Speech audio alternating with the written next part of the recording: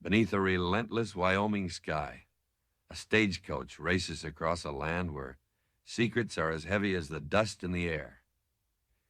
Every mile carries whispers of danger, shadows of a past that refuses to let go, and the faint promise of a new beginning. In this unforgiving frontier, courage is forged in silence, and freedom comes at a steep price. Embark on a gripping journey through the Wild West, where the truth lies hidden in the heart of the storm. Listen now to unravel the mysteries that await. Chapter 1, The Weight of Silence. The world outside the rattling stagecoach window was a blur of ochre dust and endless, sun-scorched sky. Inside, the air hung thick and heavy, tasting of stale leather, sweat, and the metallic tang of fear that clung to Margaret like a second skin. Every jolt of the wheels on the rutted track sent a tremor through her bones, a jarring reminder of the precariousness of her flight, of the life she'd shattered and the uncertain one she was hurtling towards. Silence, vast and profound as the Wyoming territory itself, pressed in on her, broken only by the rhythmic creak of the suspension, the sigh of the wind against the canvas, and the occasional low grunt from the driver perched high on the box. She kept her gaze fixed resolutely on the landscape, though she saw little of its harsh beauty. Her eyes, a shade of blue that might once have been bright, but now seemed clouded with weariness and apprehension, traced the distant, heat-hazed mountains. She tried to project an image of composure, the demure mail-order bride en route to a hopeful future in Cheyenne. The lie felt flimsy, a poorly stitched garment threatening to unravel with every mile marker passed. Beneath the simple dark wool dress chosen for its anonymity, its ability to blend into shadows, her heart hammered a frantic rhythm against her ribs. Her hands, clasped tightly in her lap, were clammy, despite the dry heat. One hand instinctively strayed to the high collar of her dress, a nervous habit she couldn't seem to break, ensuring the fabric concealed the faint, fading bruise just below her jawline, a memento from Jacob. The thought of him sent a fresh wave of nausea roiling in her stomach. Margaret swallowed, the dust coating her throat, making it feel like sandpaper. She risked a glance towards the front of the coach, towards the broad back of the man holding the reins. Hank. That was the name she'd heard the station master call him back in Julesburg, where this final terrifying leg of her journey had begun. He hadn't spoken more than a dozen words to her since they'd left, his silence as vast and unyielding as the plain stretching before them. He was older than her, perhaps 40, perhaps more. The unforgiving sun and wind had etched deep lines around his eyes and mouth, carving a map of hardship onto his weathered face. His shoulders were wide beneath the worn denim jacket. His hands, gripping the thick leather reins with practiced ease, looked strong, calloused, capable. There was a stillness about him, a quiet competence that was somehow both reassuring and unnerving. He drove the team of 6 horses with an economy of movement, his gaze constantly scanning the horizon, missing nothing. Did he sense the desperation radiating from her? Did her carefully constructed facade seem as transparent to him as it felt to her? The coach lurched violently, throwing her against the hard wooden bench.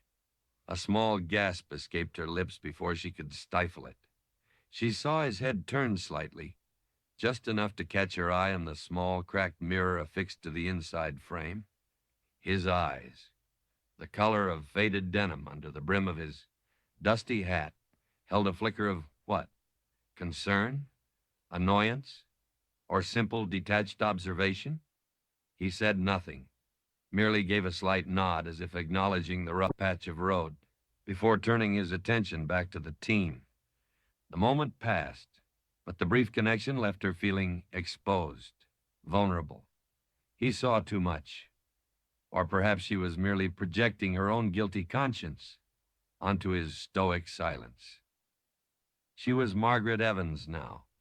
The name felt foreign on her tongue, borrowed like the cheap carpetbag resting at her feet. Inside it, beneath a few meager changes of clothing and the carefully folded, impersonal letter from Mr. Silas Croft, the Cheyenne mercantile owner who believed he was welcoming his promised bride, lay the small, heavy pouch containing the money she had taken.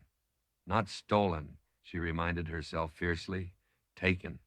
Payment for years of fear, for bruises hidden and tears swallowed, for the life Jacob had tried to suffocate.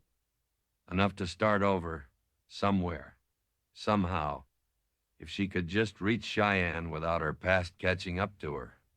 The thought sent a cold dread creeping up her spine.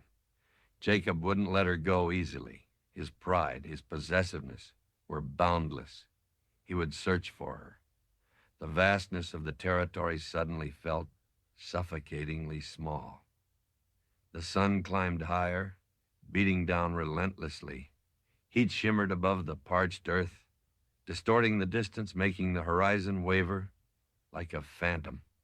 Dust seeped through every crack and seam of the coach, coating her skin, her clothes, the back of her throat.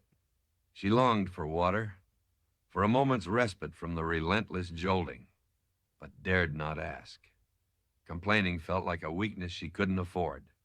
She was supposed to be a hopeful bride, eager to meet her future, not a terrified fugitive scanning every distant rider with a knot of panic tightening in her chest. Hours crawled by, measured in the shifting angle of the sun and the growing ache in her muscles.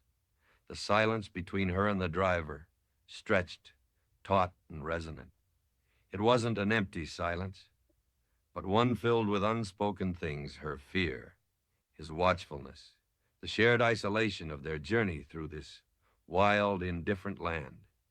She found herself studying the back of his head, the way the sun bleached the tips of his dark, slightly shaggy hair, the tension in his neck muscles as he navigated a particularly treacherous decline.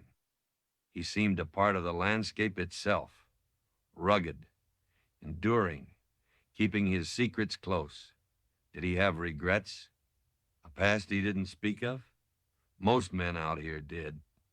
This wasn't a land that drew the contented or the fortunate. It drew the desperate, the ambitious, the broken, and those running from something, like her. Finally, Hank pulled the team to a halt beside a meager cluster of cottonwoods, huddled near a sluggish, muddy creek, likely the only water source for miles. 10 minutes, he announced, his voice raspy from the dust and disuse. He swung down from the box with surprising agility, landing lightly on the ground. Margaret hesitated, stiffly gathering her skirts. Her legs felt unsteady as she carefully climbed down the steps, clinging to the doorframe for support. The heat hit her with the force of a physical blow, stealing her breath. Hank was already checking the horses, running knowing hands over their flanks, murmuring low words to them. He moved with a quiet efficiency, his focus absolute. He retrieved a bucket from the boot, dipped it into the murky creek, and let the horses drink first. Only then did he fill a tin cup and offer it to her. She took it with trembling hands, murmuring a barely audible, "Thank you." The water was lukewarm and tasted faintly of earth, but it was the most wonderful thing she'd ever drunk. She sipped slowly, making it last, acutely aware of his gaze. He wasn't staring, not exactly, but she felt his observation like a physical touch. He leaned against the side of the coach, arms crossed, watching the creek, though she sensed his awareness remained fixed on her. "Long way from wherever you started," he said, breaking the silence again. It wasn't quite a question, but the implication hung in the air. "Ohio," she replied, keeping her voice steady, sticking to the fabricated details she'd rehearsed. "It's different here." An understatement of monumental proportions. Ohio had been suffocating in its own way, bound by Jacob's cruelty, but it hadn't possessed this raw, untamed emptiness that seemed to swallow sound and hope alike. Hank nodded slowly, his gaze sweeping over the vast, empty plain surrounding them. "Wyoming test, folks," he said, his voice low. finds out what they're made of, or what they ain't. Was that a warning? Or just a statement of fact from a man who'd seen his share of triumphs and failures under this relentless sky? She couldn't tell. She handed the cup back, careful not to let their fingers brush. I aim to be strong enough, she said, the words sounding braver than she felt. He held her gaze for a fraction longer than necessary, a flicker of something unreadable in his eyes, curiosity perhaps, pity, skepticism. Then he just grunted softly and turned back to the horses. Time to move, he said, his tone once again purely professional. Back inside the coach, the brief respite seemed only to accentuate the oppressive heat and the gnawing anxiety. The silence resumed, but now it felt charged with the memory of that brief exchange, his probing words, her cautious replies. She clutched the worn carpetbag tighter, the weight of the coin pouch inside a cold comfort against her thigh. Every distant plume of dust raised by the wind looked like a rider. Every shadow seemed to hold a threat. She closed her eyes, trying to block out the fear, but images flooded her mind. Jacob's face, contorted with rage, the slam of his fist against the wall beside her head, the mocking laughter of his friends, the suffocating smallness of the town where everyone knew her business, whispered behind cupped hands, and judged her for bruises she couldn't always hide. No, she couldn't go back. Not ever. This harsh, uncertain future was still better than the certainty of that past. A sudden memory surfaced, a gentler one, almost painful in its contrast. Her mother, years ago, humming a simple tune while braiding wildflowers into Margaret's hair. A time before Jacob, before fear became her constant companion. Where had that girl gone? The one who believed in love stories and happy endings. She felt a pang of grief for that lost innocence, quickly suppressed.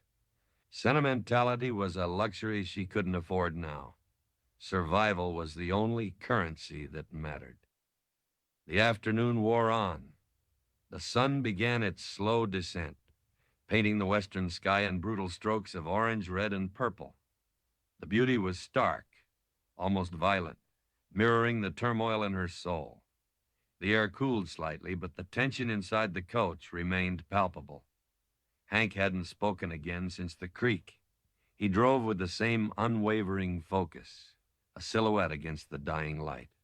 They crested a low rise, and below them, nestled in a shallow valley, twinkled the faint lights of a small settlement, likely the next stage stop. It looked fragile, isolated, a tiny bastion of humanity against the encroaching wilderness. Relief warred with apprehension inside her. Another stop meant people, scrutiny, the potential for recognition, however slim. But it also meant a brief pause in this relentless, soul-bearing journey. As the coach began its careful descent towards the lights, Hank cleared his throat. Margaret tensed, bracing herself. "This man you're going to," he said, his voice quiet but carrying clearly over the rumble of the wheels. "Mr. Croft? You know him well?" The question was unexpected, sharper than his earlier remark. It wasn't idle curiosity. There was an edge to it, a directness that cut through her carefully constructed defenses. Why would he ask that? What had he seen? She hesitated, her mind racing. Stick to the story. "We've corresponded," she managed, her voice tighter than she intended. "He seems respectable, a man of means." Hank was silent for a long moment, his profile unreadable against the darkening landscape. The coach wheels crunched over loose gravel as they neared the cluster of buildings. Lantern light spilled from the windows of a saloon, casting long, dancing shadows. The sound of tinny piano music drifted on the evening air, mingling with rough laughter. Then, just as they pulled up before the largest building, the stage office, and attached in, Hank spoke again, his voice low and graveled, almost a whisper, yet it struck her with the force of a physical blow.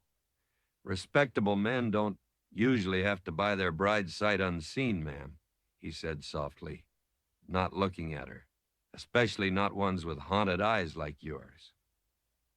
He set the brake with a sharp rasp, the sudden stillness deafening after the long hours of travel.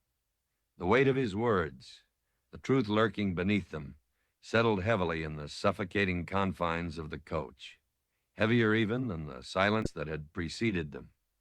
He knew, or at least he suspected, and the fragile illusion she had clung to for hundreds of miles felt like it was about to shatter into 1,000 pieces right here, in the dusty street of nowhere, under the vast, uncaring Wyoming sky. Chapter 2. Dust, Distance, and Doubt. Hank's words hung in the sudden stillness, each syllable a lead weight pressing down on Margaret's already strained composure, haunted eyes. The phrase echoed the pronouncements of the gossips back home, the pitying glances she'd endured, the very things she'd hoped to leave behind. He hadn't just seen a weary traveler. He'd seen the cracks in her carefully constructed armor, the shadows clinging to her soul. Panic, cold and sharp, pierced through her exhaustion. She felt pinned by his quiet observation, stripped bare under the indifferent Wyoming stars that were just beginning to prick the deep velvet sky.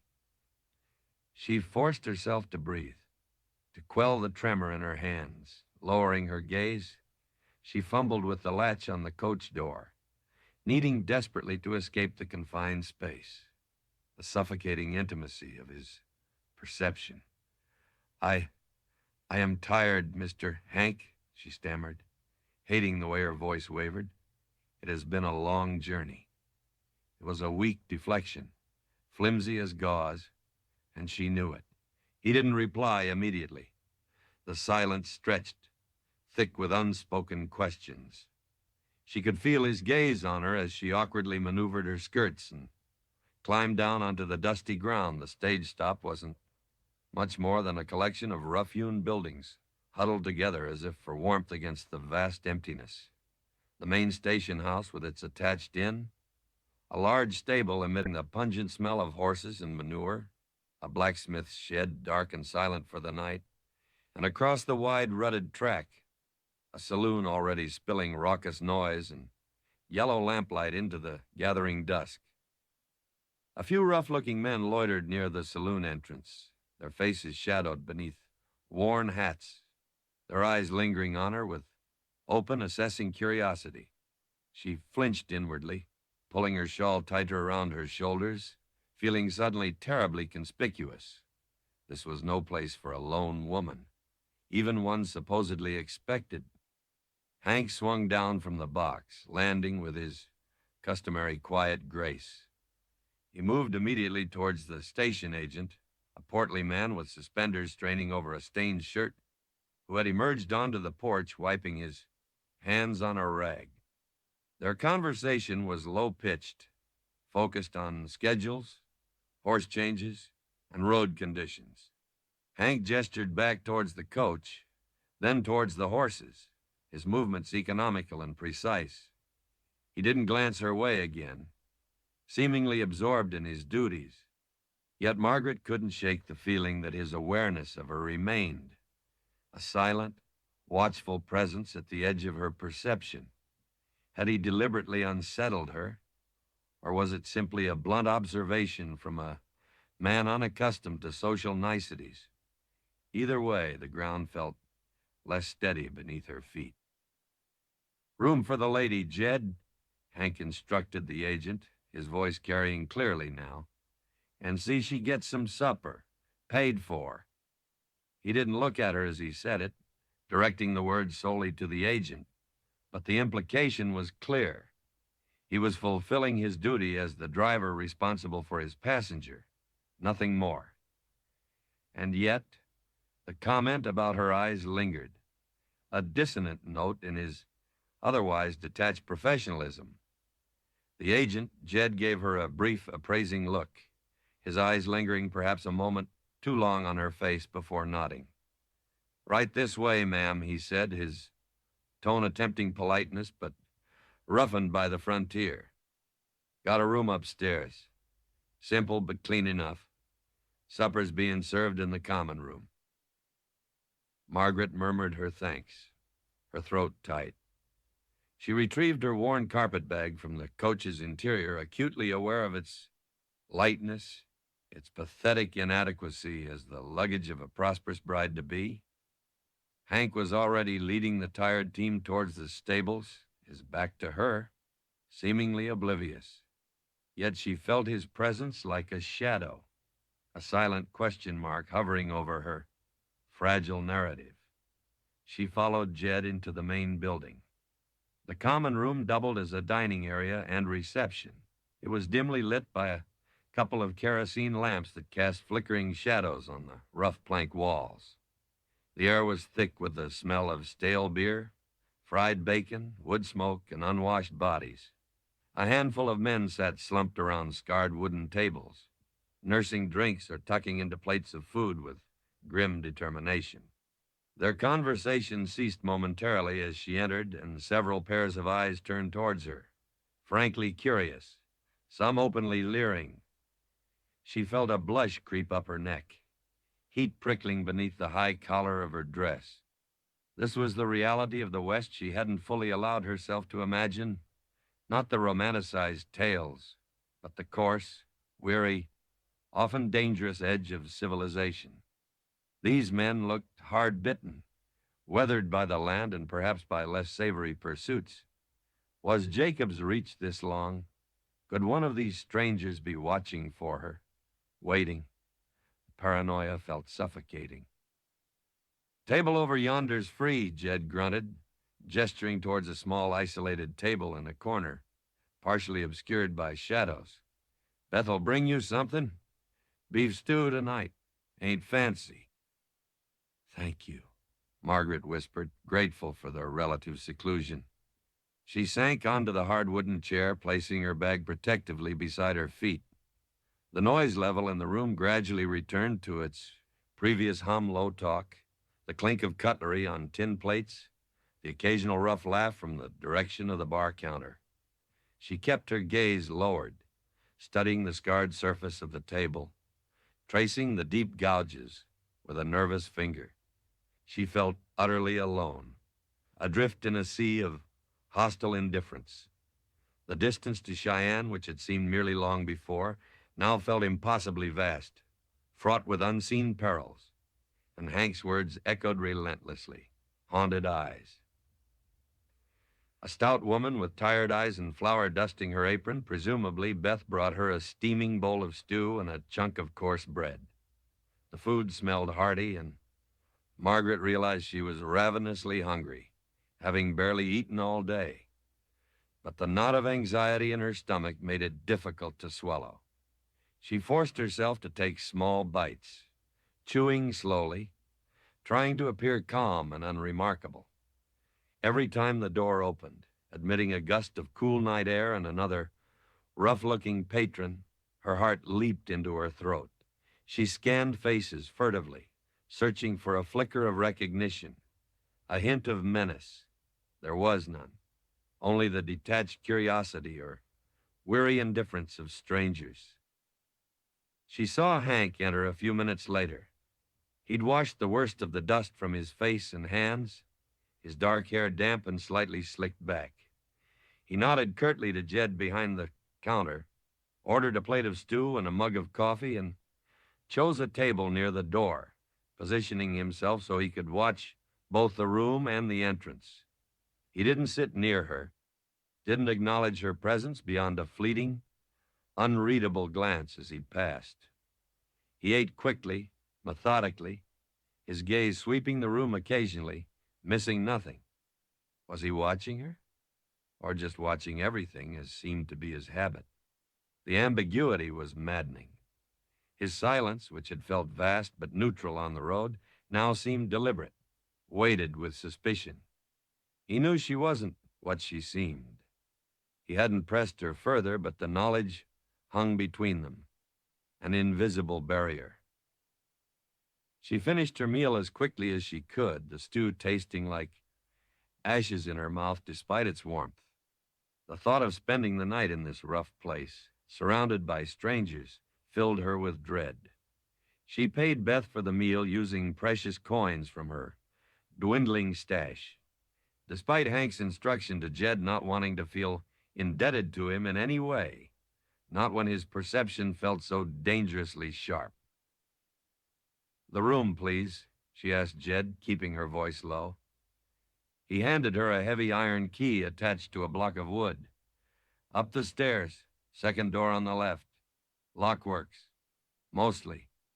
He offered a gap-toothed grin that did little to reassure her. "Candles on the stand." She practically fled up the narrow, creaking staircase, her footsteps echoing in the sudden quiet of the upper floor.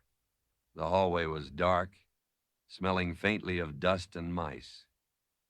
She fumbled with the key, her fingers clumsy with nerves, until the lock finally scraped open. The room was small, barely large enough for the narrow cot covered with a thin, patched quilt, a rickety washstand holding a chipped basin and pitcher, and a single wooden chair. A small, grimy window looked out over the dark expanse behind the inn. It wasn't much, but the sturdy-looking lock on the inside of the door offered a sliver of comfort.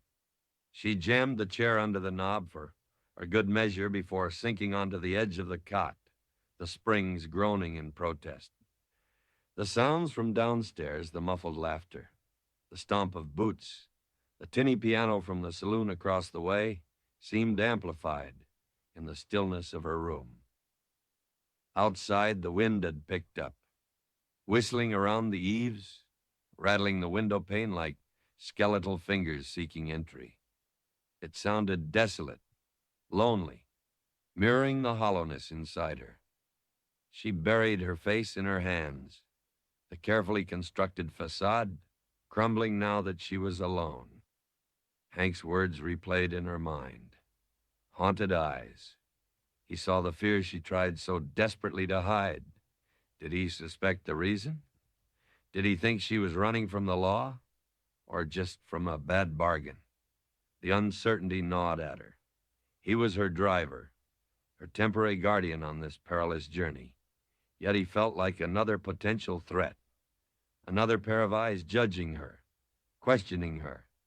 Could she trust him to simply do his job and deliver her to Cheyenne without comment, without interference?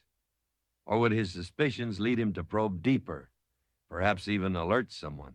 Silas Croft, maybe. What would her supposed fiancé think if his mail-order bride arrived with the stagecoach driver whispering doubts about her past? She stood up and paced the tiny room, restless as a caged animal. Dust motes danced in the weak candlelight. She went to the washstand and poured some cool water from the pitcher into the basin. Splashing it on her face helped, grounding her slightly. She looked at her reflection in the small, wavy mirror hanging above the basin. The woman staring back looked pale, strained, her eyes wide and shadowed with fatigue and fear. Haunted. He was right. The ghost of Jacob, the ghost of her past life, clung to her, refusing to be exorcised by distance alone. She thought of the money sewn into the lining of her bag. It felt both like salvation and damnation. It was her means to freedom, but it was also the tangible proof of her desperation, the reason Jacob would undoubtedly pursue her with relentless fury. He wouldn't care about the money itself as much as the insult, the defiance. She had taken something he considered his, and he would not stand for it. How far behind was he? Had he discovered her trail yet? Every creak of the floorboards outside her door, every shout from the saloon, sent a jolt of adrenaline through her. Sleep seemed impossible. She lay down on the cot, fully dressed, pulling the thin quilt up to her chin, listening to the sounds of the night. The wind howled like a mournful spirit across the plains. Somewhere downstairs, a door slammed shut. Footsteps echoed on the wooden porch below. She strained her ears, trying to decipher the comings and goings, her imagination conjuring threats in every shadow, every unfamiliar sound. Hours passed. The noise from the saloon eventually died down, replaced by the deeper silence of the high plains night, broken only by the incessant wind and the distant yip of a coyote. Exhaustion finally began to weigh down her eyelids, blurring the edges of her fear. Just as she was drifting into an uneasy doze, she heard distinct footsteps ascending the stairs, slow and heavy. They stopped outside her door. Her breath caught in her throat. Her heart hammered against her ribs. She lay frozen, every muscle tensed, listening. Was it Jed? Another guest? Or someone else? A long moment of silence stretched, amplifying the frantic pounding in her ears. Then she heard a soft scraping sound as if something had been slid in under the door. More silence. Finally, the footsteps retreated, descending the stairs with the same deliberate tread. She waited until the sound faded completely before daring to move. Trembling, she slipped off the cot and crept towards the door. Kneeling on the rough floorboards, she peered at the sliver of light beneath the door. Lying just inside was a small folded piece of rough paper. Her hand shook as she reached for it. Unfolding it carefully, she held it up to the flickering candlelight. There were only 3 words, written in a strong, clear, masculine hand, a hand she somehow knew belonged to Hank. Bolt your door. Not a question, not a threat, just a simple, stark instruction, or perhaps a warning. Had he seen something, heard something, or was this his way of acknowledging her vulnerability, his silent confirmation that he knew she had reason to be afraid? The ambiguity sent a fresh wave of cold dread washing over her, the dust of the trail, the vast distance yet to cover, and the corrosive doubt about who to trust least of all. The silent, watchful driver settled deeper into her bones, promising another sleepless night under the vast, indifferent Wyoming sky. Chapter 3. Whispers on the Wind. The scrap of paper felt heavy in Margaret's trembling hand. Heavier than lead, heavier than the gold sewn into her bag. Bolt your door. 3 simple words, yet they screamed 1,000 terrifying possibilities into the howling silence of the night. A warning? Against whom? The rough men downstairs? A specific threat Hank had observed? Or was it something else entirely, a veiled message? A test? A way of reminding her that he saw her vulnerability, her secret fear? Panic, cold and sharp, constricted her chest. She scrambled back from the door as if the paper itself might burn her, her heart hammering against her ribs like a trapped bird. Her first instinct was sheer terror. Someone knew. Someone was close. Jacob? Had one of his cronies tracked her this far already? Or was the danger more impersonal, the random violence of the frontier that Hank, in his quiet watchfulness, had somehow sensed? She flew to the door, checking the sturdy iron bolt. It was firmly shot home. She grabbed the single rickety wooden chair and wedged it tightly under the knob, a flimsy barricade against phantom threats. It offered little real protection, but the act itself provided a sliver of illusory control in a situation spiraling rapidly beyond her grasp. She backed away, pressing herself against the cold wall, straining her ears to catch any sound over the mournful shriek of the wind outside and the frantic thudding of her own blood. The station house seemed to have fallen into a deeper quiet now. The rowdiness from the saloon had faded, leaving only the vast, empty silence of the plains pressing in on the thin wooden walls. Was Hank still downstairs? Had he gone to his own room? Where was his room? The thought sent a different kind of chill through her. His knowledge, his proximity, felt as threatening as any anonymous danger lurking outside. He had looked into her eyes and seen the ghost she carried. What did he intend to do with that knowledge? Sleep was a forgotten country. She spent the remainder of the night perched rigidly on the edge of the cot, the candle guttering low, casting long, dancing shadows that morphed into menacing shapes in her peripheral vision. Every creak of the aging building, every gust of wind rattling the window pane, sent jolts of adrenaline through her system. She replayed Hank's words, his look, the casual way he'd offered the warning. There was no malice in it, she thought, recalling his steady gaze. Just gravity, a quiet acknowledgement of peril. But whose peril? Hers alone, or a shared danger of the trail? The ambiguity was torture. Why hadn't he said more? Why slide a note under the door like a conspirator? Unless he didn't want others to know, he'd warned her, which implied the threat was perhaps closer than the anonymous dangers of the road. Perhaps it was someone within the station house itself. The first hint of dawn was a pale, bruised line of gray beneath the ill-fitting window frame. It brought no relief, only the prospect of facing another day of uncertainty, another stretch of desolate road under the watchful eye of the man who knew too much. The wind had died down slightly, leaving behind a profound stillness, a landscape washed in shades of gray and silver. Margaret rose stiffly, her muscles aching from the tension and the uncomfortable night. She went to the washstand, poured the last of the tepid water into the basin, and bathed her face and hands. The cold shock helped clear some of the fog from her mind, but the knot of fear remained firmly lodged in her stomach. She smoothed her dark wool dress, tucking stray strands of hair back into the severe bun at the nape of her neck. Looking in the mirror, she saw the same haunted eyes Hank had described, perhaps even more shadowed now after the sleepless night. She pinched her cheeks, trying to bring some color to her pale face, attempting to reconstruct the facade of the hopeful, if weary, bride. It felt thinner than ever. Carefully, quietly, she removed the chair from under the doorknob and slid the bolt back. The hallway was empty, smelling faintly of stale smoke and dust. Downstairs, sounds of life were beginning to stir, the clatter of pans from the kitchen, the low murmur of voices.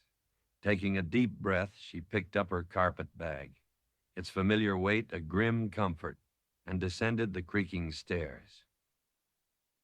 The common room was less crowded than the night before, but the same air of rough-hewn existence permeated the space.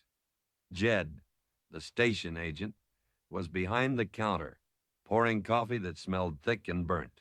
A couple of weary-looking travelers were hunched over plates of greasy eggs and bacon, and Hank was there, sitting at the same table near the door, nursing a steaming mug.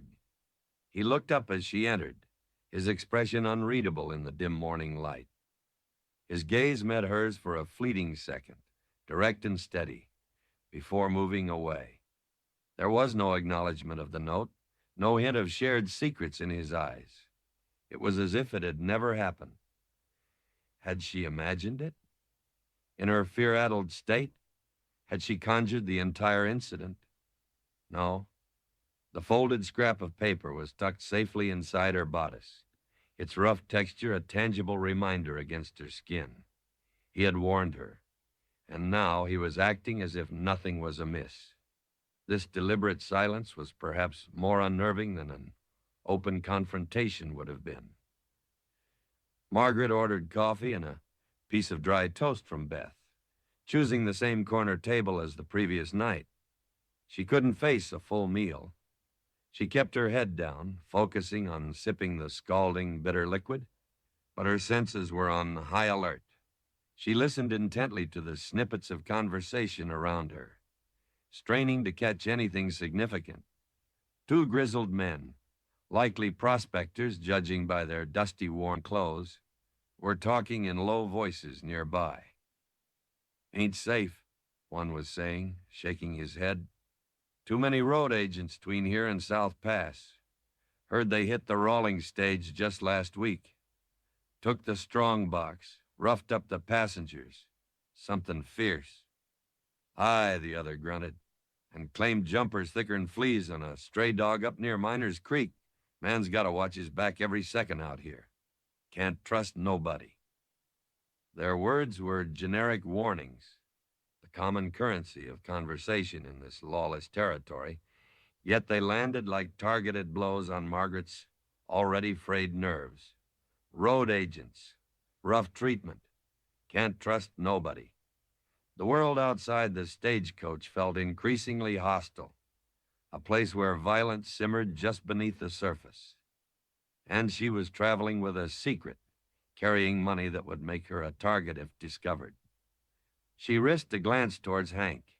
He seemed oblivious to the prospector's conversation. Finishing his coffee, his gaze fixed somewhere outside the window, but she noticed the way his hand rested near the worn leather holster strapped to his thigh, a subtle but constant readiness. He lived in this world of casual danger. He understood its rhythms, its threats. Did his warning last night stem from this general uneasyability or something more specific he hadn't shared? Soon, the rhythmic clatter and jingling outside announced the arrival of the fresh team of horses being hitched to the coach. Hank rose, placing a few coins on the table. He gave a curt nod to Jed, then walked out without a backward glance. His departure spurred Margaret into action. She quickly finished her coffee, gathered her bag, and hurried outside into the cool, bright morning air. The sun was climbing, promising another day of relentless heat. The dust from the arriving horses still hung in the air. Hank was already performing his meticulous checks, moving around the coach, testing harnesses, speaking low commands to the fresh, restless team. He moved with an innate authority, a man completely in his element. He acknowledged her presence with a slight inclination of his head as she approached the coach door, his expression still remote, professional. "Ready, ma'am?" His voice was neutral, polite. "Yes," she replied, keeping her own voice steady. She climbed the steps, settling back onto the hard bench, arranging her skirts, clutching her bag. The familiar confines felt both like a prison and a sanctuary. Hank swung himself up into the driver's box, gathered the reins, and with a low call to the team and a crack of the whip high above their heads, the stagecoach lurched forward, resuming its relentless journey westward. The stage stop, with its brief, terrifying interlude, dwindled rapidly behind them. The silence inside the coach descended once more, but it had changed. Before, it had been vast, empty, filled primarily with Margaret's own anxieties. Now it felt charged, electric, humming with the unspoken tension between her and the driver, with the weight of his cryptic warning and her desperate secret.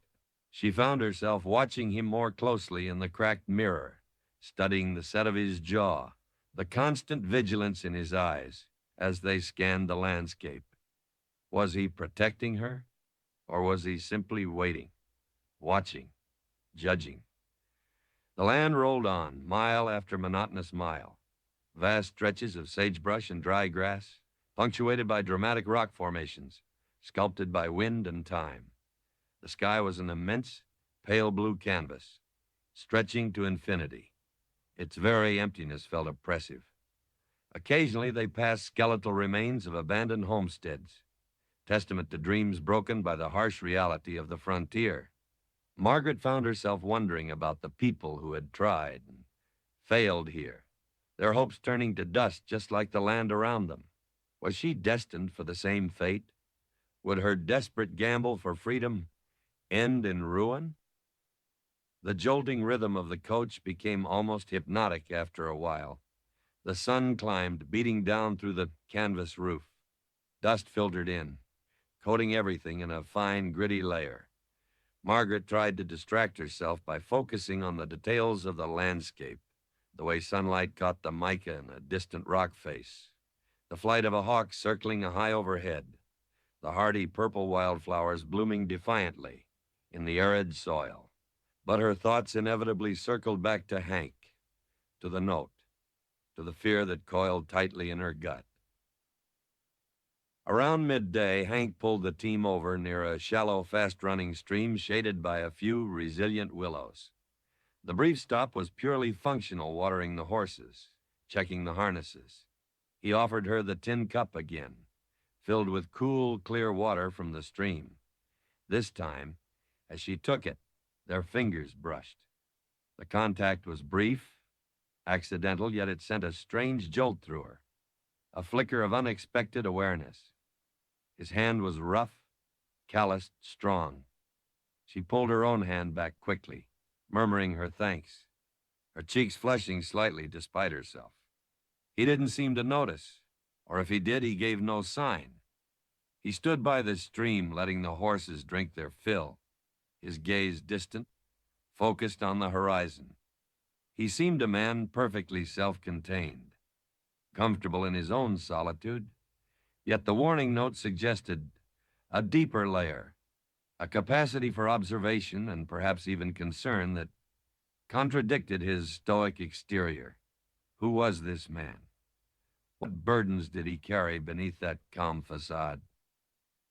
As they prepared to leave, Margaret noticed something carved into the smooth bark of the largest willow tree, a rough circle with a diagonal slash through it.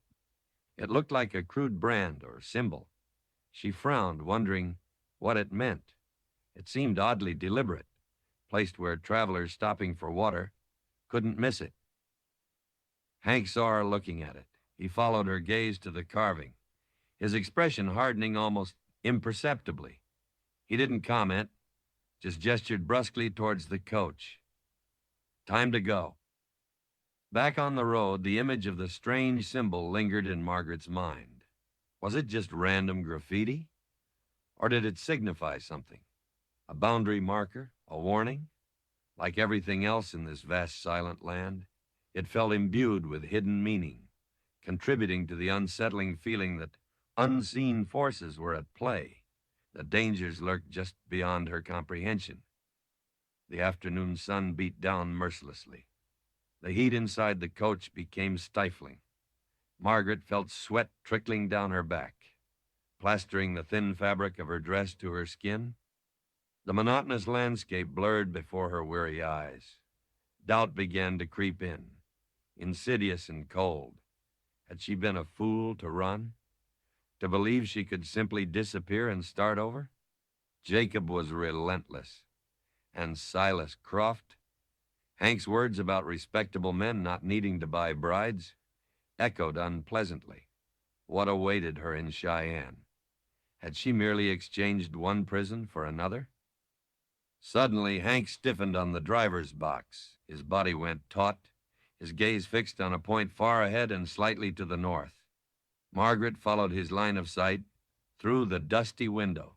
In the distance, perhaps a mile or two away, 3 riders were cresting a low ridge. They were just silhouettes against the glaring sky, too far away to make out any details, but they seemed to be moving at a steady pace, their course roughly parallel to the stagecoach's route. Her breath caught. Were they just travelers? Ranch hands? Or something more sinister? The prospector's talk of road agents flashed through her mind. She watched them, her knuckles white where she gripped the edge of the seat. Hank didn't increase their speed, maintaining the same steady pace, but she could see the tension in his shoulders, the way his hand hovered near his sidearm. He was watching them too, evaluating. The riders kept pace with them for what felt like an eternity, small, dark figures moving across the immense, sun-drenched landscape. Then, as abruptly as they had appeared, they veered sharply northward, disappearing behind another rise. Margaret let out a breath she hadn't realized she was holding. Hank visibly relaxed, though his vigilance didn't waver. He didn't comment on the riders, didn't offer any reassurance. The incident passed, unmarked by words, yet it left a residue of heightened fear. The vast emptiness no longer felt protective. It felt exposed, watched. The whispers on the wind seemed to carry threats now, murmuring warnings that she couldn't quite decipher. As dusk began to paint the sky in bruised shades of purple and gray, Casting long shadows across the plains, Hank slowed the team. Ahead, nestled in a fold of the hills, she could see the faint promise of lights, another stage stop, another night of uneasy rest. But as they drew closer, Hank pointed towards a thin column of smoke, rising lazily into the twilight sky, originating from somewhere just beyond the visible buildings of the station. It wasn't the comforting plume of a chimney fire. It looked too dark, too thick. "Trouble," Hank said, his voice low and flat, devoid of emotion, but carrying the unmistakable weight of certainty. He urged the horses forward, not recklessly, but with a new sense of urgency. The peaceful facade of the approaching stop dissolved, replaced by a chilling premonition. The whispers on the wind had coalesced into a tangible threat, and Margaret's heart sank. Whatever awaited them ahead, she had a sickening feeling it was connected to the shadows she was fleeing, drawing her deeper into the very danger she had risked everything to escape. Chapter 4. A Driver's Burden.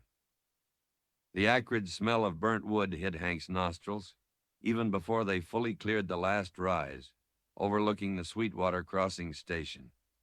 It wasn't the comforting scent of a hearth fire. It was the sharp chemical tang of something unnatural consumed by flames, overlaid with the faint, sickeningly sweet odor of scorched horseflesh. His gut tightened. Trouble indeed. The column of smoke he'd spotted wasn't rising from a chimney. It curled blackly from the charred skeletal remains of what looked like a freight wagon, pulled off the track maybe 50 yards shy of the main building. The wagon bed was mostly ash and twisted metal fittings, its cargo consumed or scattered. Near it lay the dark, unmoving shapes of draft animals. Hank pulled the team to a halt just outside the main cluster of buildings, his eyes methodically scanning the scene. The usual evening bustle of a stage stop was absent. No hostlers rushed out to meet them. No passengers milled about, stretching their legs. The station house door was closed tight, unusual for this time of day. A single lamp glowed weakly through the front window, casting distorted shadows. The large stable doors were also shut, and the adjacent corral, usually holding spare horses, stood eerily empty. The only sign of life was a lone figure leaning against the porch railing of the station house, half hidden in the deepening twilight shadows, watching their arrival with unnerving stillness. "Stay in the coach, ma'am," Hank instructed Margaret, his voice low and level, betraying none of the tension coiling inside him. He didn't turn to look at her, his attention fixed on the figure on the porch, on the ominous silence. He set the brake firmly, wrapped the reins securely, and drew the Colt Peacemaker from the holster at his hip. The familiar weight of the revolver felt grounding, an extension of his own resolve. He didn't it, just held it loosely at his side, a clear but unspoken message. And he swung down from the box, landing softly on the dusty ground. His boots made little sound as he moved toward the station house, his senses hyper-alert. He kept the coach and its occupant within his peripheral vision. The air felt thick, charged with recent violence. He could almost taste the lingering fear.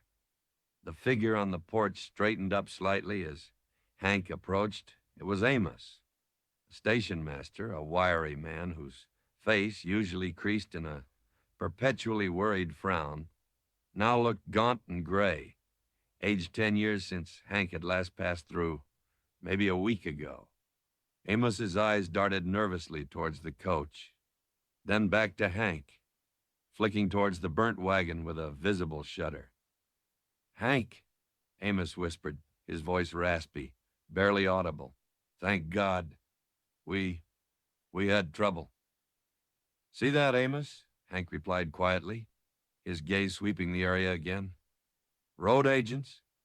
Amos nodded jerky, swallowing hard. "3 of them. Hit the freight wagon just before sundown. Old man Hemlock and his boy. They tried to fight. Amos gestured vaguely towards the main building, his hand trembling. They're inside. Beth's tending to the boy. Hemlock, he didn't make it. Hank felt a cold knot form in his stomach.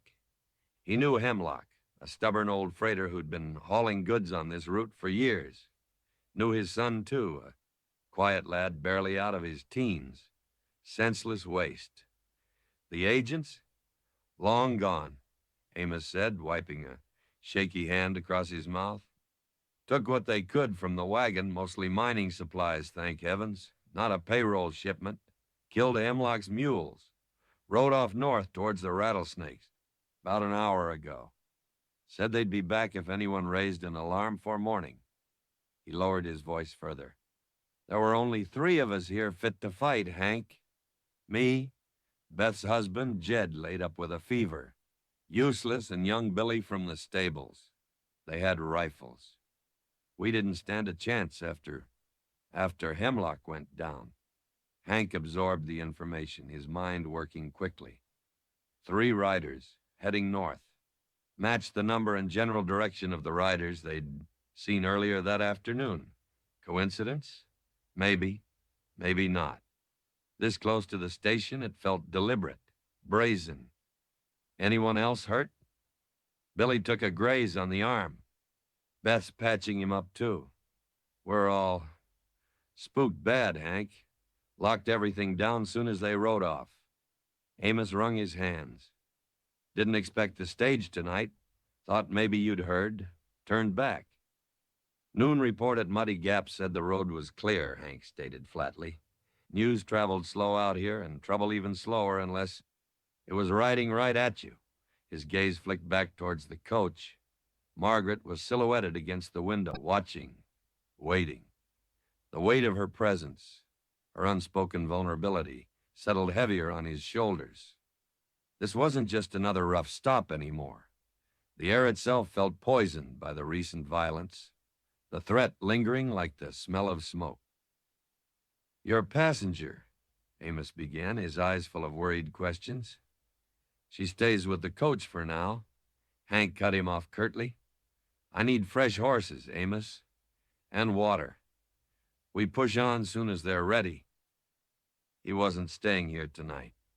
Not with shaken defenders, a known threat nearby, and a woman who radiated the kind of trouble that attracted predators. Amos looked torn. Push on? Tonight? Hank, they said. They ain't coming back tonight, Hank said, with more certainty than he felt. They hit, they run. Classic road agent work. They'll put miles between them and this place before doubling back. If they ever do, but I ain't waiting around to find out. Get the horses. His tone left no room for argument. Amos nodded numbly and disappeared into the darkened stable block, fumbling with the heavy bar on the door. Hank turned back towards the coach, holstering his Colt, but keeping his hand near it. He walked to the door and looked up at Margaret. Her face was pale in the dim light, filtering from inside, her eyes wide, fixed on him. He saw the fear plain as day now, raw and undisguised. His own warning note from the previous night felt like a prophecy fulfilled. There was trouble here, he said, keeping his voice low and calm, trying not to alarm her further, though the evidence of the burning wagon spoke for itself. Robbery. Happened just before we arrived. It's over now, but we won't be staying long. Just long enough to change teams. She swallowed, her gaze flicking towards the smoldering wreckage, then back to his face. Is anyone... One man killed, Hank admitted grimly. No point sugarcoating the truth of this land. Others hurt but alive. The men responsible are gone. He held her gaze. Best you stay inside for now. Keep the doors secured. I'll let you know when we're ready to leave. She nodded mutely, her hand instinctively going to the high collar of her dress. That nervous gesture again. What was she hiding? Not just bruises, he suspected. Something deeper, more dangerous. The kind of secret that got people killed out here. He thought of the note again. He'd slipped it under her door last night, partly out of a vague sense of duty. She looked like she'd bolted her own shadow, and partly because something about her reminded him of someone else, someone from his own past, someone whose haunted eyes had held similar secrets, secrets that had ultimately cost her everything. He wouldn't let that happen again, not on his watch, not if he could help it. But helping her felt increasingly complicated. She was lying about who she was, where she was going, why she was traveling alone under the flimsy guise of a mail-order bride. Silas Croft in Cheyenne. Hank knew of Croft, a shrewd, tight-um merchant, not unkindly spoken of, but not the sort of man a woman like Margaret Young, obviously refined just despite her plain clothes, carrying herself with a certain grace beneath the fear, would likely seek out unless she was desperate. And respectable men, as he'd told her, didn't typically need to import wives unless there was something wrong with them, or the woman. Which was it here? Or was Croft just a convenient destination, a name pulled from a newspaper ad, a means to an end? The burden of his responsibility as the driver pressed down on him. His job was simple: get the coach, the mail, and the passengers from one point to another, safely and on schedule. He wasn't supposed to get involved in passengers' lives, their troubles, their secrets. He'd learned that lesson the hard way years ago. Keep your distance. Drive the stage. That was the code.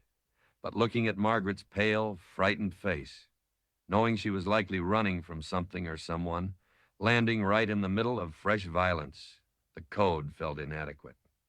There was his official duty, and then there was the unspoken law of the frontier. You protected those who couldn't protect themselves, especially women traveling alone in dangerous territory, even if they brought the danger with them. Amos and young Billy, his arm crudely bandaged, finally emerged from the stables leading a fresh team of 6 horses. They moved with nervous haste, constantly glancing over their shoulders toward the dark plains. Hank went to help, his movements efficient and practiced as he unhitched the weary team and began harnessing the new ones. He worked mostly in silence, his mind racing. The 3 riders, heading north. Could they have been waiting for the stage, using the freight wagon robbery as a diversion, or simply an opportunity? It felt too coincidental. He questioned Billy quietly as they worked, his voice low. "The riders, Billy. Did you get a good look at 'em?" Billy, a lanky youth with wide, frightened eyes, shook his head. "Not really, Mr. Carson," he stammered, Carson being Hank's surname, though few used it. "Happened fast. They wore kerchiefs over their faces, dark clothes, rode hard. One was bigger than the others, broad shoulders. Carried a Sharp's rifle, I think." Broad shoulders. Hank frowned. Not much to go on. Could describe half the men west of the Mississippi. Anything else? How they spoke? Their horses? "One had a mean laugh," Billy offered, shuddering. When Hemlock fell. Horses were good stock. Looked fast. Dust-colored Mustang, a bay, and a big black gelding, maybe." Hank filed the information away. Not much, but something. He finished securing the harness on the lead horse, running a hand down its neck, murmuring softly. The animal tossed its head, sensing the lingering tension in the air. "Amos," Hank called out, keeping his voice low. "Anyone pass through here today asking questions? Looking for someone?" Amos, who was checking the coach wheels nervously, straightened up. "Asking questions? Well," he paused, thinking. "There was a fella. Stopped for water around noon. Didn't stay long. Asked if the eastbound stage had passed yet, and if we'd seen a lone woman traveling west." Hank's gut tightened another notch. What did he look like? "Rough sort," Amos said. "Big fella, like Billy said about one of the riders. Scar on his cheek. Impatient type. Rode a big black horse. Said he was looking for his sister. Run off, he claimed. Amos spat on the ground. Didn't look like the brotherly type to me. Looked mean. Big man. Black horse. Looking for a lone woman heading west. Claiming she was his sister. It fit too well to be coincidence. Hank glanced instinctively towards the coach window where Margaret sat hidden in the shadows. So she wasn't just running from something. Someone was actively pursuing her. And they were close. This pursuit likely had nothing to do with a freight wagon robbery that was probably just bad timing, wrong place, wrong time. But the man asking questions, that was personal. That was targeted. That was Margaret's ghost catching up. The burden suddenly felt crushing. He wasn't just transporting a passenger with a secret. He was transporting a target. And the pursuer was likely armed, dangerous, and possibly nearby. His duty was clear. Get her to Cheyenne. Deliver her to Croft. Wash his hands of it. But the image of those haunted eyes, the memory of past failures, complicated things. Could he simply hand her over, knowing she might be walking into another kind of danger, even if it wasn't the one chasing her? He finished his checks, ensuring the coach was secure, the boot locked tight, the horses ready. He walked back to the coach door. "We're leaving now, ma'am," he said, his voice carefully neutral, though his mind was racing with calculations and contingency plans. Margaret nodded, her face still pale, her eyes searching his for some reassurance he couldn't honestly offer. "Thank you," she whispered. He merely nodded curtly in return. He climbed back onto the box, the familiar leather of the seat offering little comfort tonight. He took the reins, the leather cool and solid in his grip. He released the brake. "Amos," he called down, "keep your doors locked. Fire a shot if they show themselves again. We'll alert the patrol at South Pass Station." "Godspeed, Hank," Amos replied, his voice thin with worry. Hank gave a low whistle, flicked the reins, and the fresh team surged forward, pulling the heavy coach away from the troubled station, away from the smoldering ruins and the palpable fear. They plunged into the vast, dark expanse of the Wyoming night. The darkness felt both like a shield and a shroud. It hid them, but it also hid whatever dangers lay ahead or behind. He drove steadily, pushing the horses but not punishing them, wanting to put distance between them and Sweetwater Crossing while conserving the team's strength for the long miles ahead. The moon hadn't risen yet, and the landscape was a formless sea of shadows under a canopy of brilliant, indifferent stars. The only sounds were the rhythmic drumming of hooves, the creak and groan of the coach, and the sigh of the night wind whispering secrets across the plains. Hank's senses remained stretched taut. He scanned the darkness constantly, listening for the telltale sound of approaching riders, watching for any flicker of unnatural light. The knowledge that someone was likely tracking them, someone described as big, mean, and riding a black horse, lay like a cold stone in his gut. Was the man traveling alone? Or had he perhaps joined forces with the road agents? Unlikely, but possible. Out here, desperation made for strange bedfellows. He thought of Margaret inside the coach, alone with her fear and her secrets. He hadn't told her about the man asking questions. No point terrifying her further. Not yet. But the knowledge sharpened his own vigilance, deepened the sense of responsibility he felt. He was just the driver. He was supposed to stay detached. But somehow this woman, with her haunted eyes and the tangible aura of desperation clinging to her, had slipped past his defenses. Her safety had become more than just a job requirement.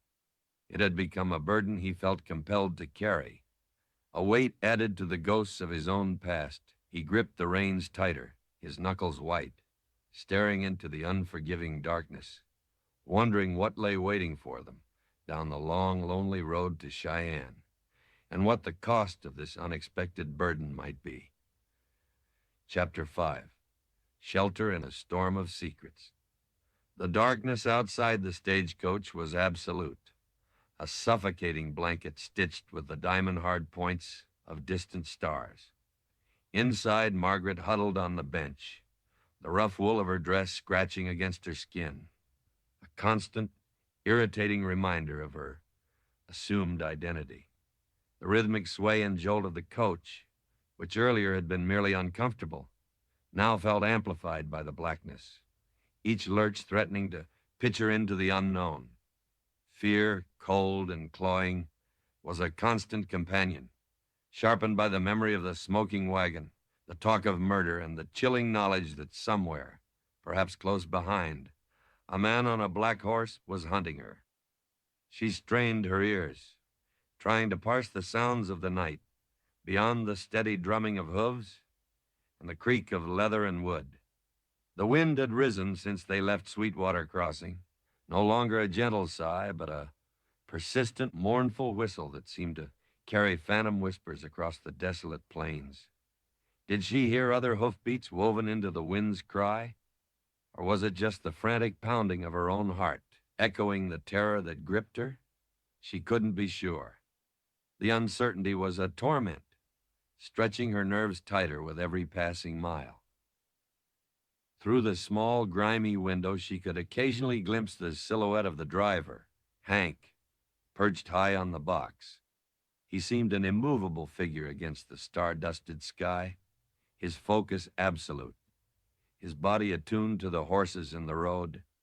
Yet she sensed the tension in him, the same coiled vigilance she felt herself. He hadn't spoken more than a few necessary words since leaving the station, retreating back into that vast, watchful silence. But his actions, the way he'd drawn his gun at the station, the quiet authority with which he'd taken charge, the deliberate way he now scanned the surrounding darkness spoke louder than any words. He knew there was danger. He had known it even before Sweetwater, hence the note, "Bolt your door." The memory sent another shiver down her spine. How much did he truly suspect about her? About the man pursuing her? Did he see her as a victim to be protected, or a liability endangering his coach? The air grew colder. Margaret pulled her thin shawl tighter, shivering despite the layers of wool. The chill seeped through the coach walls, a damp, penetrating cold that mirrored the fear icing her veins. Exhaustion warred with adrenaline. She longed to close her eyes, to escape into oblivion, even for a few moments, but sleep felt like a betrayal, a lowering of the guard she couldn't afford. She forced herself to stay awake, watching the shifting shadows, listening to the wind's rising symphony. Hank felt the change in the wind, too. It shifted direction, coming now from the northwest, carrying the damp smell of rain and the distant rumble of thunder. He glanced up at the sky. Stars still glittered overhead, but to the north a mass of clouds was building, obscuring the familiar constellations, swallowing the faint starlight. A storm was brewing, a real plains thunderstorm, the kind that could turn the trail into impassable mud or unleash flash floods in the dry creek beds, and they were miles from the next reliable station. He cursed softly under his breath. Trouble never seemed to travel alone out here. First the robbery, then the pursuer shadowing his passenger, now a storm bearing down on them. He pushed the team a little harder, urging them onward, hoping to reach a known landmark, a cluster of sandstone formations called Sentinel Rocks before the storm broke. There were overhangs there, shallow caves, offering meager but necessary shelter from the worst of the elements. His thoughts kept circling back to the woman inside the coach. Margaret Evans, she called herself. He didn't believe it for a second. Everything about her screamed flight, the cheap, ill-fitting clothes that couldn't quite conceal an underlying refinement, the constant nervousness, the way her eyes darted towards every shadow, and most of all, the lie itself. A mail-order bride for Silas Croft? Plausible on the surface, perhaps, but the fear clinging to her wasn't the apprehension of meeting a stranger. It was the terror of being caught, and the man Amos described big, mean-looking, asking for a lone woman, claiming to be her brother, solidified his suspicions. This wasn't a runaway bride. This was a woman escaping something far more dangerous. Abuse, theft, murder. He didn't know, and part of him, the old cautious part that had learned detachment through painful experience, didn't want to know. Knowing meant involvement. Involvement meant risk, and he'd risked too much once before for a woman with haunted eyes. The memory brought a familiar ache, a tightening in his chest he quickly suppressed. But another part of him, the part shaped by the harsh necessities and unspoken codes of the frontier, couldn't simply ignore her plight. He couldn't abandon her at Sweetwater, not with the scent of violence still hanging heavy in the air and the knowledge of her pursuer fresh in his mind. He couldn't just drop her off in Cheyenne like a piece of cargo, pretending not to see the shadow hanging over her. His duty as a driver demanded he protect his passengers, and right now, she was his passenger. The most vulnerable one he'd carried in a long time. The burden felt heavy, uncomfortable, stirring feelings he thought he'd buried years ago. The first fat drops of rain began to spatter against the canvas roof, startlingly loud in the otherwise quiet night. The wind gusted stronger, whipping dust and loose pebbles against the sides of the coach. Lightning flickered far off to the north, momentarily illuminating the roiling black clouds that were rapidly consuming the sky.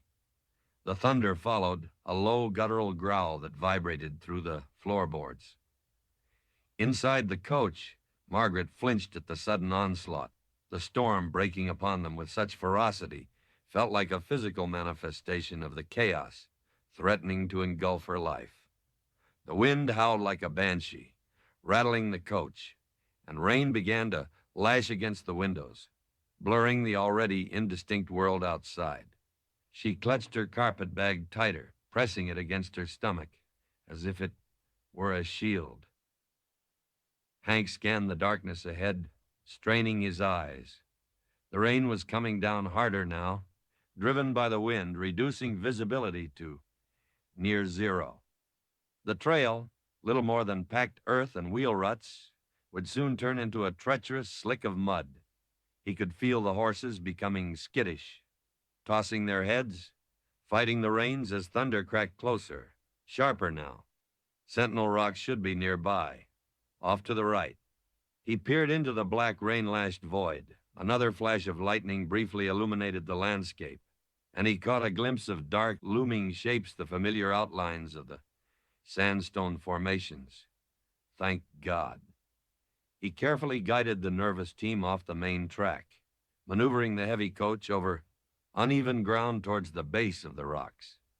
The wheels slipped and slid in the rapidly softening earth.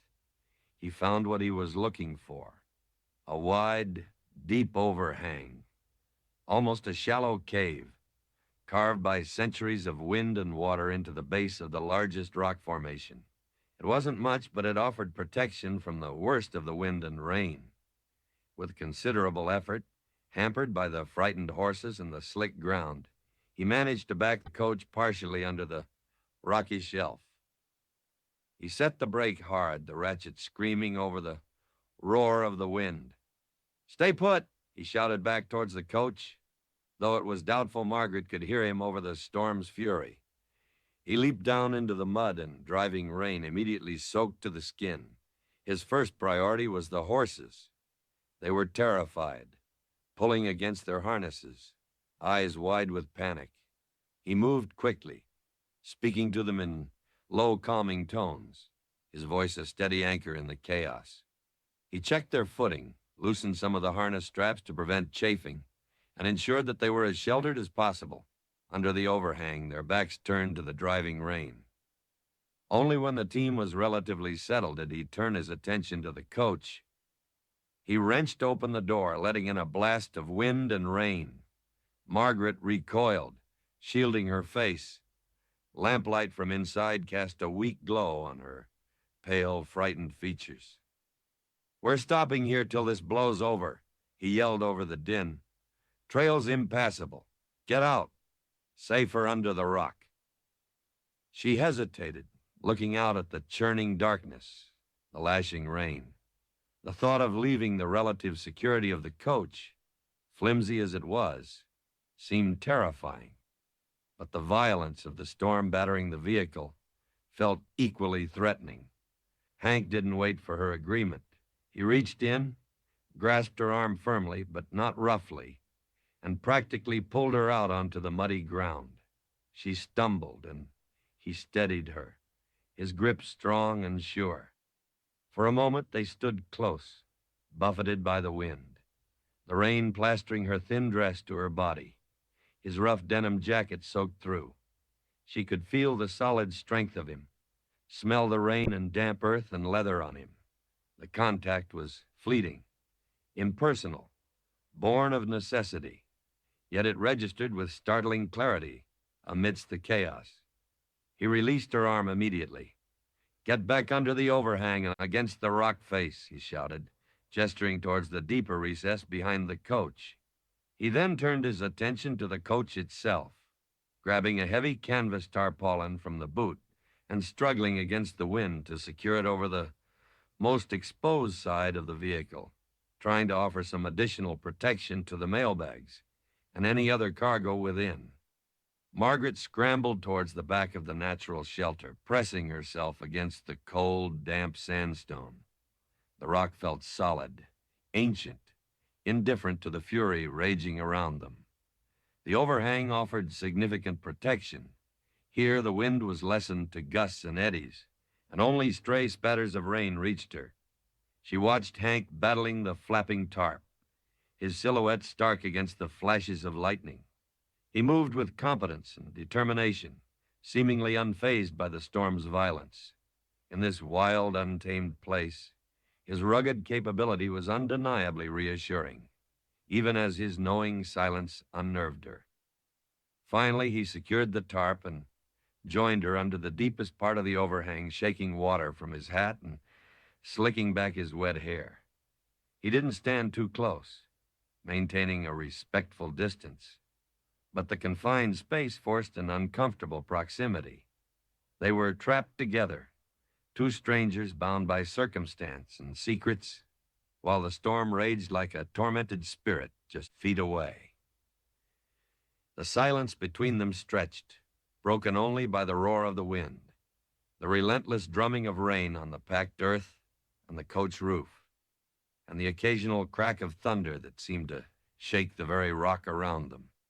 Hank leaned against the sandstone wall, arms crossed, gazing out into the maelstrom. His profile was stern, etched lines deepened by the flickering, uncertain light from the coach lamps and the intermittent flashes of lightning. Margaret hugged herself, shivering uncontrollably, as much from cold and fear as from the drenching she'd received. She kept her eyes fixed on the curtain of rain, avoiding his gaze, acutely aware of his presence beside her. The air crackled with more than just electricity. After a long moment, Hank shifted. He reached into the coach's boot again, rummaging briefly before pulling out a thick gray wool blanket, likely part of his own gear. He unfolded it and, without a word, held it out to her. She looked up, surprised. His expression was unreadable, his eyes shadowed under the brim of his damp hat. She hesitated. Accepting felt like acknowledging a debt, a vulnerability she didn't want to show him. But the cold was biting, and the blanket looked blessedly warm. "Take it," he said, his voice gruff but not unkind. "No sense freezing." Swallowing her pride, she murmured a quiet, "Thank you," and took the offered blanket. It smelled faintly of horse, leather, and Hank himself, a surprisingly clean, earthy scent beneath the dampness. She wrapped it tightly around her shoulders, the thick wool instantly providing a welcome warmth. a small bastion against the chilling fear and the storm's fury. The simple gesture felt unexpectedly intimate in their shared isolation. Another violent clap of thunder exploded overhead, closer this time. Margaret couldn't suppress a small gasp, instinctively shrinking closer to the rock face. Hank didn't react, didn't flinch, his stillness a stark contrast to her own frayed nerves. He seemed carved from the same stoic material as the rocks sheltering them. "Storms like this, they pass," he said quietly, his voice barely audible over the wind's howl. He wasn't looking at her, still staring out into the darkness. "Just gotta ride 'em out." Was he talking about the weather, or something else? Her situation? His words hung in the air ambiguous, heavy with unspoken meaning. She didn't know how to respond, so she simply pulled the blanket tighter, concentrating on the solid feel of the rock behind her, the warmth of the wool around her. They stood there in silence for what felt like hours, prisoners of the storm and their own secrets. The fury outside gradually began to lessen. The rain softened from a torrential downpour to a steady drumming. The thunder rolled further away, its growl more distant, less menacing. The wind still sighed and gusted around the rocks, but its violent edge had eased. In the relative quiet, other sounds became audible. The dripping of water from the rock overhang, the soft snorting and shifting of the horses, the creak of the coach settling, and something else. Faintly, carried on a lull in the wind, Margaret thought she heard it, the unmistakable rhythm of shod horses moving at a walk, somewhere out in the darkness beyond the curtain of rain. Her head snapped up, her eyes wide with renewed alarm, searching the darkness. Hank had heard it, too. His body went utterly still, his hand dropping instinctively to rest on the butt of his coat. He tilted his head, listening intently, his gaze sharp and focused, piercing the gloom. The sound was indistinct, difficult to place over the storm's lingering voice, but it was there, the slow, deliberate sound of riders approaching. Were they seeking shelter too? Or were they the shadows she feared, finally catching up, drawn perhaps by the faint lamplight spilling from the coach? The fragile shelter suddenly felt like a trap. The storm outside less threatening than the unknown, approaching through the rain-soaked darkness. Chapter 6. Beneath a Wyoming Moon. The sound, once identified, seemed to amplify in the relative calm following the storm's peak. Hoofbeats, not the frantic drumming of horses fleeing the tempest, but the slow, deliberate cadence of riders, picking their way carefully through the rain-soaked darkness. Margaret's blood ran cold. Every nerve ending screamed alarm. This wasn't random.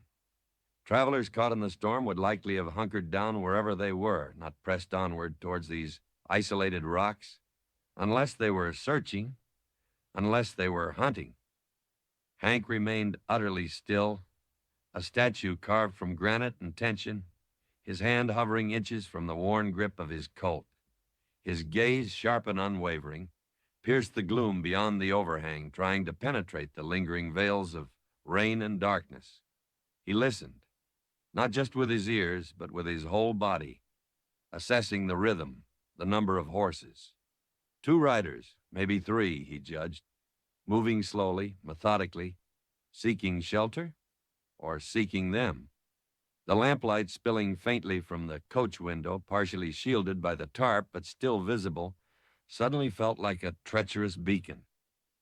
Margaret pressed herself further back against the cold, damp sandstone, pulling the heavy wool blanket tighter around her shoulders, as if it could render her invisible. The warmth it offered was forgotten, replaced by the icy grip of terror.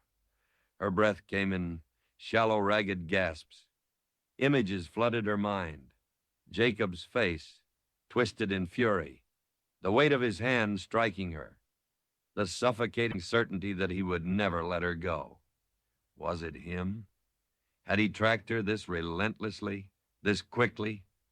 Or was it the man Amos described, the big man with the scar, riding the black horse, asking questions? Perhaps they were one and the same. The thought sent a wave of nausea through her. Douse the lamps, Hank murmured, his voice a low growl that barely disturbed the air. He didn't look at her, his attention fixed entirely on the approaching sounds.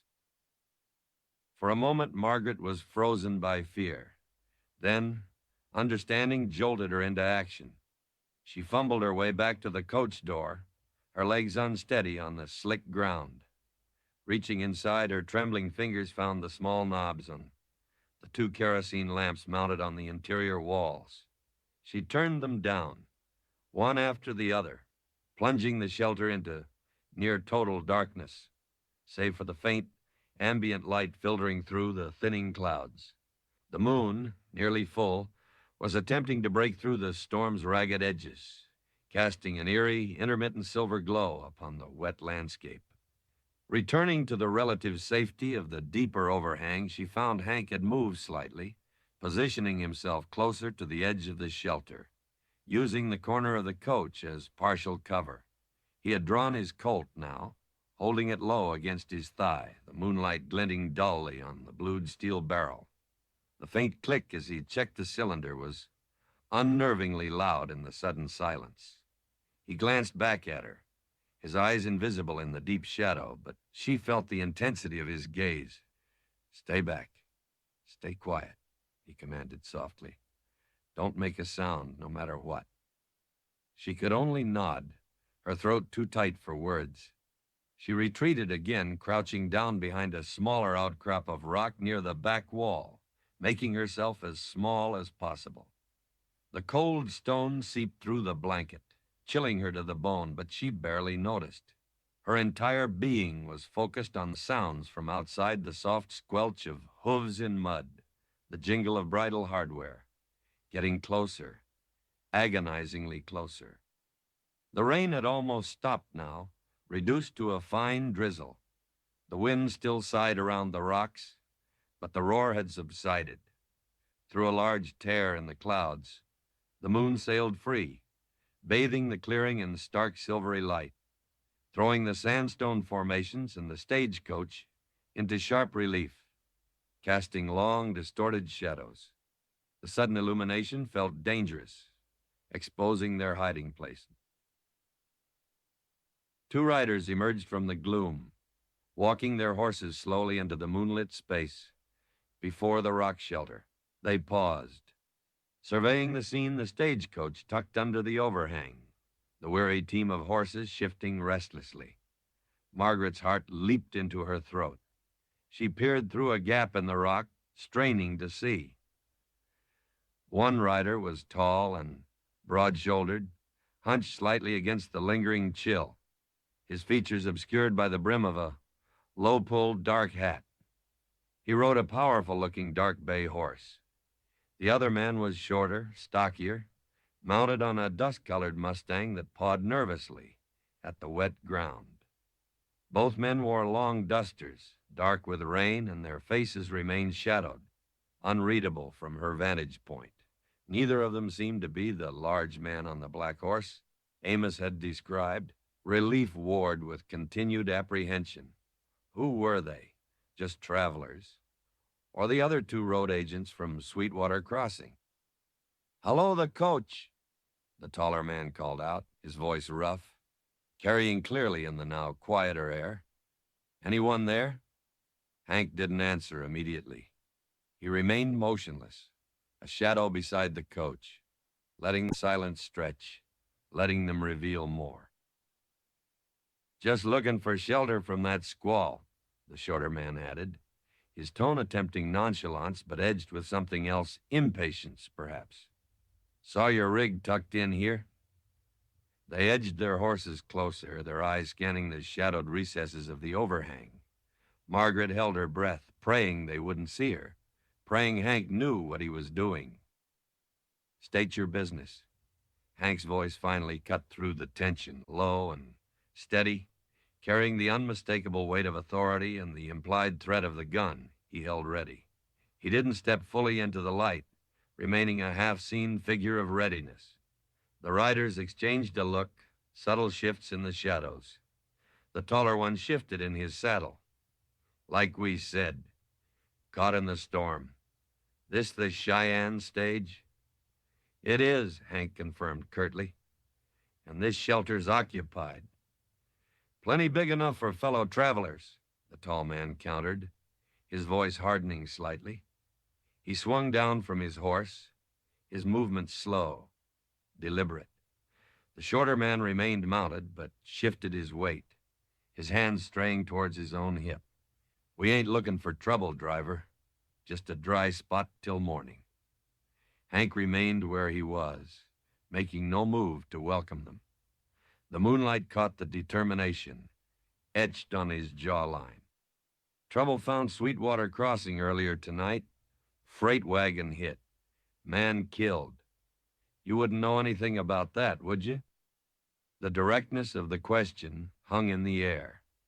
The tall man, now standing on the ground, stiffened almost imperceptibly. The shorter man on the Mustang shifted again, his horse sidestepping nervously. Heard something about it back at the split, the tall man said, his voice carefully neutral. Bad business. Road's getting dangerous. He took a step closer to the overhang, peering into the shadows. You traveling alone, driver? Just the mail? The question sent a fresh spike of fear through Margaret. They were probing, looking for passengers. Looking for her? Got a passenger, Hank replied evenly, his voice giving nothing away. And enough firepower to discourage unwanted company. Best you move on. Find your own shelter.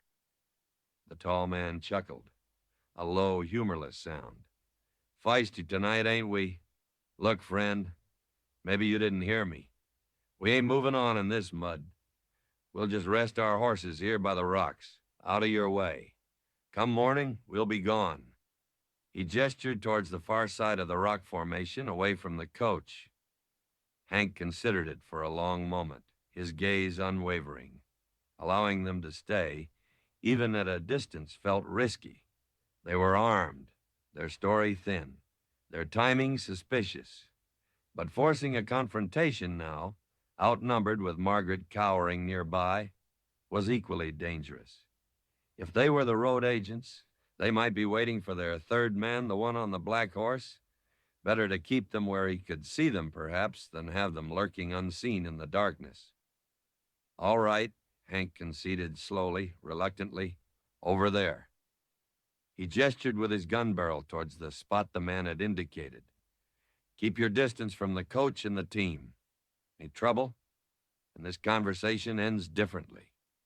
The tall man gave a curt nod. Fair enough. He turned to his companion. Dismount, Cal. We'll make camp. The shorter man, Cal, swung down, his movements jerky. They led their horses away from the immediate vicinity of the coach, towards the other side of the large sandstone outcrop, disappearing momentarily behind its bulk. Hank didn't relax his stance, his gun still ready, his eyes scanning the moonlit area, listening intently. Margaret let out a shaky breath she hadn't known she was holding. They weren't leaving, but at least there hadn't been immediate violence.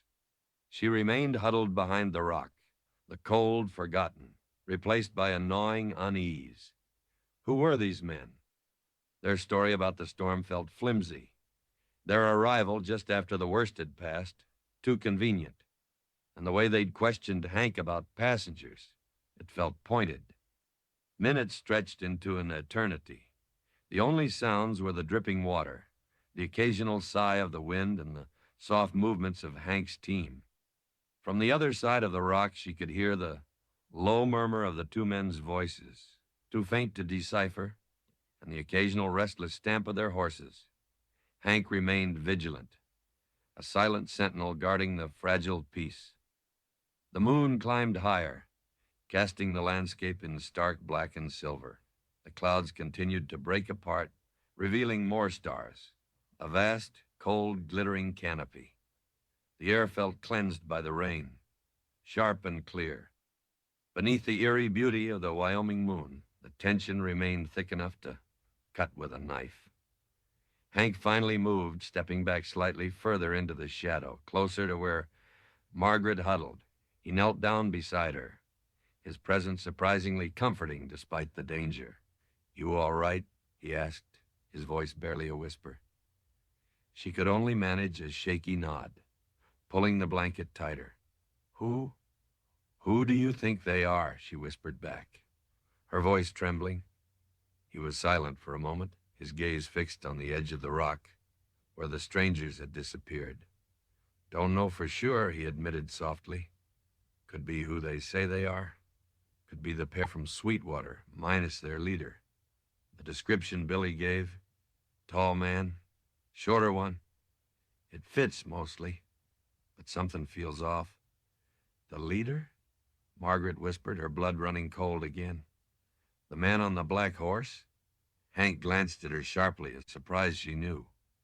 "Amos mentioned him back at the station," he explained quietly.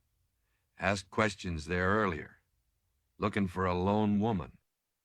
He paused, letting the implications sink in. "Sound familiar?" Margaret felt the blood drain from her face. It was him, Jacob, or someone he'd hired. He was close. These men, were they with him? Waiting for him? Her carefully constructed world, already precarious, felt like it was shattering around her. She couldn't speak, could only stare at Hank, her eyes wide with terror. He saw the confirmation in her eyes, the raw fear that stripped away the last vestiges of her pretense. He didn't press her, didn't demand explanations. Instead, he reached out, his rough hand briefly touching her arm over the blanket.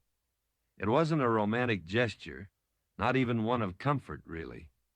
It felt more like an anchor, a grounding touch in the midst of chaos.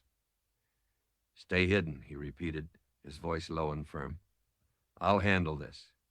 We wait till first light, then we move."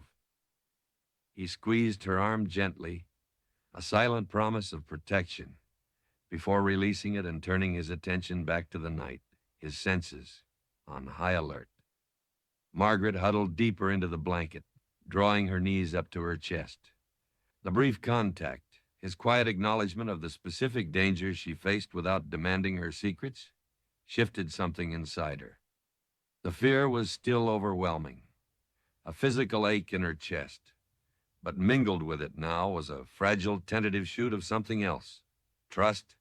Not quite, but a recognition, perhaps, that this silent, watchful driver, this man burdened by his own unspoken past, might be the only thing standing between her and the nightmare, relentlessly pursuing her across the vast, lonely plains, beneath the cold Wyoming moon. Surrounded by danger, both seen and unseen, she felt utterly terrified, yet paradoxically, a little less alone.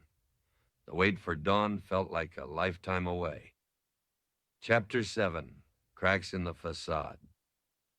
The hours between moon high and the first pale hint of dawn stretched into an eternity, measured in the slow creep of shadows and the frantic rhythm of Margaret's own heart. Crouched behind the rock, wrapped in Hank's borrowed blanket, she remained frozen, listening. The cold seeped into her bones, a damp, penetrating chill that no amount of wool could fully ward off. Sleep was an impossible luxury, banished by the adrenaline still coursing through her veins and the gnawing terror of the unknown. Across the small clearing, hidden by the bulk of the main rock formation, the two strangers remained quiet. Occasionally, Margaret heard the low murmur of their voices, the stamp of a restless horse, or the faint crackle of what must have been a small, carefully shielded fire, but they made no move towards the coach. Their stillness was almost as unnerving as open hostility would have been. Were they waiting, sleeping, or planning? Hank remained vigilant, a steadfast presence in the darkness. He didn't return to the driver's box, nor did he try to rest. He stayed near the edge of the overhang, sometimes pacing quietly back and forth, sometimes standing motionless as stone, watching, listening. The moonlight painted his profile in stark silver and shadow, highlighting the grim set of his jaw. The deep lines etched around his eyes, lines that spoke of long miles, hard choices, and perhaps deep sorrows. He checked his Colt periodically, the quiet clicks of the cylinder rotating a small, deadly punctuation mark in the night silence.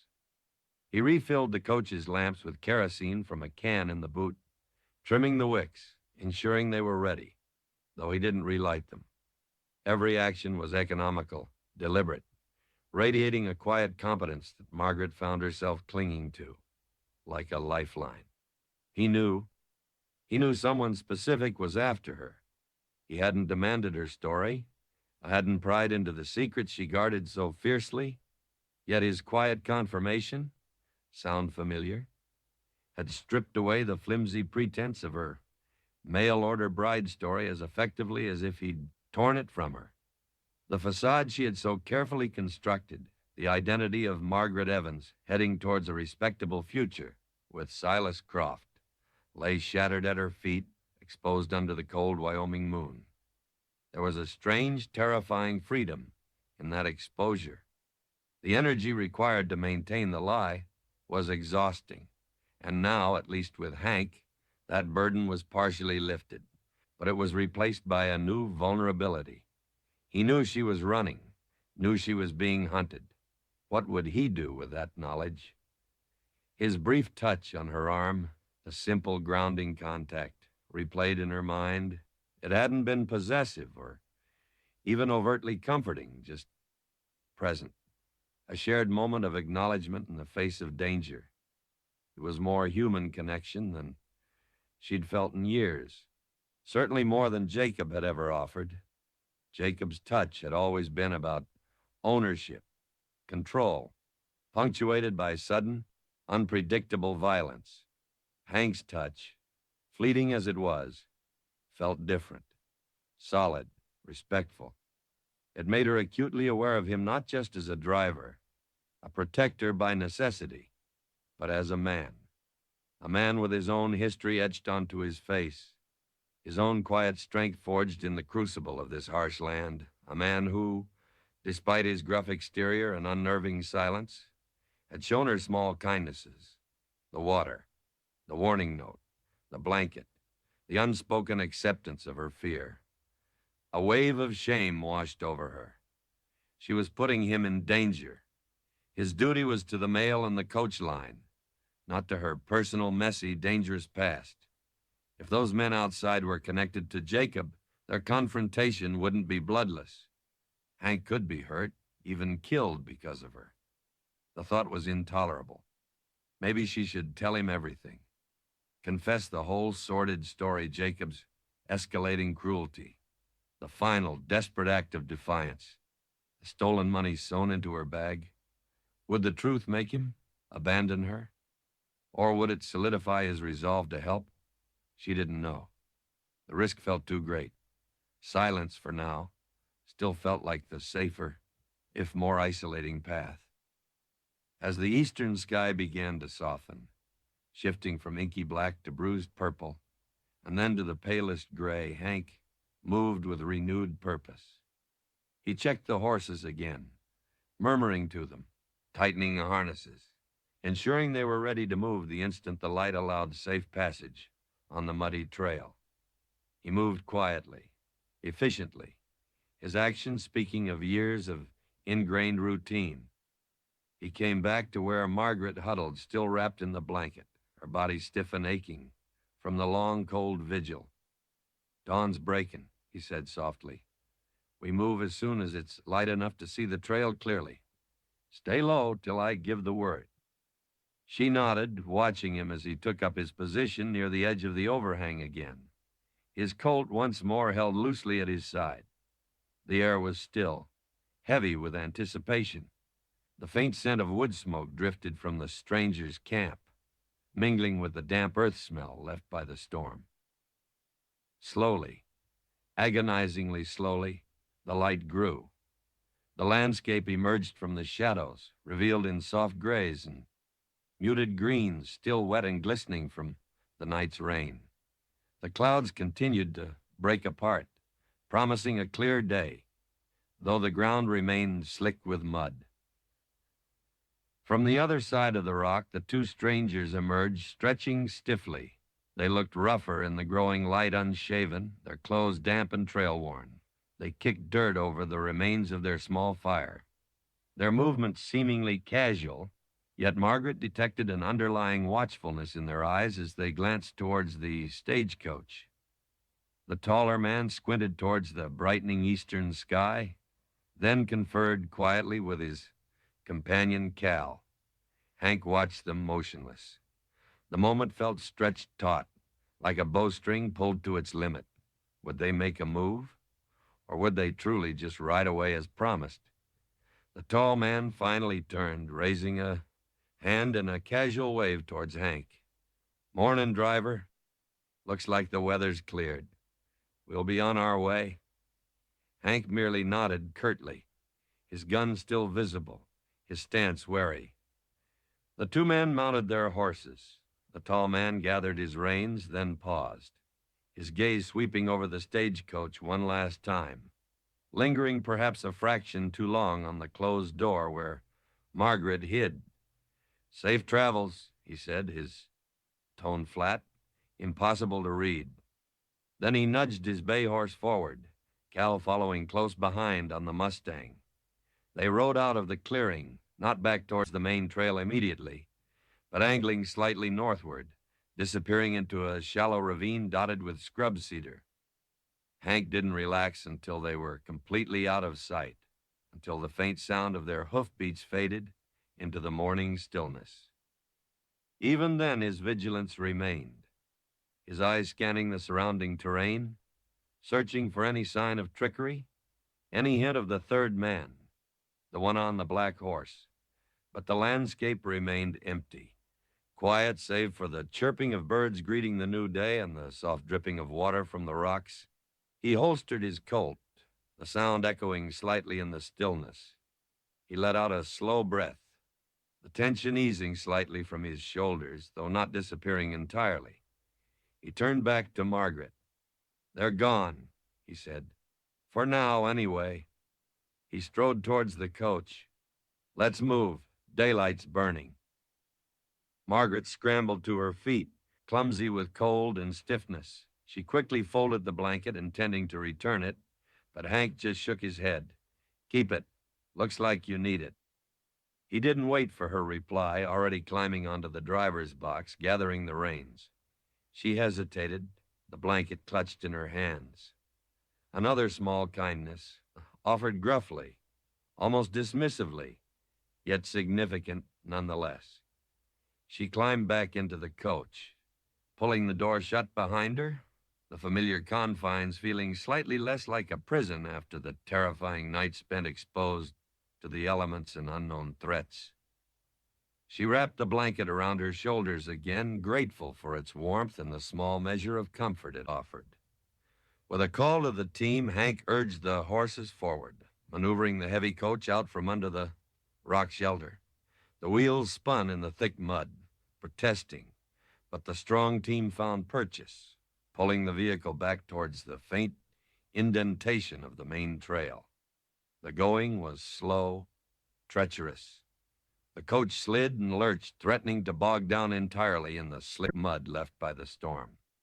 Hank fought the reins, his muscles straining, his focus absolute, as he navigated the hazardous terrain. Inside, Margaret was thrown about, bracing herself against the jolting motion. She peered out the window, watching the landscape slide by. Sentinel rocks receded behind them, silent witnesses to the night's fear. The sky was now a brilliant, clear blue, the sun climbing rapidly, warming the air, steaming the moisture from the ground. The beauty of the morning felt jarringly at odds with the lingering terror and the uncertainty that lay ahead. Those men, were they really gone? Or just waiting, further down the trail? And where was the third man, the one specifically looking for her? Every distant rider, every shadow, every unusual shape on the horizon became a potential threat. The cracks in her facade weren't just visible to Hank now. They felt exposed to the whole world, leaving her raw and vulnerable. The slow, arduous pace continued for hours. Hank stopped only briefly to rest the horses and allow them short drinks from runoff pools, never letting his guard down, constantly scanning their surroundings. He offered Margaret water from his canteen, their hands brushing again as she took it. This time, she didn't pull away quite so quickly, meeting his steady gaze for a brief moment. An unspoken understanding seemed to pass between them, a shared awareness of the danger, a fragile alliance born of necessity. Around midday, the ground began to firm up as they reached higher, better drained terrain. The pace quickened slightly, though Hank still drove with caution.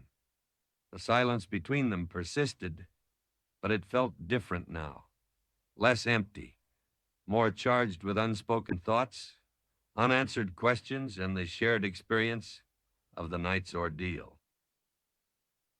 Margaret found herself studying Hank more intently through the small mirror. She noticed the weariness around his eyes, the slight slump in his shoulders that hadn't been there the day before. Protecting her, staying vigilant all night, had taken a toll. Guilt gnawed at her again. She opened her mouth, wanting to say something, apologize, thank him properly, perhaps even offer a sliver of the truth, but the words wouldn't come. Fear and ingrained habit kept her silent. What could she say that wouldn't make things worse, wouldn't endanger him further? Suddenly, Hank pulled the team to an abrupt halt. He leaned forward, peering intently at something on the trail ahead. Margaret followed his gaze. Lying partially trampled in the muddy track was a small object, something dark against the lighter earth. It looked like a book. Hank hesitated for only a second before setting the brake and swinging down from the box. He approached the object cautiously, glancing around before bending to pick it up. It was indeed a book, a small leather-bound volume, its cover stained with mud, its pages warped by dampness. He opened it carefully. From the coach, Margaret couldn't see the pages, but she saw Hank stiffen. He stood frozen for a long moment, staring down at the open book, his expression hardening into a mask of grim recognition, perhaps even pain. He closed the book abruptly, his knuckles white where he gripped the cover. Without a word, he strode back to the coach and tossed the book onto the seat beside him on the box. He climbed back up, released the brake, and urged the horses forward, his movement sharp, almost angry. The air around him crackled with a new, darker tension. "What is it?" Margaret asked tentatively, her voice barely a whisper. Hank didn't answer for a long time. The coach rumbled onward, the silence stretching, thick and heavy. Finally, he spoke, his voice low and rough, tight with suppressed emotion. "It's a Bible," he said, his gaze fixed grimly on the trail ahead. "Pocket-sized. Belonged to the boy, Hemlock's son, the one who got hurt back at Sweetwater." He paused, swallowing hard. "Looks like our fellow travelers from last night didn't just take shelter. They took souvenirs." The implication struck Margaret with sickening force. The men hadn't just been rough travelers. They were the road agents, and they had deliberately ridden past them, perhaps mocking their inability to act, leaving behind this cruel token, this proof of their crime. Or worse, perhaps it hadn't been left deliberately. Perhaps it had been dropped accidentally, which meant they might not be as far ahead as Hank had hoped. They might still be close. The fragile sense of safety she'd felt since dawn evaporated completely, leaving only cold, stark fear. The cracks in her facade felt like gaping wounds now, exposing her to a danger that felt increasingly personal, increasingly inescapable. and the silent driver beside her, now holding tangible proof of the killer's proximity, seemed more burdened, more dangerous, and somehow more intertwined with her own desperate fate than ever before. Chapter 8. The Crossroads of Truth and Lies. The small, mud-stained Bible lay on the seat beside Hank, like a physical accusation. It seemed to radiate a coldness that had nothing to do with the dampness clinging to its warped leather cover. The stagecoach rumbled on, each turn of the wheels, grinding the image deeper into Margaret's mind. The book, symbol of faith and comfort, now a grotesque token of violence, casually discarded by men who had likely just committed murder. They weren't just shadows on the horizon anymore, not just whispers of danger from Sweetwater Crossing. They were real, tangible, their presence marked by this desecrated object, and they had shared shelter with her and Hank, breathing the same storm-filled air, separated only by a thin wall of rock and Hank's unwavering vigilance. Sickness rose in her throat, bitter and acidic. Hank drove with a renewed intensity, his body rigid, his hands gripping the reins with white-knuckled force. The easy rhythm he usually maintained with the team was gone, replaced by a clipped, harsh energy.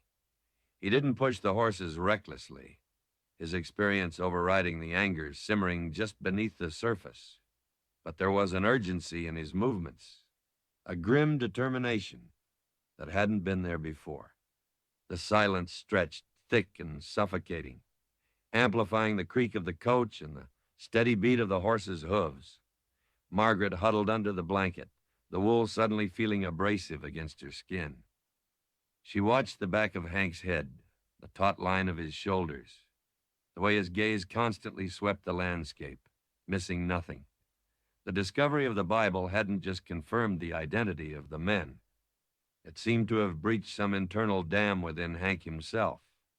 The anger rolling off him was palpable, a dark, tightly controlled fury that frightened her almost as much as the thought of the road agents. What was he thinking? Was his anger directed at the killers, at the senseless brutality of the frontier? Or perhaps was some of it directed at her, at the trouble she had brought to his stage, the danger she represented? She remembered the hardness in his eyes when he'd first mentioned Silas Croft, the skepticism about respectable men buying brides.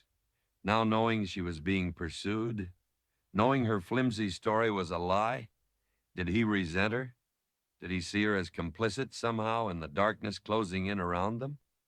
The thought made her shrink further into the corner, wrapping the blanket around herself like armor. Guilt clawed at her, sharp and relentless.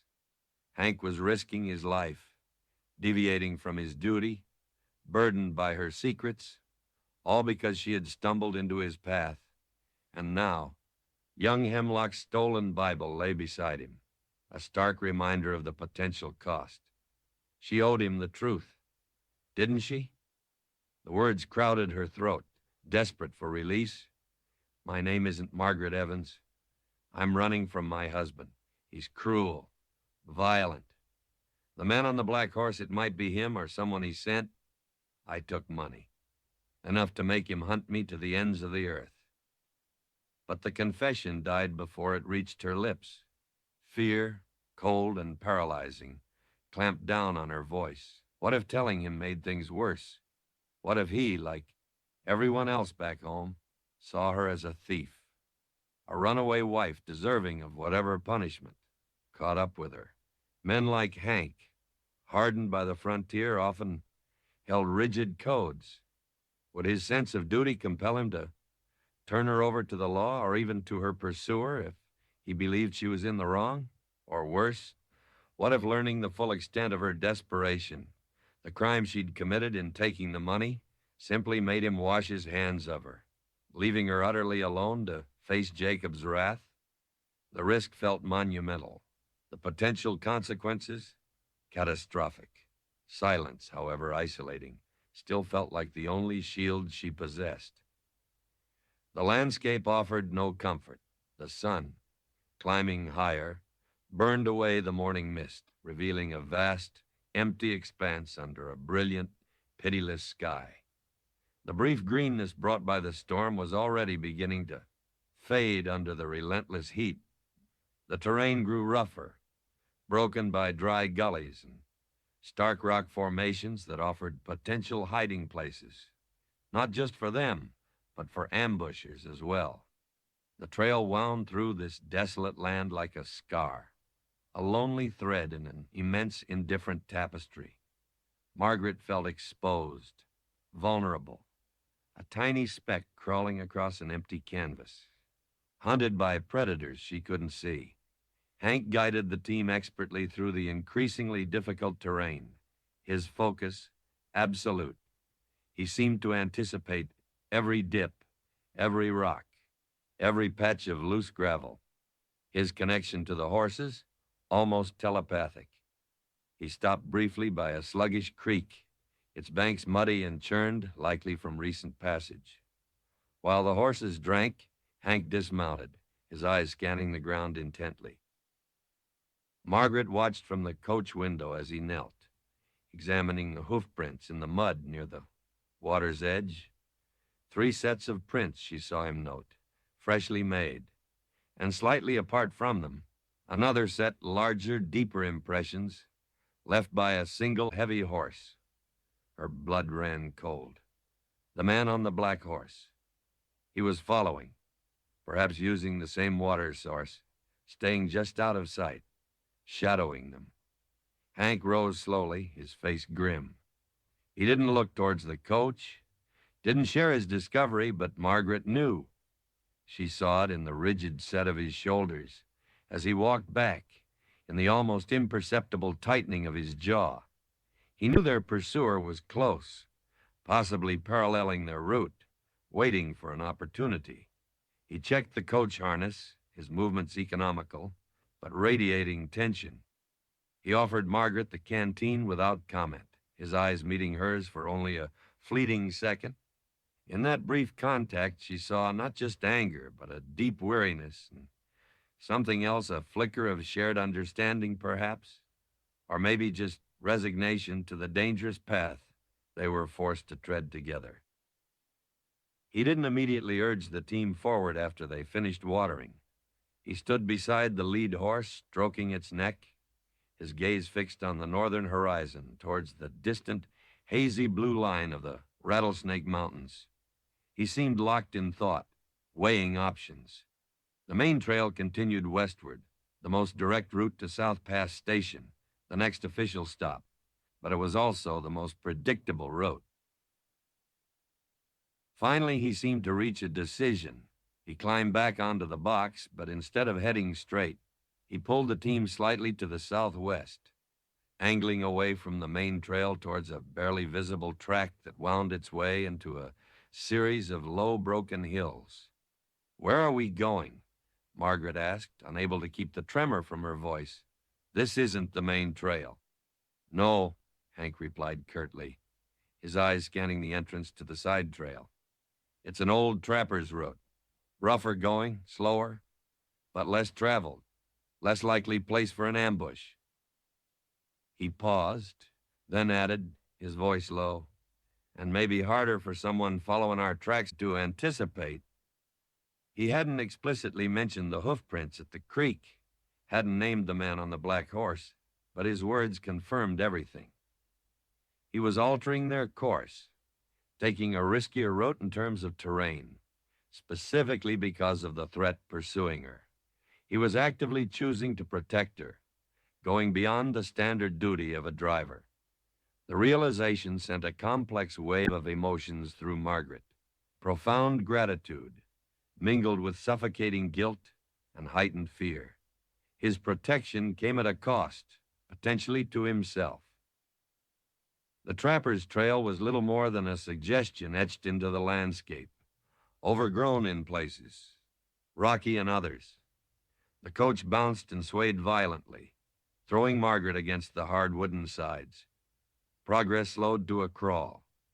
Hank fought the reins constantly, navigating washouts and sharp turns, his skill the only thing keeping them moving forward.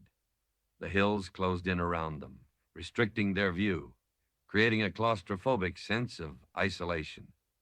Yet paradoxically, Margaret felt marginally safer than she had on the open plains. Here, at least, there were fewer sight lines for unseen watchers. Hours passed in this slow, grueling manner. The sun beat down, turning the coach into an oven. Dust coated everything. Margaret's body ached from the constant jolting and the lingering tension. Hank remained focused, his silence broken only by low commands to the horses or muttered curses when a wheel slipped dangerously close to a precipice. The stolen Bible remained on the seat beside him, a silent testament to the violence dogging their tracks. As late afternoon shadows began to lengthen, painting the hills in shades of ochre and deep purple, Hank finally pulled the team to a halt in a small hidden basin, sheltered on three sides by steep rocky slopes. A trickle of water ran down one rock face, feeding a patch of surprisingly green grass and a cluster of hardy aspens. It was a naturally defensible position, offering water, grazing for the horses, and limited avenues of approach. "We stop here for the night," Hank announced, swinging down from the box. He looked exhausted, dust caked onto his face, streaked with sweat. The anger seemed to have subsided, replaced by a bone-deep weariness, but the vigilance in his eyes remained sharp. "Here?" Margaret questioned, surprised. "Not pushing onto a station?" "No," he said firmly. "Too risky to travel this track after dark, and I don't like the feel of things." He began unhitching the tired team, his movements efficient despite his fatigue. "This spot's as good as any, better than most. We can see anyone coming, long before they see us." The decision was pragmatic, sensible given the circumstances, yet it also felt significant. They were truly off the beaten path now, isolated, reliant solely on Hank's judgment and skill, and their own strained awareness. The pretense of a normal stagecoach journey was utterly gone, replaced by the stark reality of flight and survival. Hank cared for the horses first, as always, rubbing them down, checking their hooves, letting them graze on the sparse grass. Margaret climbed out of the coach, stretching her stiff limbs, feeling the immensity of the silence in the small basin, broken only by the whisper of the wind through the aspens and the trickle of water. She watched Hank work, his competence a quiet reassurance. He gathered dry wood from beneath the aspens and built a small, smokeless fire in a shallow depression, shielded by rocks. He retrieved a battered coffee pot and a small sack of provisions from the coach's boot. "Coffee?" he offered, glancing at her. She nodded gratefully. The simple routine felt blessedly normal amidst the abnormality of their situation. She sat on a smooth, flat rock near the fire, pulling the wool blanket around her shoulders as the evening air began to cool. She watched him measure coffee grounds into the pot, dip water from the stream, and set it carefully on the edge of the flames. His hands, usually occupied with reins or his gun, moved with surprising gentleness in this simple task. The aroma of brewing coffee soon filled the small basin, mingling with the scent of dust and dry grass. Hank poured the steaming liquid into 2 tin cups, handing one to her. She cradled the hot metal, letting the warmth seep into her chilled fingers. They drank in silence for a long moment, the shared ritual creating a fragile truce in the midst of their unspoken conflict. "Hank," Margaret began tentatively, the name still feeling unfamiliar on her tongue. He looked up, his eyes questioning over the rim of his cup. She had to say something. The weight of her silence felt unbearable. About those men, and the Bible, and she faltered, the words catching in her throat. How could she explain without revealing everything? He waited, his expression unreadable in the flickering firelight. He didn't prompt her, didn't push, simply held her gaze, his stillness inviting confidence, yet radiating a caution that mirrored her own. I know this is trouble I've brought you, she stammered, looking down at her cup. You have a duty to the coach line, to the mail. You shouldn't have to deviate, to risk. My duty, Hank interrupted quietly but firmly, is to get my coach and passengers through, safely. He took a slow sip of coffee. Sometimes that means sticking to the schedule. Sometimes it means using your head, reading the signs. Those men back there, the tracks by the creek, those are signs I can't ignore. He paused, his gaze intense. Whoever's looking for you, ma'am, they ain't carrying friendly intentions. That makes it my business. His words, stark and simple, struck her deeply. He wasn't blaming her. He was acknowledging the danger, accepting his role and navigating it, defining his duty in terms broader than just schedules and routes. It was the closest he'd come to offering explicit reassurance. Yet it carried more weight than 100 platitudes. But why, she whispered, looking up at him, searching his face for answers. Why risk yourself for a stranger? For someone you don't even know is telling the truth? The question hung in the air, the core of her dilemma laid bare. Hank looked away, swirling the coffee in his cup, his expression suddenly distant, shadowed by memories she couldn't fathom. The firelight flickered across the lines on his face, revealing depths of experience, perhaps pain, she hadn't guessed at. Let's just say, he said finally, his voice low and gravelly, I've seen what happens when folks who need help don't get it, seen it up close. He met her gaze again, his eyes holding a profound sadness, a hint of old grief. Some burdens a man just has to carry. Right now, ma'am, looks like you're one of them. The admission, raw and unexpectedly personal, silenced her. He saw her not just as a passenger or a problem, but as a burden he was choosing to bear, driven by some past sorrow, some private code of ethics forged in loss. The fragile shoot of trust within her unfurled a little further. He wasn't judging her lies, at least not yet. He was focused on the danger, on the immediate need for protection. But his words also highlighted the crossroads they now stood upon. He had chosen his path protection, deviation, risk. Now the choice lay with her. Could she continue her silence, letting him carry this burden blindly? Or could she offer him the truth, the only weapon she possessed, however double-edged it might be? The fire crackled, casting dancing shadows on the rock walls, illuminating the precipice upon which she stood, caught irrevocably between the lies that had kept her safe and the terrifying and uncertain terrain of truth. The decision felt heavier than the mountains surrounding them, the consequences immeasurable under the vast, star-dusted Wyoming sky. Chapter 9. Shadows on the Trail. The small, sheltered basin offered a deceptive sense of peace as night deepened around them. The fire crackled softly, a tiny beacon of warmth against the vast, cool darkness. Above, the Wyoming sky unfurled like a bolt of black velvet, strewn with an impossible number of glittering stars. The wind whispered through the aspens, a sound gentler, less menacing than the previous night's gale. Yet beneath the surface tranquility, tension hummed like a taut wire. Hank's quiet admission, the weight of his chosen burden, hung heavy in the air between them, altering the fragile dynamic, demanding something from Margaret she wasn't sure she could give. They finished their coffee in silence, the shared moment of near confession stretching, then receding. Hank banked the fire carefully, reducing it to glowing embers that provided minimal light but conserved precious fuel.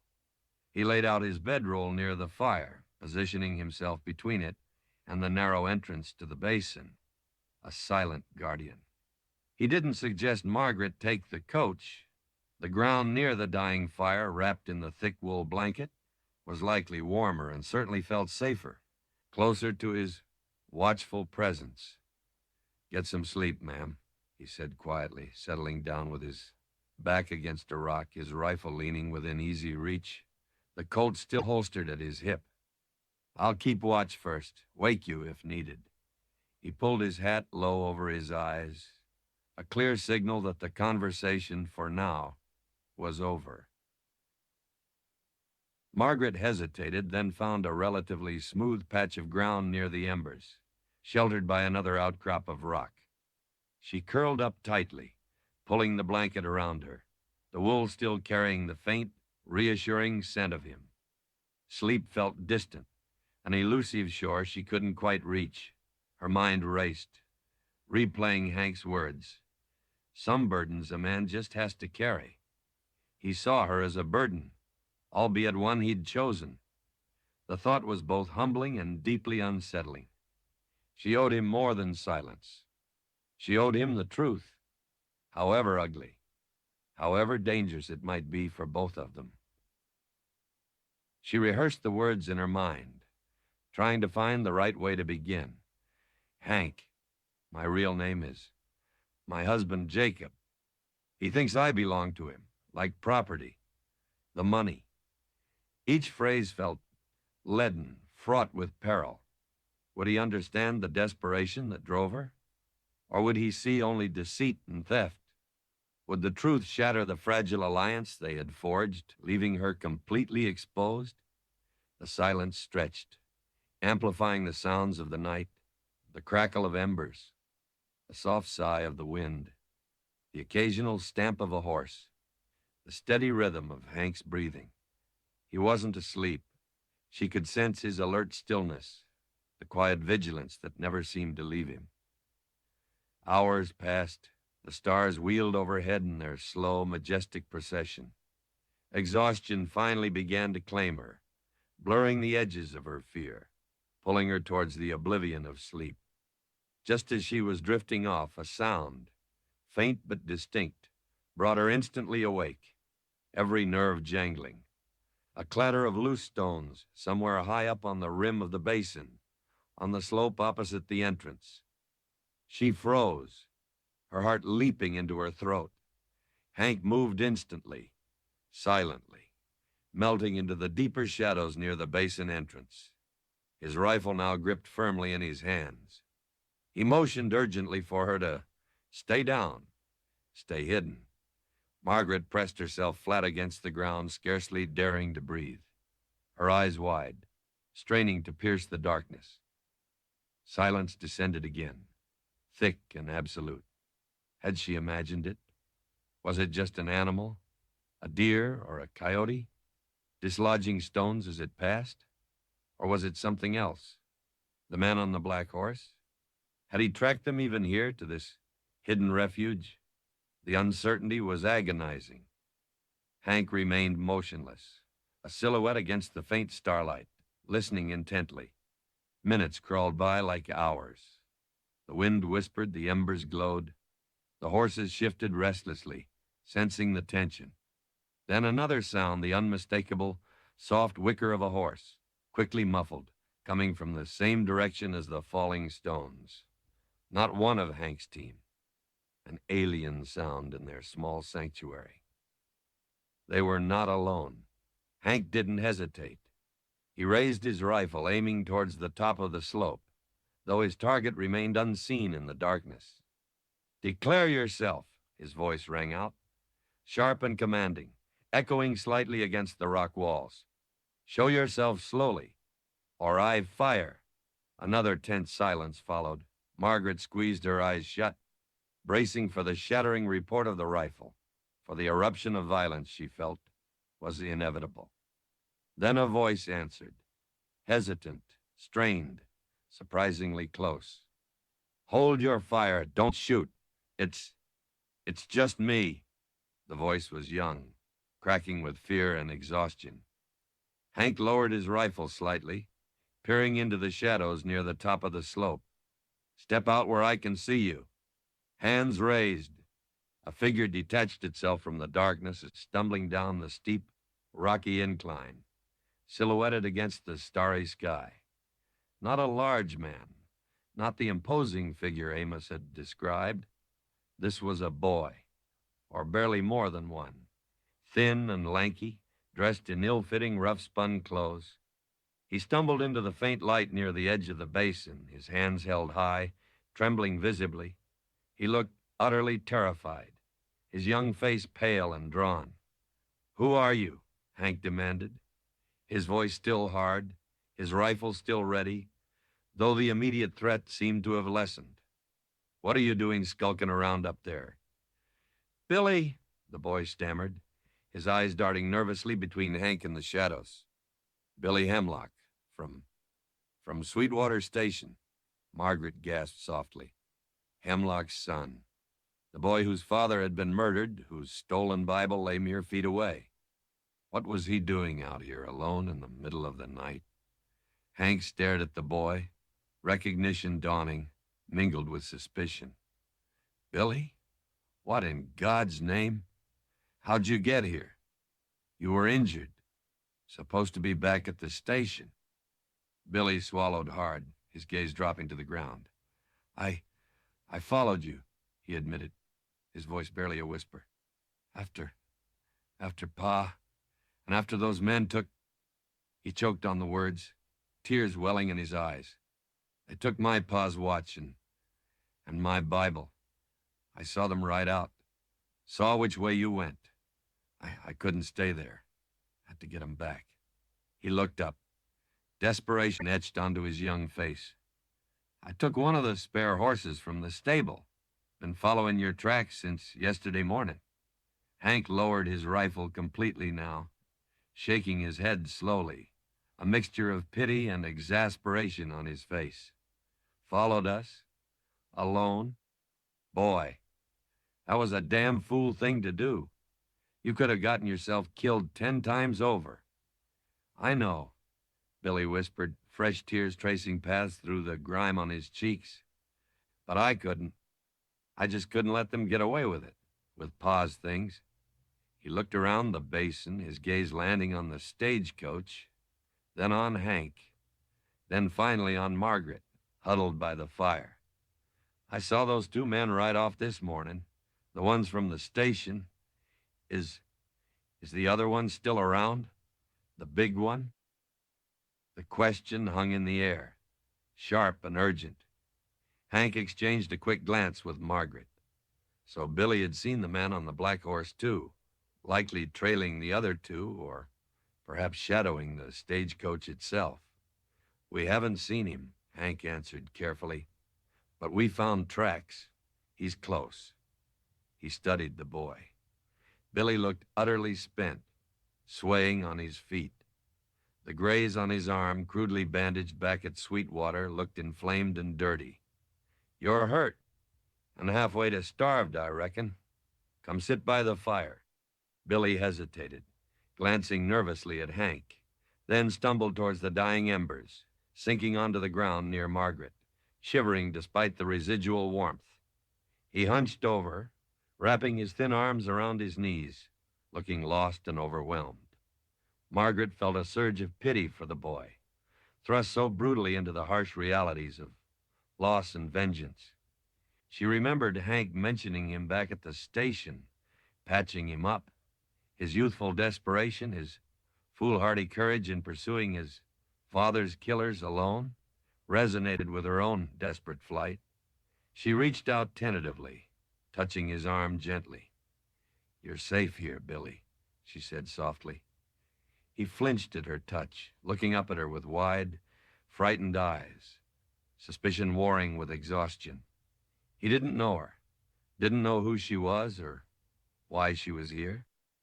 Hank rummaged in the provision sack and pulled out a piece of jerky and a hard biscuit, handing them to the boy. "Eat," he commanded gruffly. "Then tell me everything you saw. Everything about the men who attacked the station and the one who's following."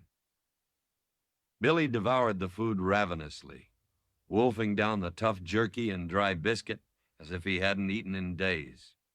Between bites, punctuated by occasional sobs he tried to stifle, he recounted the horror of the attack on the freight wagon, the cold-blooded murder of his father, the casual brutality of the road agents as they looted the wagon and took personal possessions. His description of the leader, the big man, cold eyes, scar on his cheek, riding a powerful black horse, the one who seemed to be giving the orders, matched Amos's description perfectly. He didn't ride off with the other two right away, Billy recounted, his voice trembling. After they shot Pa, the big one stayed back a minute. He looked right at the station house, like he was memorizing it, and he rode north fast. The other two, the ones who camped near you last night, they left later, riding slower, more casual-like. I saw him take my Bible from Pa's pocket. His voice broke again. Hank listened intently, his expression grim, occasionally asking a sharp question to clarify a detail. He learned the leader's name, or the name he used, Cutter, a common enough alias among outlaws, but menacing nonetheless. Billy confirmed Cutter was the one asking about the stagecoach's schedule, specifically asking if it carried passengers. He asked Amos if there was a woman traveling west, Billy added, glancing nervously at Margaret again. Said something about looking for his runaway sister. Amos told him you'd passed through earlier, heading for Cheyenne. Margaret felt Hank's gaze on her, questioning, assessing. The lie about being a sister, the specific interest in her direction. There was no doubt now. Cutter was Jacob, or working directly for him. He wasn't just a random road agent leader. His presence here was entirely because of her. The net was closing tighter. When Billy finished his account, exhausted and emotionally drained, an uneasy silence fell over the small camp. The knowledge that Cutter was likely nearby, perhaps alerted to their presence by Billy's clumsy arrival, charged the air with renewed danger. And Billy's presence itself complicated everything. He was young, injured, grieving, and driven by a reckless desire for revenge or retrieval that could endanger them all. Hank sighed, running a weary hand over his face. All right, Billy, he said, his voice gentler now. What's done is done. You can't go back alone now. And you sure as hell can't go forward after Cutter by yourself. You'll ride with us. Billy looked up, surprised. With you? On the coach? No room inside, Hank said firmly. You'll ride your horse alongside, or tied behind if need be, but you stick close. And you do exactly as I say. No more foolhardy stunts. Understand?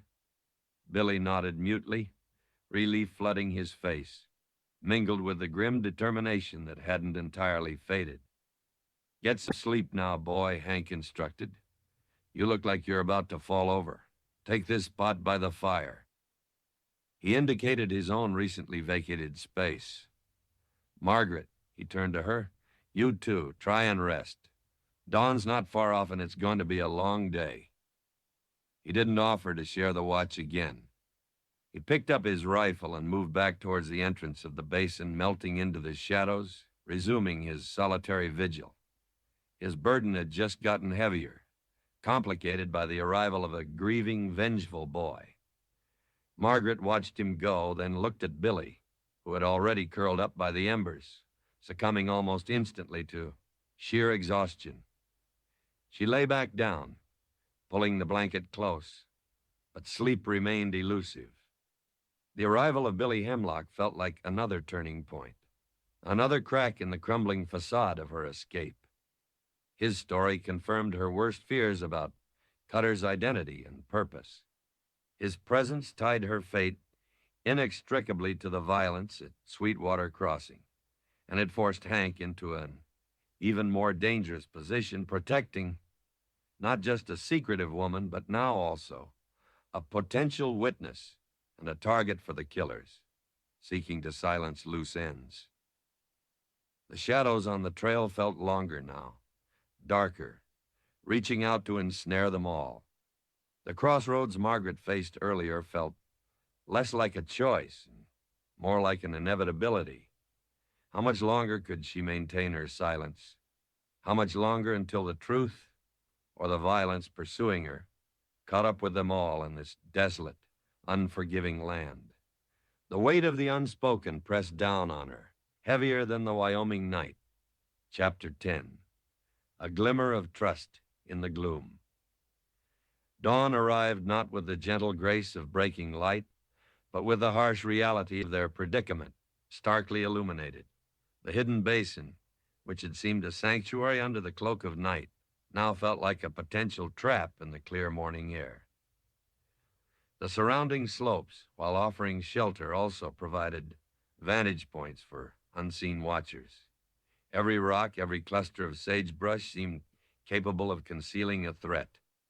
Silence was profound, broken only by the soft sounds of the horses grazing and the exhausted, rhythmic breathing of Billy Hemlock, still fast asleep near the cold ashes of the fire. Margaret had barely slept. Her mind had replayed the events of the past days, the near misses, the escalating tension, culminating in Billy's dramatic arrival and the chilling confirmation of Cutter's identity, Jacob, or his hired hand and his specific interest in her.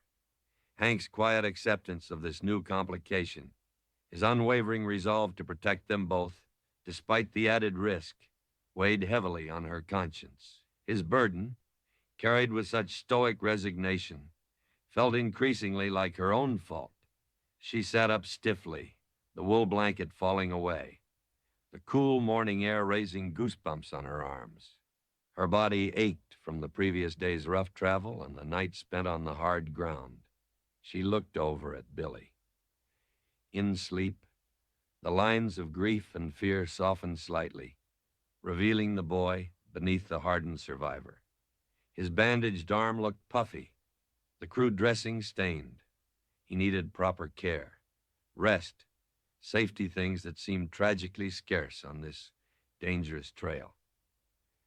Hank was already moving, checking the horses with his usual quiet efficiency, his movements economical and precise.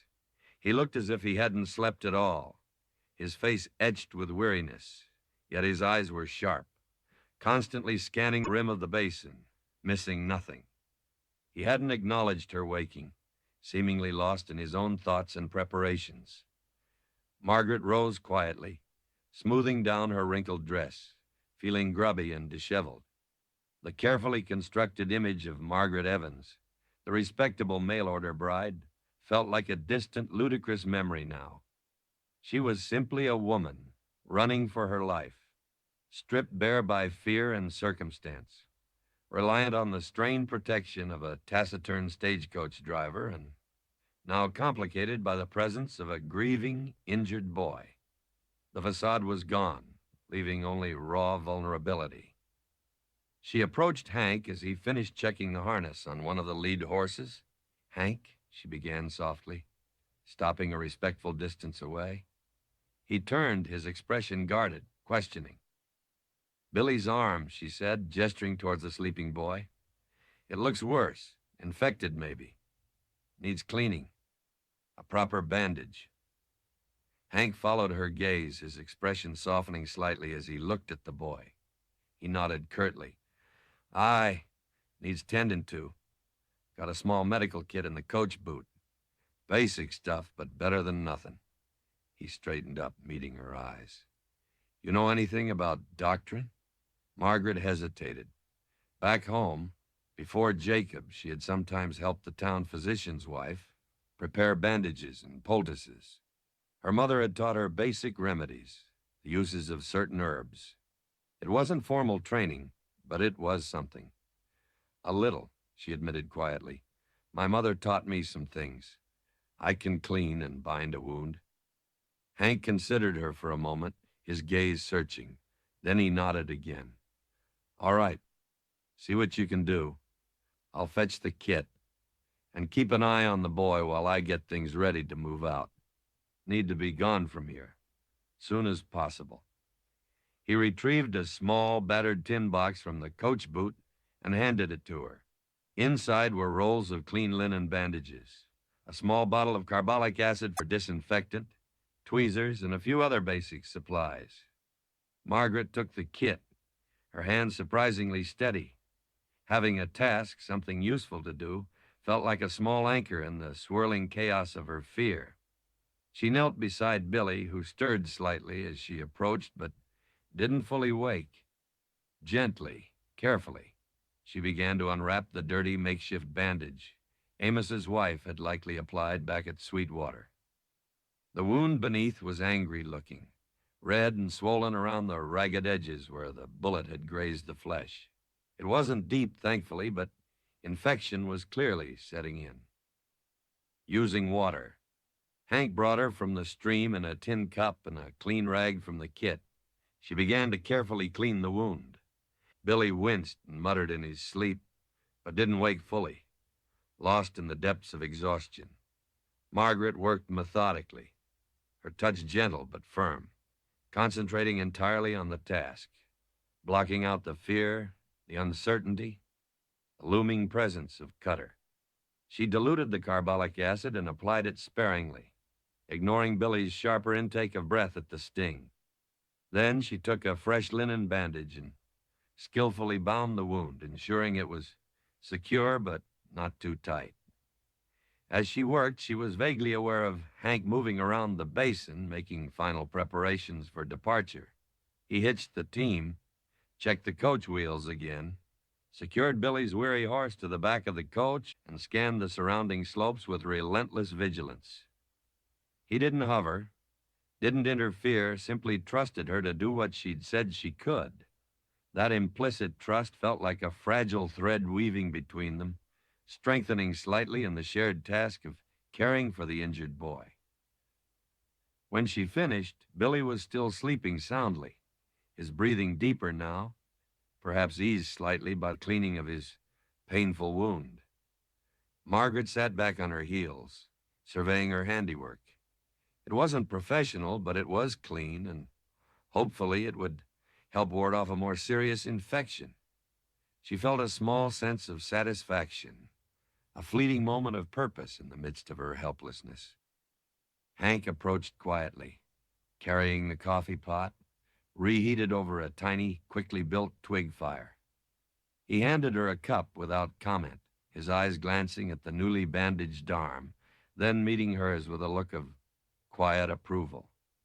"Good work," he murmured before turning to gently shake Billy awake.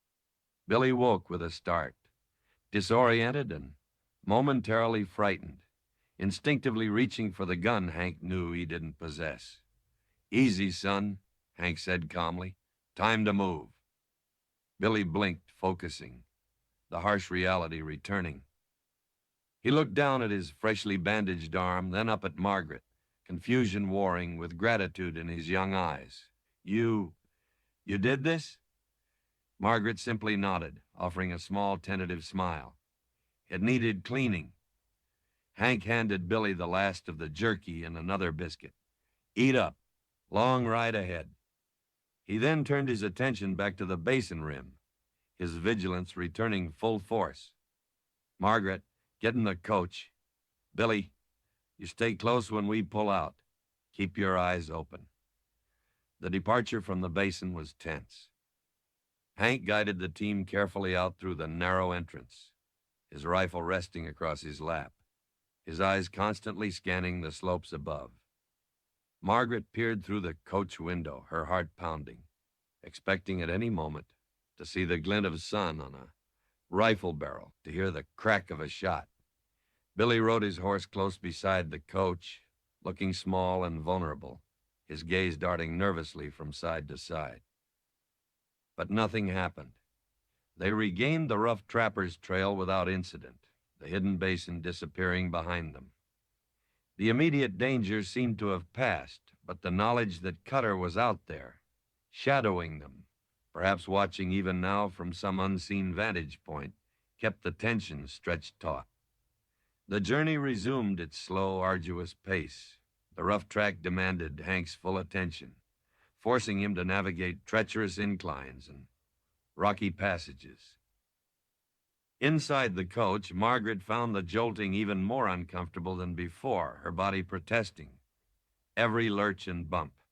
She kept glancing back, half expecting to see a lone rider on a black horse emerge from the hills behind them.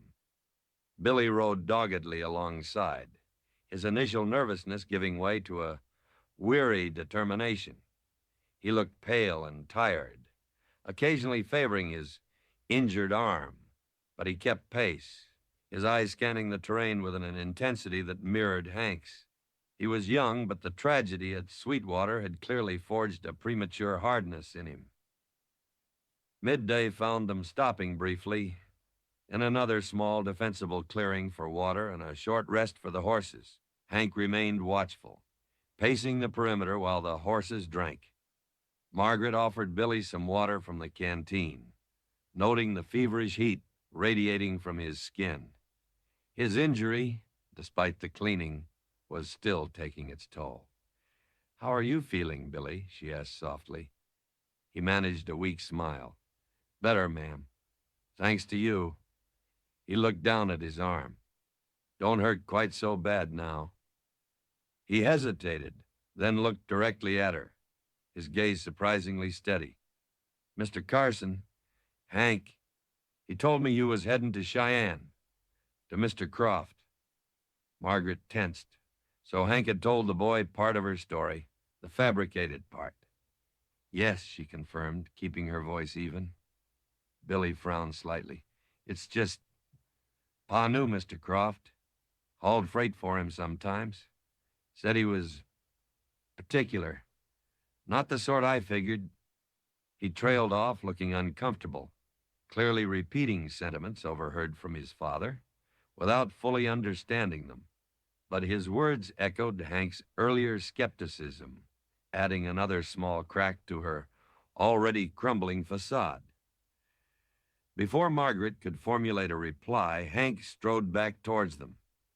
"Time to move," he announced curtly, his gaze lingering on Billy for a moment, perhaps sensing the direction of the conversation. As they prepared to leave, Hank paused beside the coach door, looking directly at Margaret. "That Bible," he said, his voice low, gesturing towards the driver's box where the small mud-stained volume still lay. Billy recognized it. Margaret nodded mutely. "But you didn't tell him we found it," Hank stated, more than asked. "No," she whispered.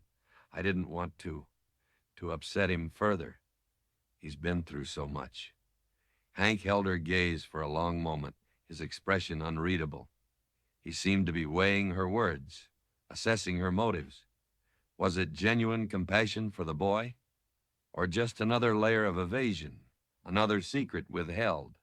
She couldn't tell what he saw, what he believed. Then he gave a single, almost imperceptible nod. "Probably wise," he conceded gruffly. "No need borrowing trouble." He turned away abruptly and climbed onto the box, leaving Margaret with the distinct impression that while he might accept her reasoning, his trust remained a fragile commodity, easily broken.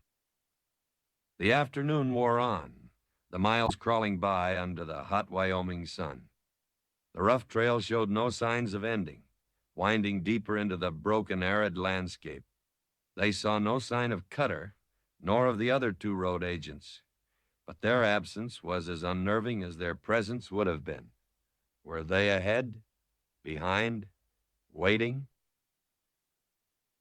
As the sun began to dip towards the western horizon, painting the sky in fiery strokes of orange and crimson, they rounded a sharp bend, and the trail unexpectedly opened onto a wider, flatter valley. And there, nestled beside a meandering creek lined with cottonwoods, stood a small, weathered cabin. Smoke curled lazily from its stone chimney, a welcoming plume against the twilight sky. A couple of horses grazed peacefully in a rough pole corral nearby. Hank pulled the team to a halt, surprise and caution warring on his face. An occupied cabin out here on this disused trail was unexpected, friend or foe. Shelter or trap? What is it? Margaret asked, leaning towards the window. Don't know, Hank said slowly, his eyes narrowed, scanning the cabin, the corral, the surrounding terrain. Could be a lone trapper, or prospector, or... He didn't finish the sentence, but the implication hung in the air. It could be trouble. As they watched, the cabin door opened and a figure emerged, silhouetted against the light spilling from within. Not Cutter, not the road agents. It was a woman, older, her hair grayed and pulled back severely, her frame sturdy beneath a simple calico dress. She stood on the porch, shielding her eyes against the setting sun, peering towards the unexpected arrival of the stagecoach. She held her rifle loosely in the crook of her arm, her stance wary but not immediately hostile. Hank hesitated for only a moment. They needed rest, proper food. Billy needed attention. Pushing on through another night on this trail with Cutter potentially nearby felt increasingly reckless. This isolated cabin, occupied by a lone woman who seemed capable and cautious, might be their best chance for a brief, relatively safe respite. It was a gamble, like everything else out here. He took a deep breath, let it out slowly. All right, he said, making his decision. Let's see if she's offering hospitality. He urged the team forward at a slow walk, approaching the cabin cautiously, his own rifle close at hand, ready for anything. The unexpected cabin represented a potential haven, but in this land of shadows and secrets, Margaret knew appearances could be deceiving. Trust was a rare and dangerous currency, and she wondered if they were about to spend it wisely or foolishly. The glimmer of hope felt fragile, easily extinguished in the encroaching gloom. Chapter 11, The Ledger of the Heart. The woman on the cabin porch watched their approach, her stance unwavering, the rifle held loosely but ready. Her face, etched with the lines of years spent under the harsh Wyoming sun, was stern, assessing. She showed no surprise at the sight of a stagecoach on this forgotten trail, only a deep, ingrained caution. As Hank pulled the team to a halt, a respectful distance from the cabin, she raised the rifle slightly, not aiming, but making its presence known. State your business, her voice called out, clear and steady, carrying easily in the still evening air. It held no tremor of fear, only the firm authority of someone accustomed to solitude and self-reliance. Hank raised a hand in greeting, keeping it open and away from his weapons. Howdy, ma'am, he called back, his tone carefully neutral, respectful. Stagecoach driver, Hank Carson. Got passengers, one injured. We lost the main trail back a ways. Storm last night muddied things up. Hoped we might trouble you for a shelter till morning, maybe purchase some supplies. He kept his explanation brief, factual, omitting the more dangerous details about road agents and pursuers. No need alarming her unnecessarily or revealing their vulnerability. The woman studied them for a long moment, her sharp eyes moving from Hank on the box to the coach itself, lingering on the window where Margaret sat partially visible, then to Billy slumped wearily on his horse beside the coach.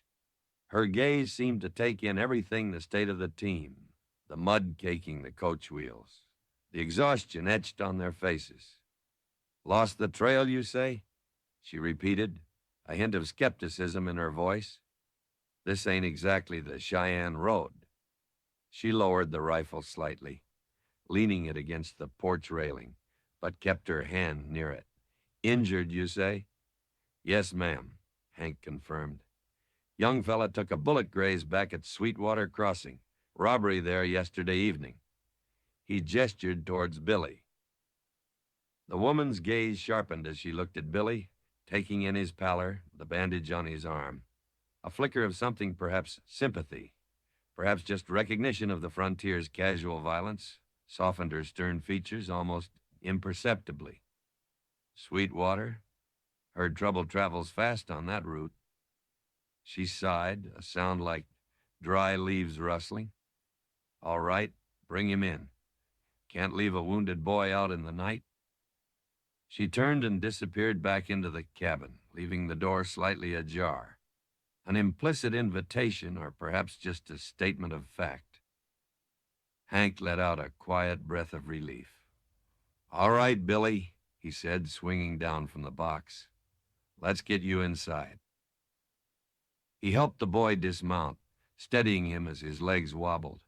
Billy looked overwhelmed, glancing nervously between Hank and the open cabin door. Margaret, Hank turned to her, you come too. No sense sitting out here. Margaret gathered the wool blanket in her small carpet bag, her heart pounding with a mixture of apprehension and cautious hope.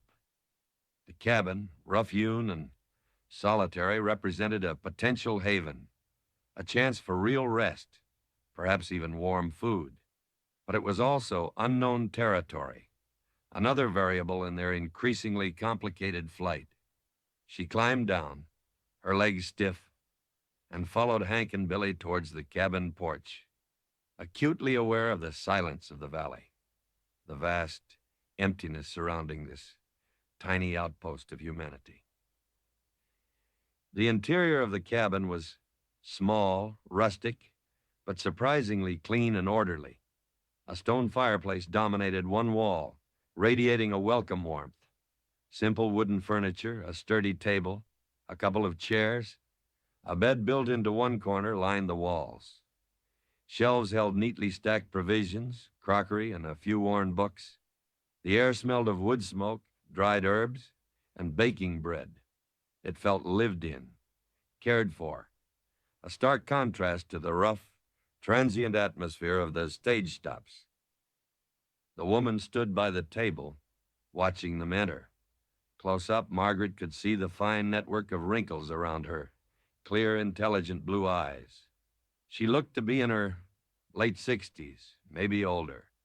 Her frame spare but strong, her hands roughened by work but capable. There was an aura of quiet competence about her, a sense of deep-rooted resilience. Name's Martha, she said, her tone still cautious, but less guarded now. Martha Riley. Lived out here going on 30 years. She gestured towards Billy. Put the boy on that stool by the fire. Let me look at that arm. Hank settled Billy onto the stool while Martha fetched a basin of warm water and clean cloths. Margaret hovered nearby, feeling awkward and out of place. Should she offer to help or stay out of the way? Martha glanced at her, then at Hank. And you folks, driver, you said? Hank Carson, Hank repeated. This here is Miss Margaret Evans, he introduced, sticking to the fabricated name, though it felt increasingly flimsy under Martha's sharp gaze. Passenger bound for Cheyenne.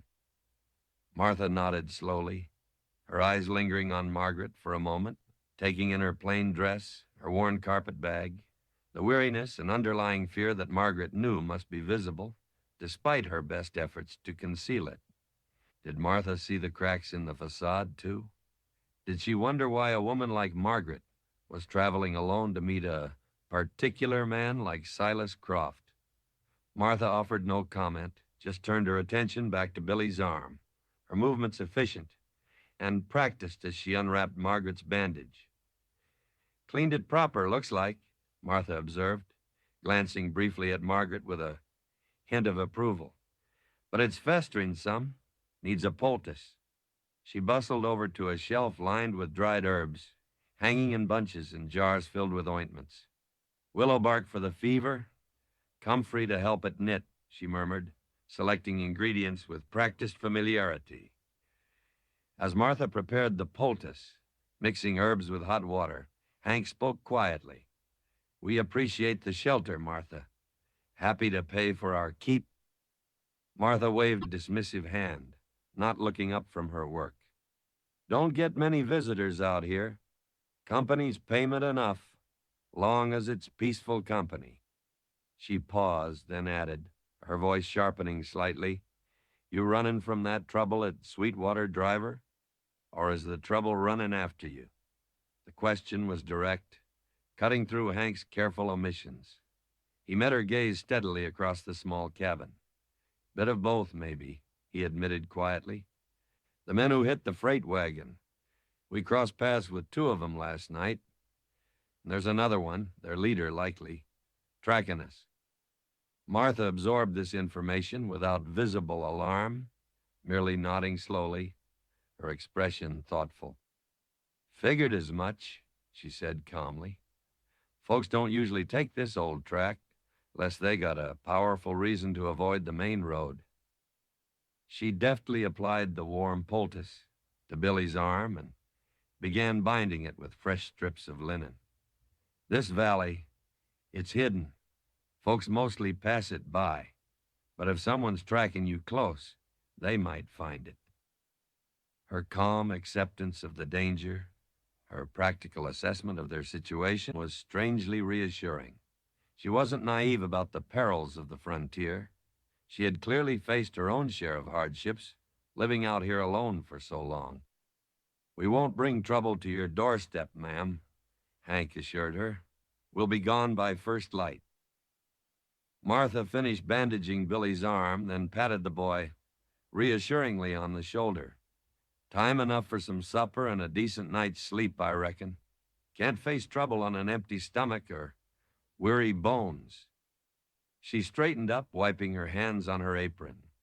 Got stew on the hearth, venison, and fresh bread. Pull up those chairs. The simple offer of food and warmth felt like an extraordinary gift. Margaret helped Hank pull the chairs to the table, while Martha ladled thick, fragrant stew into earthenware bowls. The bread was coarse but fresh, still warm from the oven. As they ate, a semblance of normalcy settled over the small cabin, a fragile bubble of peace amidst the surrounding danger. Martha didn't pry further into their circumstances, but she watched them with her keen, observant eyes. She asked Hank about the condition of the main trail, news from the east, the price of supplies in Cheyenne, practical questions of someone living in isolation. She spoke little of herself, but Margaret gleaned fragments of her story from the cabin itself. The worn book suggesting a love of reading, the neatly mended clothes hinting at resourcefulness, the rifle always close at hand speaking of necessary vigilance. This woman had carved out a life here, alone, surviving through strength, wisdom, and likely a good measure of courage. Margaret found herself drawn to Martha's quiet strength, her pragmatic acceptance of life's harsh realities. She seemed like someone who understood secrets, who wouldn't judge weakness, who knew the cost of survival. The urge to confide, to unburden herself, rose again, stronger this time. Perhaps here in this unexpected sanctuary with this wise, solitary woman, she could finally speak the truth. Billy, fortified by the warm food and the relative safety of the cabin, seemed to revive slightly. He answered Martha's gentle questions about his father, his voice thick with grief, but steadier now. He spoke of his pa's plans, their shared dream of saving enough to buy a small ranch further west. Hearing him speak, Margaret felt a fresh wave of guilt. His dreams were shattered because of men who were indirectly connected to her own desperate flight. After the meal, while Martha cleared the table, Hank stepped outside, ostensibly to check on the horses, but Margaret knew he was really scanning the darkness, listening, ensuring their temporary haven remained secure. Billy, exhausted and feeling the effects of the poultice and the warmth, began to nod off in his chair by the fire. "Best get the boy to bed," Martha said softly, gesturing towards the built-in bunk in the corner, piled with thick quilts. "He can sleep there. You," she looked at Margaret, "can take my bed." She indicated a narrow cot against the opposite wall. "I'll make do by the fire." "Oh, no, Martha, I couldn't," Margaret protested quickly. I can sleep in the coach or by the fire. Nonsense. Martha cut her off firmly but kindly. You look like you haven't slept proper in days. Need a real bed. Don't argue. Her tone brooked no refusal. Feeling overwhelmed by the woman's quiet generosity, Margaret helped settle Billy into the warm bunk, covering him with the heavy quilts. He was asleep almost instantly. She then retreated towards the cot Martha had indicated, feeling awkward and indebted. Hank returned, nodding curtly to Martha. Horses are settled. All quiet out there. He glanced towards the sleeping boy, then at Margaret by the cot. I'll take first watch outside, Martha. Let you get some rest. Martha nodded. Appreciated, Hank. Wake me in a few hours. She settled herself in a rocking chair near the hearth, pulling a worn quilt over her lap. The firelight cast flickering shadows on her face, highlighting the deep lines and the quiet endurance etched there. Hank stepped back outside, pulling the heavy wooden door almost closed behind him, leaving it open just a crack. Silence descended once more, broken only by the soft crackle of the fire and Billy's deep breathing. Margaret lay down on the narrow cot, the mattress surprisingly soft beneath her weary body. The clean sheets smelled faintly of lavender and sunshine. It felt impossibly luxurious after nights spent jolting in the coach or huddled on the cold ground. Yet sleep remained elusive. The kindness of this stranger, the temporary peace of the cabin, only served to highlight the precariousness of her situation, the weight of her secrets. She thought of Hank outside, standing guard in the darkness, protecting her, protecting the boy, carrying a burden that wasn't rightfully his. She thought of Martha, offering shelter and care without demanding explanations, her quiet strength, a silent reproach to Margaret's own fear and deception. She couldn't maintain the facade any longer, not here, not with these people. The risk of silence suddenly felt greater than the risk of truth. Whatever the consequences, Hank deserved to know what and who he was truly up against. And perhaps Martha, with her years of solitude and wisdom, could offer some counsel, some perspective. Taking a deep, trembling breath, Margaret swung her legs off the cot and padded softly across the cabin floor to where Martha sat by the dying fire, her eyes closed, but her posture suggesting she wasn't truly asleep. Martha? Margaret whispered. The older woman opened her eyes, looking at her questioningly in the dim light. I need to tell you something, Margaret began, her voice shaking slightly. My name? It isn't Margaret Evans, and I'm not just a passenger bound for Cheyenne. Martha listened patiently, her expression unreadable, as Margaret finally let the words tumble out the story of her marriage to Jacob Cutter, his escalating cruelty, the suffocating fear, the desperate decision to flee, the money she had taken, her belief that the man called Cutter pursuing them was either Jacob himself or someone he had sent. She confessed her fear, her guilt, her uncertainty about Silas Croft and the future awaiting her in Cheyenne, assuming she even reached it. The words poured out, hesitant at first, then faster. A torrent of truth held back for too long. When she finally fell silent, emotionally drained and trembling, the only sound was the soft sigh of the embers. Martha remained quiet for a long moment, her gaze fixed on the fire. Margaret waited, bracing herself for judgment, condemnation, perhaps even anger at being deceived and endangered. Finally, Martha looked up, her eyes holding not judgment, but a deep, weary understanding. Figured it was something like that, child, she said softly. Fear leaves a scent stronger than wood smoke. Saw it on you the minute you stepped out of that coach. She sighed again. Men like your Jacob, this land attracts 'em, and it breaks 'em or makes 'em harder. Sounds like he was hard to begin with. She reached out and patted Margaret's hand. You did what you had to do to survive. Taking the money? Maybe not righteous by some folks' reckoning, but sounds like he owed you more than that in blood and tears. Her gaze was steady, compassionate. Survival ain't always pretty, child. Sometimes it's just necessary. The simple acceptance, the lack of condemnation, felt like a physical release. Tears welled in Margaret's eyes. Tears of relief, gratitude, and sheer emotional exhaustion. Hank, Margaret whispered. Does he suspect Hank Carson? Martha considered. He's a good man, quiet. Carries his own sorrows, I reckon, but he's got sharp eyes and a steady head. My guess, he suspects plenty. Maybe knows more than he lets on. But he ain't the kind to abandon folks in trouble, especially not a woman or a boy. She paused. You need to tell him, child. Not for his sake, maybe, but for yours. His secrets fester, just like untended wounds. And out here, secrets can get you killed, faster than a bullet. Martha's words resonated with a wisdom born of harsh experience. Tell Hank. The thought was still terrifying, but now, bolstered by Martha's quiet understanding, it felt possible, necessary. He's standing guard now, Martha added.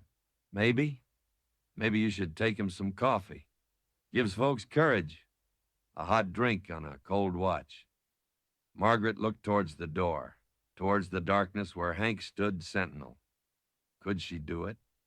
Could she face him with the full, unvarnished truth? Her heart hammered against her ribs, but beneath the fear, a fragile resolve began to take root. Martha was right. Secrets festered, and the ledger of the heart demanded an honest accounting, whatever the cost. Taking another deep breath, she rose, found the coffee pot still warm on the hearth, and poured a steaming cup, preparing herself to step out into the night and face the man who carried her burden, ready, finally, to share its true weight. Chapter 12, Running from Yesterday. The tin cup felt warm in Margaret's trembling hands, a small anchor of heat against the chill of the night and the colder fear coiling in her stomach. Stepping out of the relative warmth and security of Martha Riley's cabin felt like plunging into an icy abyss. The door closed softly behind her, muffling the sounds of the crackling fire and the sleeping boy, leaving her alone in the vast, starlit silence of the Wyoming night, save for the solitary figure standing guard near the entrance to the hidden valley. Hank turned sharply at the sound of the door, his rifle coming up slightly before he recognized her silhouette against the faint light spilling from the cabin window. He lowered the weapon but remained tense, watchful, his gaze questioning in the darkness. I brought you some coffee," Margaret stammered, holding out the steaming cup. Her voice sounded small, fragile in the immense quiet. Martha thought, "You might be cold." It was a weak excuse, flimsy as her previous lies, but it was all she could manage as she crossed the few yards separating them. He hesitated for a moment, his eyes searching her face, trying to read her expression in the dim light. Then he took the cup, his rough fingers brushing against hers. The brief contact sent another unexpected jolt through her, a flicker of awareness that was quickly overshadowed by the weight of what she needed to say. "Obliged, ma'am," he murmured, his voice low and gravelly. He took a sip, the hot liquid seeming to offer little warmth against the cold vigilance that radiated from him. He didn't relax his stance, didn't turn his gaze away from the shadowed approaches to the valley. Margaret stood awkwardly beside him, hugging herself against the night air, the borrowed blanket clutched around her shoulders. The silence stretched, broken only by the distant cry of a coyote and the soft sigh of the wind through the cottonwoods lining the creek. She could feel his awareness of her, his unspoken question hanging in the air. Why was she really out here? She took a deep breath, gathering the courage Martha's quiet understanding had instilled in her. Hank She began again, her voice barely a whisper.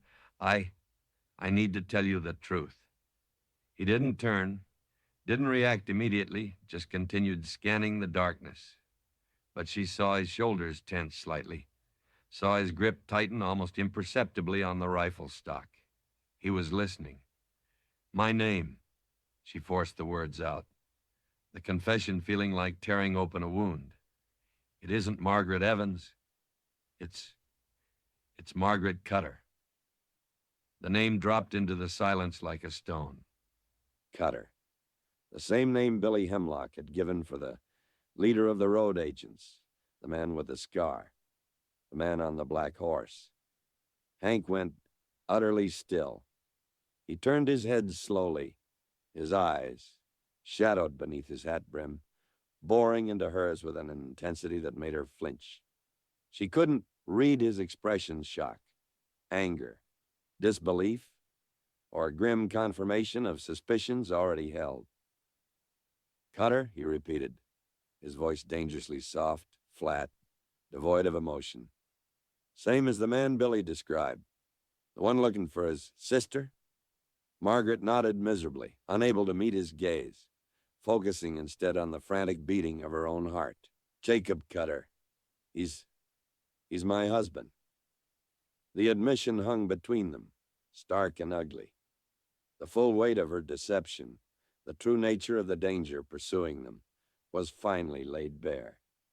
She braced herself for his reaction, anger at the lie, resentment for the danger she'd brought upon him and his coach, perhaps even disgust. She wouldn't blame him. She had endangered them all with her secrets. But Hank didn't explode. He didn't accuse. He just stood there, processing the information, the silence stretching, becoming almost unbearable. He took another slow sip of coffee, his gaze distant now, looking past her, perhaps seeing connections fall into place, patterns emerging from the chaos. Your husband, he stated finally, the words clipped. So the man back at Sweetwater, the one asking questions, that was him? I think so, Margaret whispered. Or someone he hired. Jacob. He wouldn't let me go easily. Especially not after. She faltered, the rest of the confession sticking in her throat. The money. The final, unforgivable act of defiance. Hank waited, his silence expectant. He wasn't going to make this easy. He deserved the whole truth, however damning. I took money, she forced herself to say, the words tasting like ash. When I left, money he kept locked away. Not a fortune, but enough. Enough for him to hunt me down like an animal. It wasn't just about the money itself. It was the insult, the fact that I dared. She finally risked looking up at him. His face was unreadable in the shadows, a mask of hardened control, but she thought she saw a flicker of something in his eyes. Not judgment, perhaps, but a weary understanding of the desperate measures people took when pushed to the brink. He's cruel, Hank, she added, the words tumbling out now, fueled by years of suppressed fear and pain. His temper, unpredictable. He hits, not just me, anyone who crosses him. He has friends, rough men, like those two last night, maybe. He thinks he owns me, thinks he can do whatever he wants. Her voice trembled thick with unshed tears. I couldn't live like that anymore. I had to run. Cheyenne, Silas Croft. It was just a name, a destination, a way to disappear. I never intended to deceive Mr. Croft, just to get away, to start over where Jacob couldn't find me. She fell silent, exhausted by the confession, trembling in the cool night air. She had laid her entire, sordid story bare. Her fate now rested entirely in his hands. Would he help her, or would he abandon her to the monster chasing her? Hank finished the coffee, setting the empty tin cup down carefully on a nearby rock. He turned fully towards her then, stepping closer, out of the deepest shadows, The faint starlight illuminated the grim lines on his face, the deep weariness in his eyes, but also a surprising lack of condemnation. "Why didn't you tell me sooner?" he asked quietly, his voice rough but lacking the anger she had expected. "Back at the first stop, or after the note, when you knew I suspected something?" Margaret looked down, ashamed. "I was afraid," she whispered. "Afraid you'd judge me. Afraid you'd turn me away. Afraid you wouldn't believe me. No one else ever did." The isolation, the lack of allies back home, had been almost as suffocating as Jacob's abuse. Hank sighed, a long, slow exhalation that seemed to carry the weight of years. He ran a hand over his face, rubbing the stubble on his jaw. "Fear makes folks do stupid things," he said, his voice gruff. "Makes 'em lie when the truth might serve 'em better. Makes 'em trust no one, even when they need help most."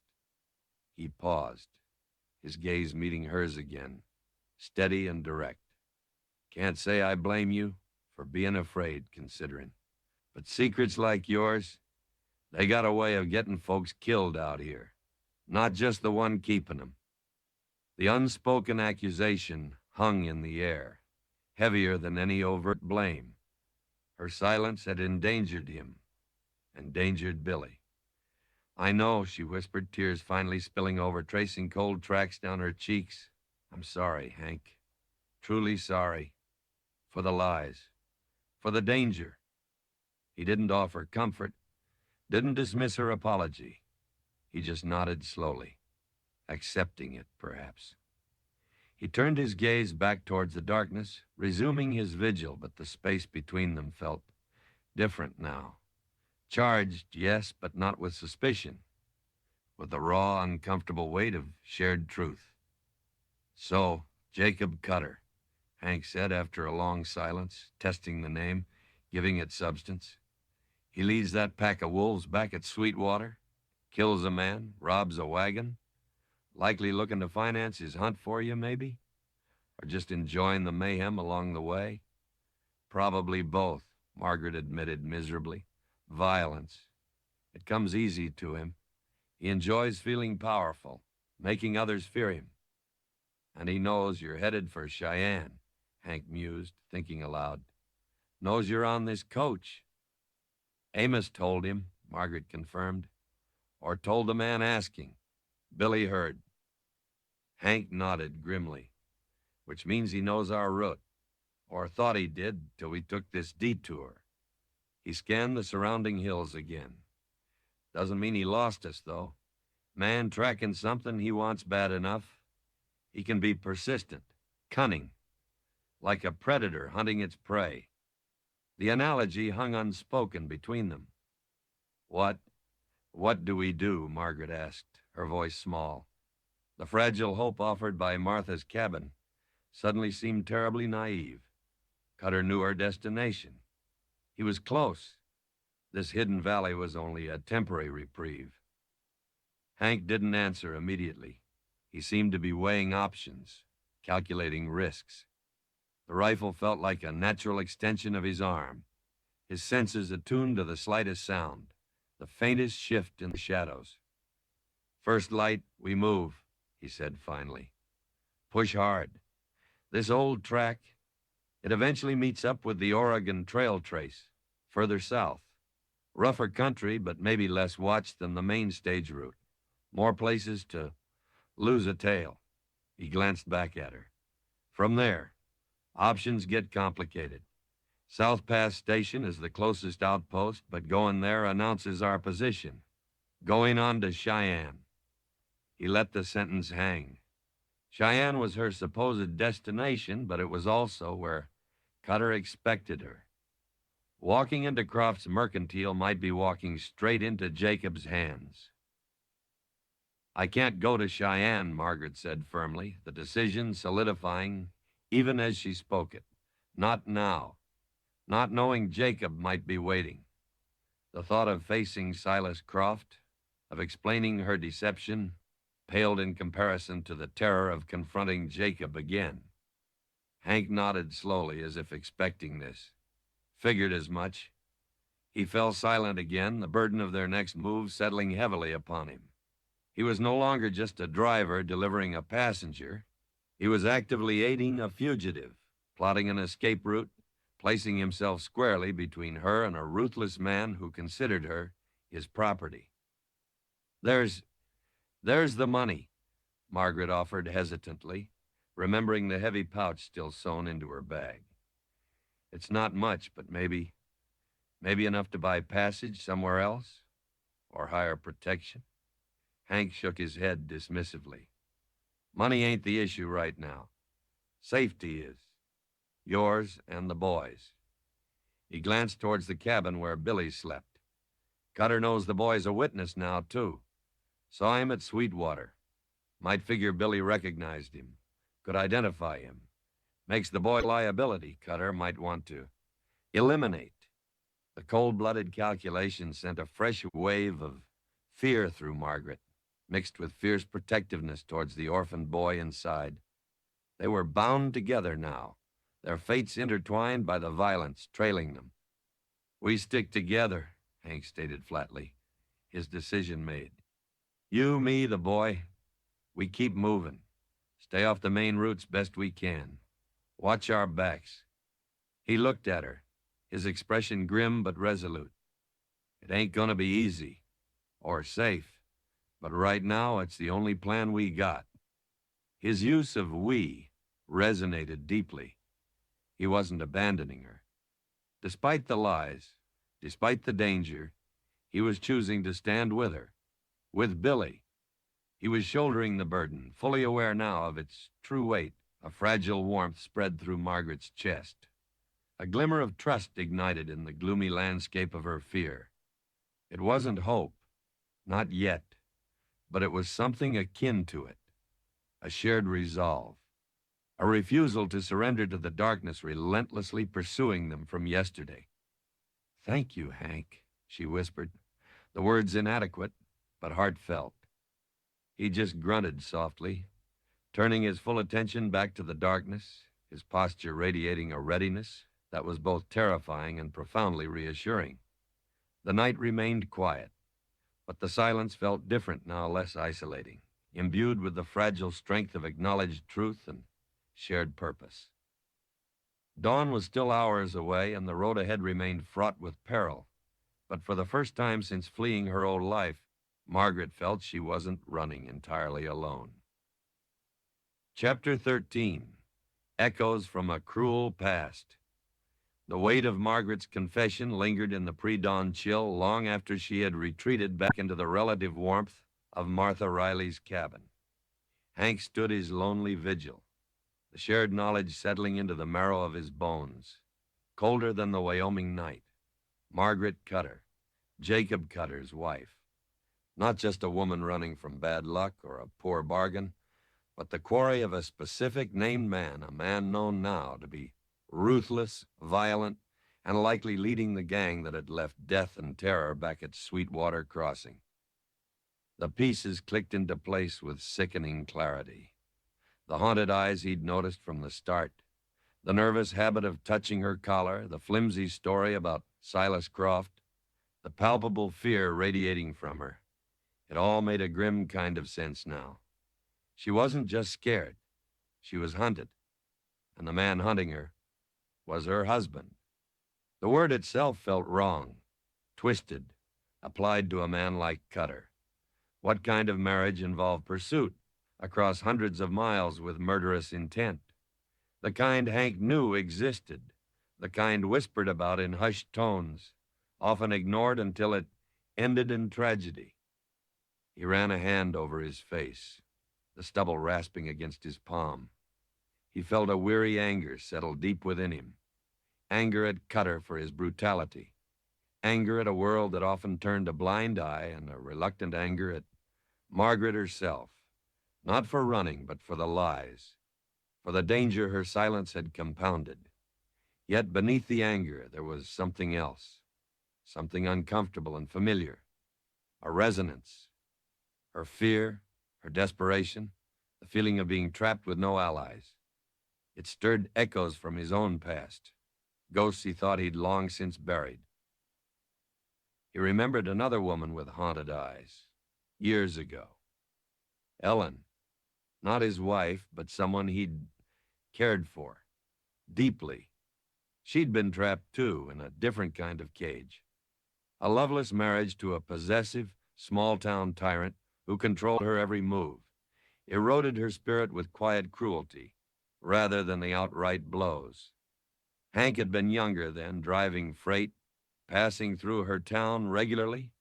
He'd seen the bruises she tried to hide, heard the fear beneath her brittle laughter. He'd wanted to help, offered to take her away, promised protection, but she'd been too afraid. Afraid of her husband, afraid of scandal, afraid of the unknown. He'd pushed, maybe too hard, blinded by his own youthful certainty and desire to be her rescuer. In the end, her husband found out about their whispered conversations, their shared glances. He hadn't come after Hank. He'd turned his cold fury on Ellen. Hank had arrived in town one day to find her, gone officially. She'd run off, people whispered. But Hank knew better. He'd seen the look in the husband's eyes, the chilling satisfaction. He never found proof, but he carried the certainty of her fate like a stone in his gut. He hadn't saved her. His interference, his clumsy attempts at rescue, might have even sealed her doom. The memory was a raw wound, one he rarely allowed himself to touch. He'd left freighting soon after, taking the stagecoach job, seeking the solitude of the road, the detachment of transient passengers. He'd learned to keep his distance, observe but not intervene, drive the stage and nothing more, until Margaret, until her haunted eyes, so reminiscent of Ellen's, had slipped past his defenses. Now faced with her truth, the old guilt, the old fear of failure resurfaced with unwelcome intensity. He couldn't let history repeat itself. He couldn't fail Margaret as he had failed Ellen. The burden he'd acknowledged earlier felt heavier now, imbued with the weight of past regrets. He scanned the darkness, his senses sharpened by adrenaline and memory. Cutter was out there, a man hunting his wife, likely leaving a trail of violence in his wake. A man who wouldn't hesitate to eliminate anyone who got in his way, including a stagecoach driver and a boy witness. The detour onto the trapper's trail had bought them time, perhaps, but it wasn't a solution. Cutter would cast a wide net, question folks at other stations, check alternative routes, and Martha's cabin, peaceful as it seemed, was now a known location, potentially compromised by Billy's arrival. However, unintentional. They couldn't stay. First light began to paint the eastern sky, chasing away the deepest shadows. Hank moved towards the cabin, his mind made up. He found Martha already awake, adding wood to the fire. Margaret sat on the edge of her cot, looking pale but resolute. The ordeal of her confession having seemingly drained her, but also solidified something within her. Billy was still asleep, oblivious. Martha, Hank said quietly, nodding a greeting, "We need to move out. Now." Martha looked up, her expression calm, unsurprised. "Trouble coming?" "Can't be sure," Hank admitted. "But my gut says Cutter ain't far behind. This place." He hesitated, not wanting to imply her home wasn't safe, but needing to be realistic. "He might find it." Martha nodded slowly. "Always knew this valley wasn't secret forever. Just borrowed time." She sighed. "All right. Best you be gone before the sun's fully up. Less chance of being spotted leaving." She began bustling about, gathering provisions, wrapping leftover bread, adding dried meat and apples to the sack Hank had. "Take these. Road ahead is long."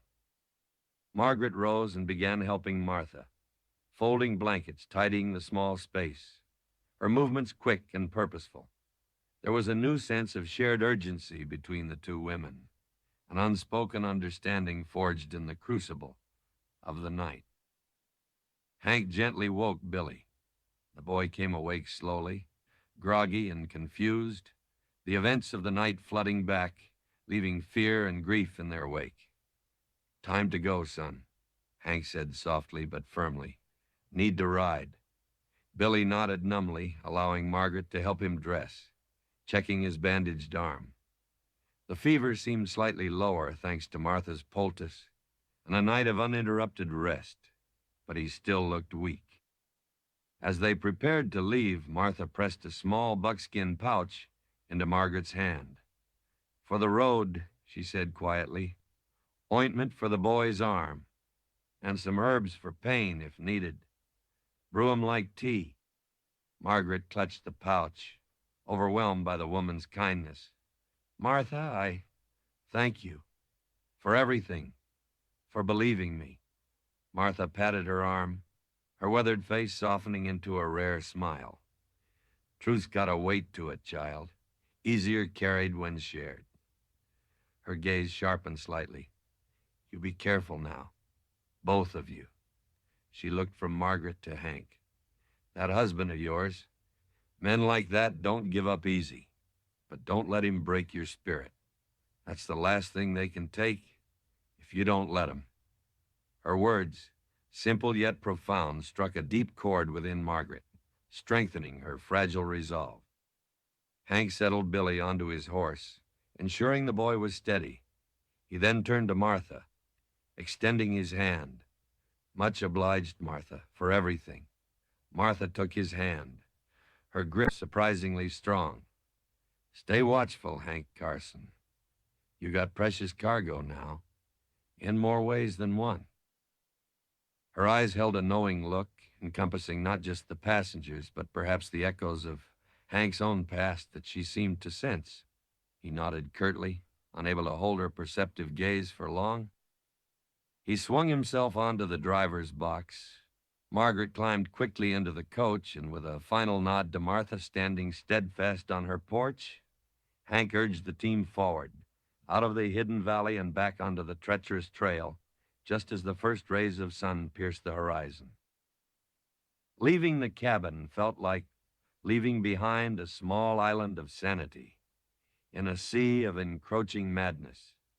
The sense of vulnerability returned full force as they navigated the narrow track, exposed now in the growing daylight. Hank drove with intense focus, his eyes constantly scanning, reading the terrain not just for obstacles but for signs, broken twigs, disturbed earth, anything that might indicate Cutter's passage or presence. Margaret, inside the coach, found herself doing the same, peering through the windows, her heart leaping at every shadow, every distant movement. Billy rode beside the coach, his initial wariness replaced by a grim alertness, his young eyes mirroring Hank's vigilance. The confession had changed things, subtly but irrevocably. The oppressive weight of the secret was lifted, replaced by the stark shared reality of the danger.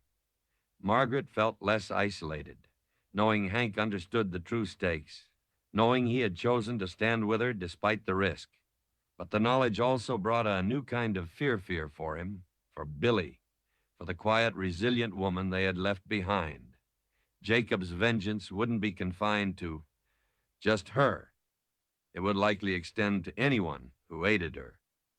They traveled for hours in tense silence, pushing southward on the rough track.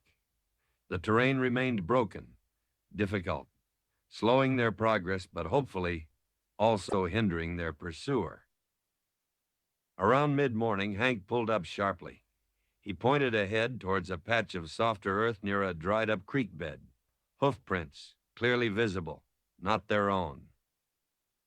He dismounted, examining them closely, Margaret and Billy watching anxiously. "3 riders," Hank announced grimly, straightening up. "Passed this way not long ago. Maybe an hour, 2 at most." Margaret's blood ran cold. Cutter and the other 2? They found the trail? Were they ahead of them now, lying in wait? Hank studied the prints, then scanned the surrounding landscape. "They're heading southwest," he observed. "Same direction this track eventually leads, towards the Oregon Trace." He looked thoughtful. "Could be them, or could be other travelers." He glanced back at Margaret, his expression unreadable. Only one way to find out. He climbed back onto the box, his hand hovering near his Colt. The knowledge that other riders were nearby, potentially Cutter's party, stretched the tension almost to the breaking point.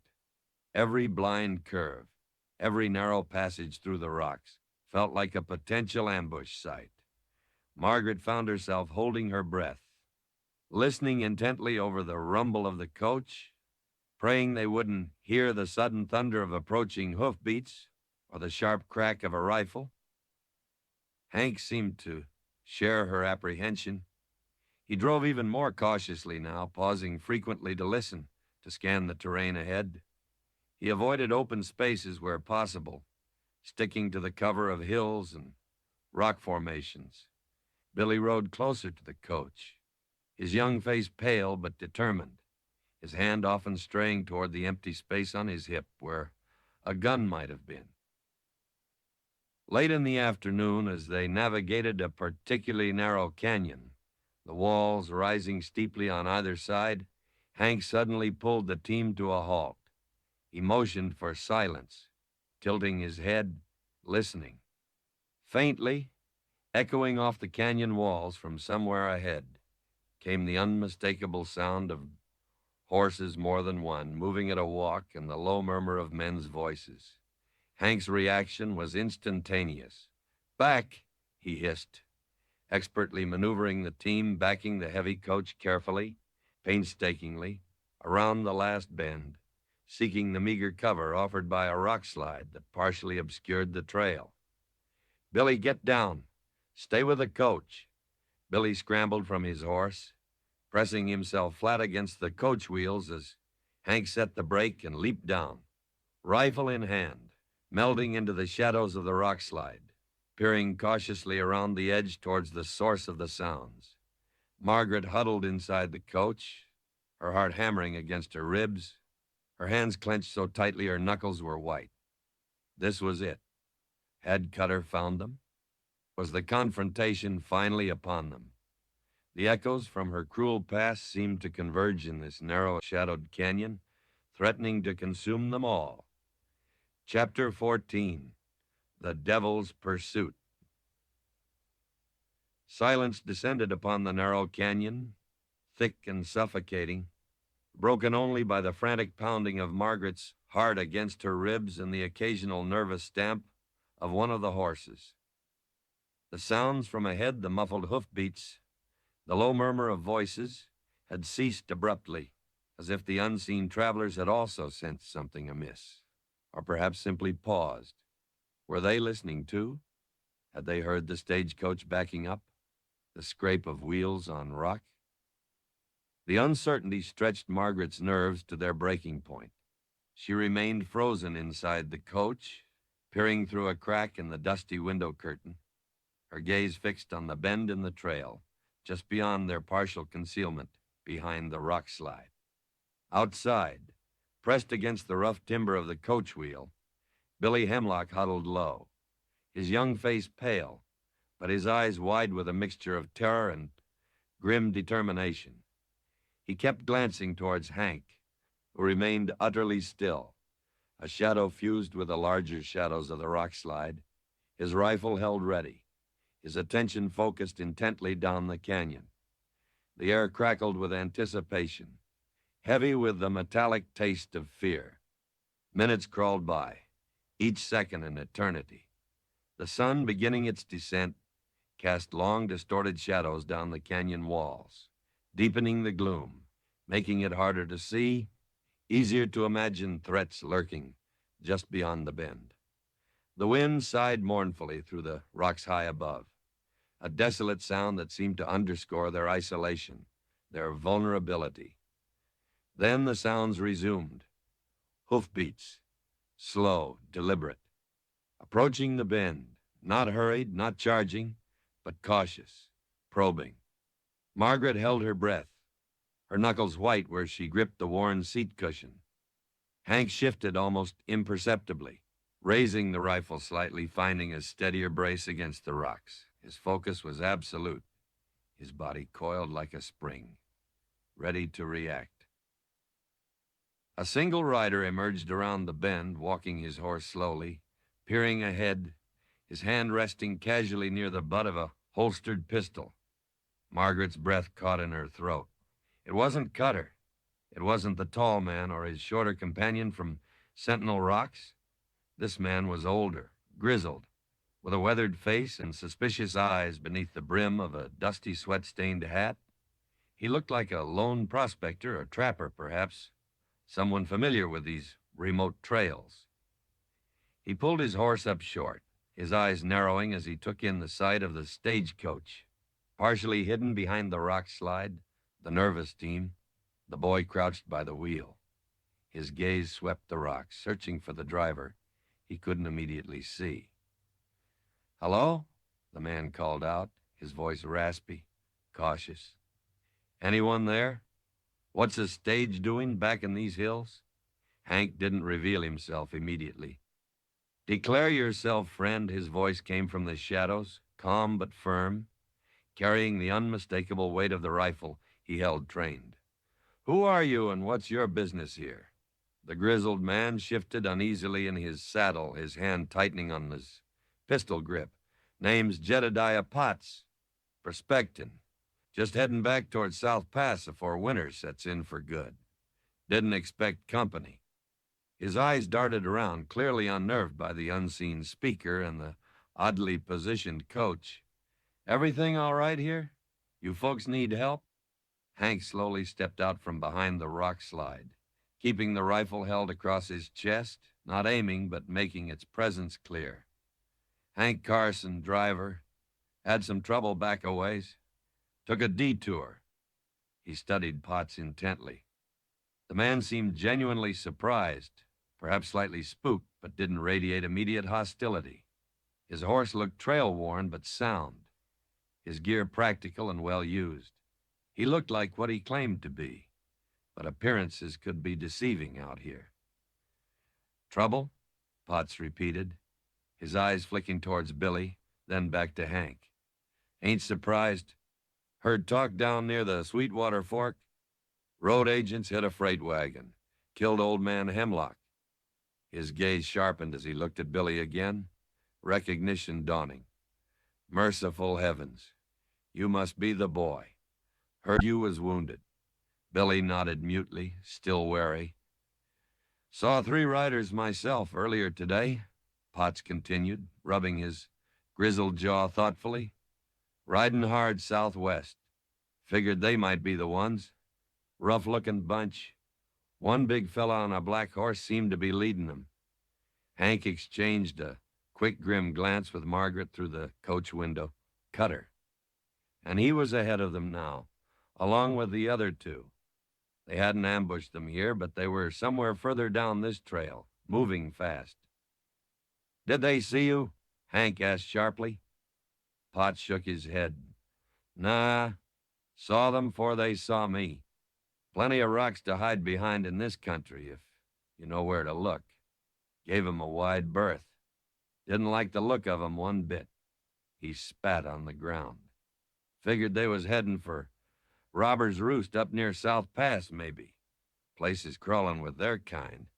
Robber's Roost." Hank knew the place by reputation, a notorious haven for outlaws and hard cases, nestled in the rugged terrain near the vital South Pass crossing. If Cutter and his men were heading there, it meant they likely intended to lie low, perhaps divide their loot, or maybe even wait, knowing the stagecoach, or at least Margaret, would eventually have to pass that way to reach any semblance of civilization. "Appreciate the information, Potts," Hank said, lowering his rifle slightly, though his vigilance didn't waver. "Best keep cautious yourself. That bunch looked mean." "Always cautious out here, driver," Potts grunted. "Only way to stay alive." He gathered his reins. "Well, reckon I'll be moseying along. Good luck to you, folks." He nodded curtly, nudged his horse forward, giving the stagecoach a wide berth as he passed, his eyes lingering curiously on Margaret in the window before he disappeared around the bend up trail, heading back the way they had come. Hank watched him go until he was out of sight, listening until the sound of his horse faded completely. He let out a slow breath. A chance encounter, potentially dangerous, but ultimately yielding crucial intelligence. Cutter was ahead, heading toward South Pass, towards Robber's Roost. He turned back to Margaret and Billy. "You heard him. They're ahead of us now." He quickly formulated a plan. "We can't risk running straight into them, and Robber's Roost ain't no place for us." He looked thoughtful. "This canyon. Potts came from the west. Must be another way out, maybe leading more directly south, away from the pass." He scanned the canyon walls. "We follow this canyon down, see where it leads. Might take us further off course, but right now, avoiding Cutter is priority one." The decision meant plunging deeper into unknown, potentially even rougher territory, abandoning the slim hope of reaching the relative safety of the Oregon Trail trace any time soon. But Hank's logic was sound. Heading toward South Pass now, knowing Cutter was likely waiting near Robber's Roost, was tantamount to suicide. "All right," Margaret agreed quietly, trusting his judgment. Billy nodded his assent, his young face set with grim determination.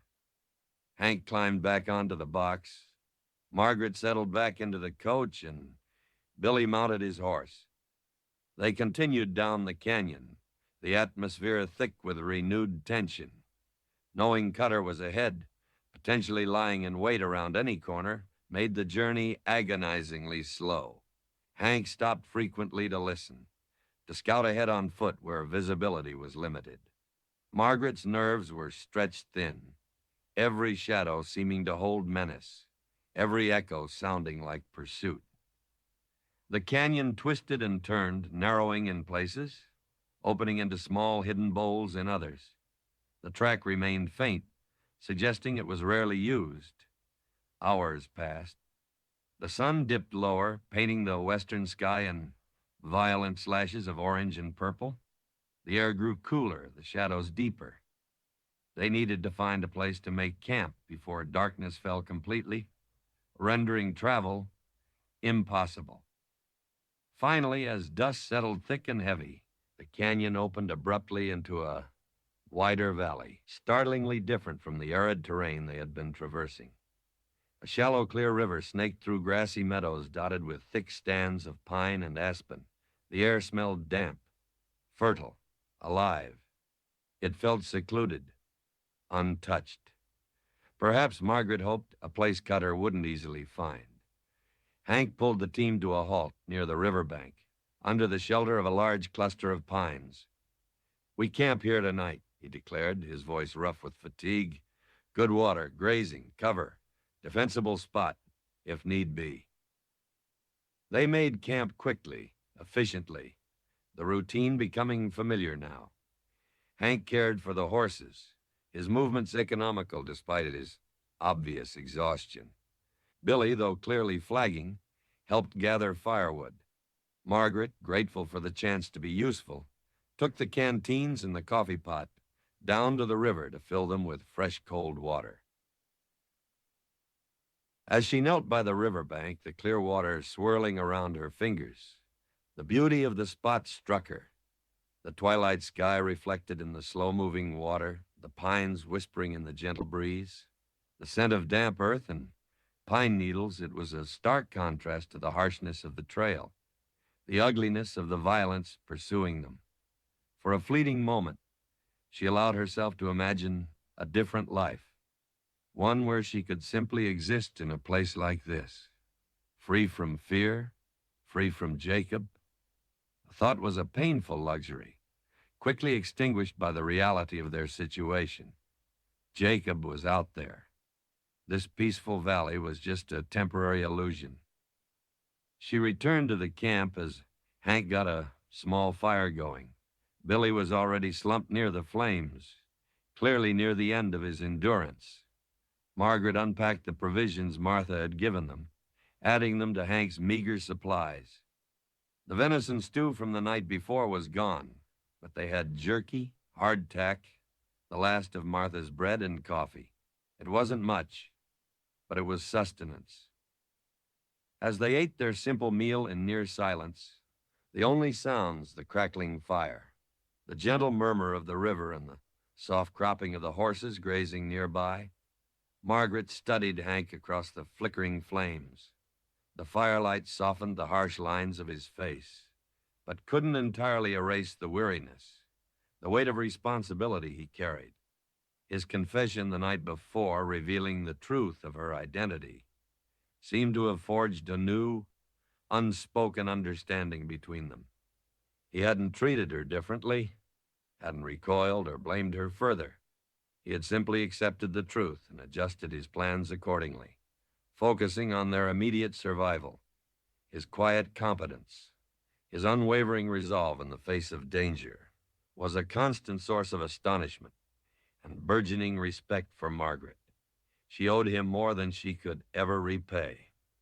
She also felt a growing connection to Billy, a shared danger, her tending to his wound, his youthful vulnerability mixed with fierce determination. It created a bond, fragile yet real. He looked up from his food, catching her eye, and offered a small, shy smile. "This bread's good, ma'am," he said softly. "Martha's a good baker," Margaret replied, returning his smile. "And a strong woman." "Aye," Hank agreed, joining the conversation unexpectedly. "Takes a certain kind of strength to make a life out here alone." He looked thoughtful. Knew her husband years back, Caleb Riley. Good trapper. Got caught by an early blizzard up in the Wind Rivers. Martha stayed on. Most folks wouldn't have. His words painted a picture of loss, resilience, and the quiet endurance required to survive in this land. The mention of loss seemed to trigger something in Billy. His smile faded, replaced by the familiar shadow of grief. He picked at the last of his bread, his gaze distant. Pa always said this land demands a price," he murmured, his voice thick. "Guess he paid it." Silence fell again, heavy with shared sorrow and unspoken fears. Margaret reached out, resting her hand briefly on Billy's shoulder, offering what little comfort she could. Hank watched them, his expression unreadable, perhaps lost in his own memories of prices paid, of losses endured. The echoes of cruel pasts seemed to reverberate around their small campfire, mingling with the uncertainties of the future. Later, after Billy had succumbed to exhaustion and fallen asleep wrapped in his blanket near the fire, Margaret found herself restless. Hank had taken up his usual watch, positioning himself slightly away from the firelight, near the edge of the trees, blending into the shadows. The night was clear, the moon rising, bathing the valley in a soft, ethereal glow. She rose quietly and walked towards the riverbank again, needing a moment alone, away from the immediate tension of the camp. The river murmured softly, its surface shimmering like quicksilver in the moonlight. She stood looking out across the peaceful valley, trying to draw strength from its quiet beauty, trying to push back the fear that constantly gnawed at her. She didn't hear Hank approach until he was almost beside her, moving with the characteristic silence that always surprised her. He didn't speak, just stood near her, looking out at the river, his rifle held loosely in the crook of his arm. "It's beautiful here," Margaret said softly, breaking the silence. "Almost makes you forget." "Almost," Hank agreed, his voice low. "But forgetting ain't wise, not till we're clear." He turned slightly, looking at her in the moonlight. Her confession seemed to hang in the air between them, acknowledged but not fully dissected. "This Jacob Cutter, your husband," he began, his voice hesitant, probing gently. What will he do if he finds you? The question was stark, brutal, demanding an answer she barely dared to contemplate. She shivered, pulling the blanket tighter. He won't just take me back, she whispered, the words barely audible. He'll make me pay for running, for taking the money, for defying him, his pride. It's everything to him. He'd rather see me dead than free. The stark admission hung between them, cold and absolute as the moonlight on the water. Hank absorbed her words, his expression hardening into a grim mask. He looked out at the seemingly peaceful valley, but Margaret knew he wasn't seeing the beauty anymore.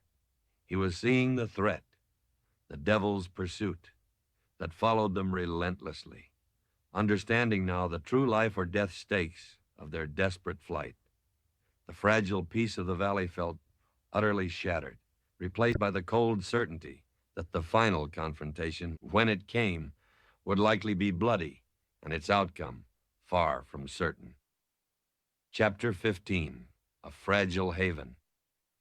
Hank's silence after her stark admission was profound, heavier than the vast Wyoming night surrounding them. Margaret watched his profile, silhouetted against the moonlit river, searching for a reaction, any sign of judgment or withdrawal. But his face remained an unreadable mask, his gaze fixed on the distant shadowed hills as if trying to pierce the darkness and glimpse the danger he knew was out there. He'd rather see me dead than free. The words echoed in the space between them, a chilling testament to the abyss she had fled, the monster relentlessly pursuing her. Finally, he spoke, his voice low and rough, devoid of surprise, only a grim acceptance. Figured it was something like that. He turned his head slightly, his eyes meeting hers in the dim light. There was no pity in his gaze, but something harder, colder, a recognition of the brutal realities they faced. Men like Cutter. They don't see women as people. They see property, possessions. An insult to their pride demands blood. He spat the words out as if they tasted foul. His blunt assessment, stripped bare of euphemism, was strangely validating. He understood. He wasn't dismissing her fear as feminine hysteria or judging her desperation. He saw Jacob Cutter for what he was, not just a wronged husband, but a predator. Makes things clearer, Hank continued, his gaze returning to the surrounding landscape, his vigilance unwavering. No room for error. No relying on mercy we know won't be offered. He shifted his weight, the rifle resting easily in his hands, a natural extension of his readiness. This valley feels peaceful. Too peaceful, maybe. Could be Cutters circled wide, expecting us to head for the main pass. Or could be he's patient, letting us think we're safe before he springs his trap. The thought sent a fresh wave of ice through Margaret's veins. This beautiful, secluded valley, which had seemed a potential sanctuary, could just as easily be a killing ground. Every whispering pine, every shadowed rock formation, suddenly felt menacing. We shouldn't have stopped, she whispered, guilt gnawing at her. We should keep moving. Hank shook his head. No, horses need rest. Billy needs rest. We need rest. Pushing exhausted bodies and animals through unknown country in the dark is just asking for disaster. Invite an accident, or blunder right into Cutter's arms. He looked back towards the small campfire, where Billy slept soundly, oblivious. We needed this stop, regain some strength, figure our next move. He paused, then added grimly, besides, if Cutter's tracking us close, running blind won't help. Better to face trouble on ground we've at least had a chance to scout, rested than stumble into it, weary and unprepared. His logic was inescapable, grounded in the harsh pragmatism of survival. This fragile haven, deceptive as it might be, was necessary. A calculated risk. Margaret pulled the wool blanket tighter around her shoulders, trying to absorb some of his stoic resolve. though her own fear remained a cold knot in her stomach. "All right," Hank said, turning back towards the camp. "My watch is almost done. You try and get some real sleep now. Need you rested, too.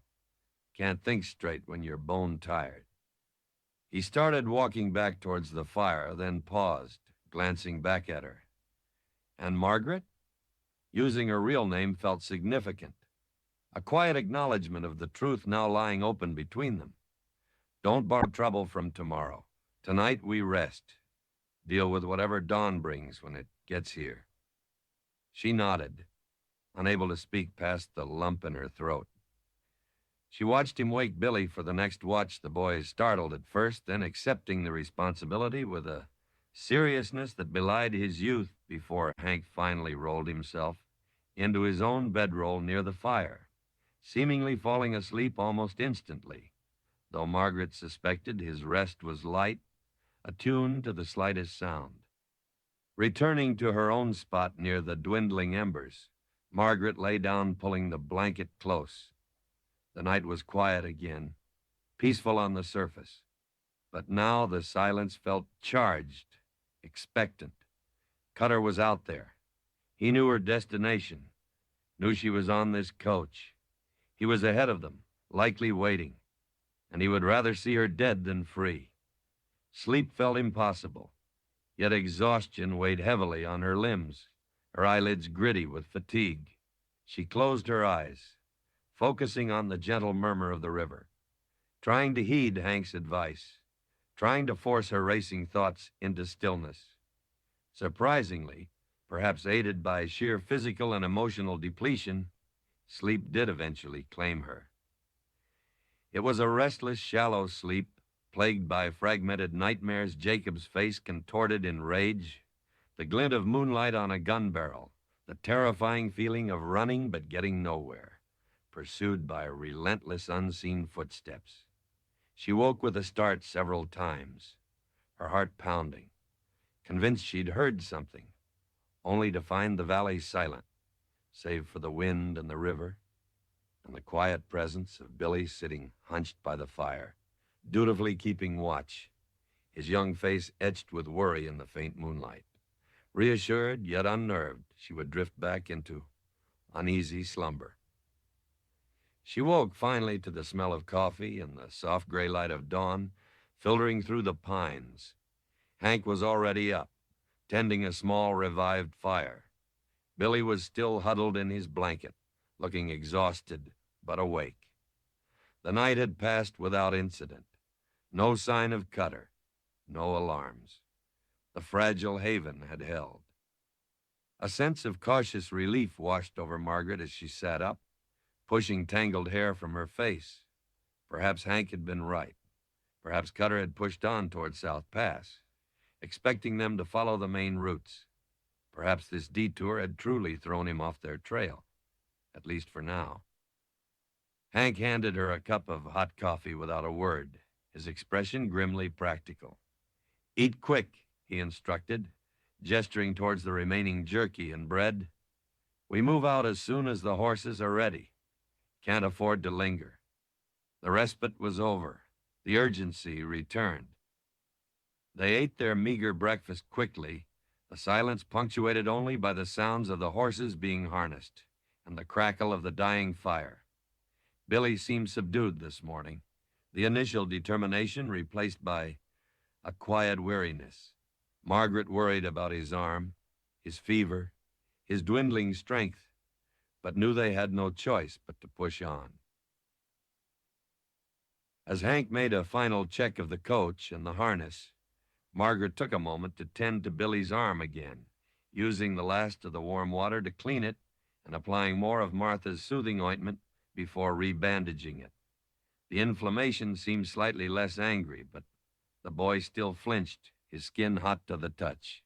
He needed more rest, proper medical care, things utterly unavailable in their current situation. "Ready?" Hank asked, his gaze sweeping over them, assessing their readiness.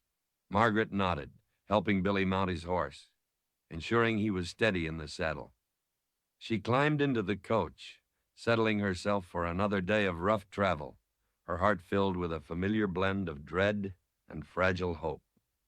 Hank guided the team out of the valley, following the river southward for a time, before finding another faint track leading west again, gradually climbing out of the fertile basin back into the more arid, broken country.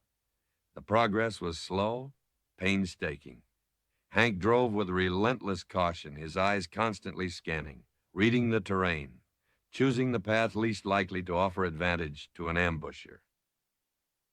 The landscape became increasingly rugged, steep, rocky ridges, deep ravines, vast stretches of sun-baked earth sparsely covered with sagebrush and stunted juniper.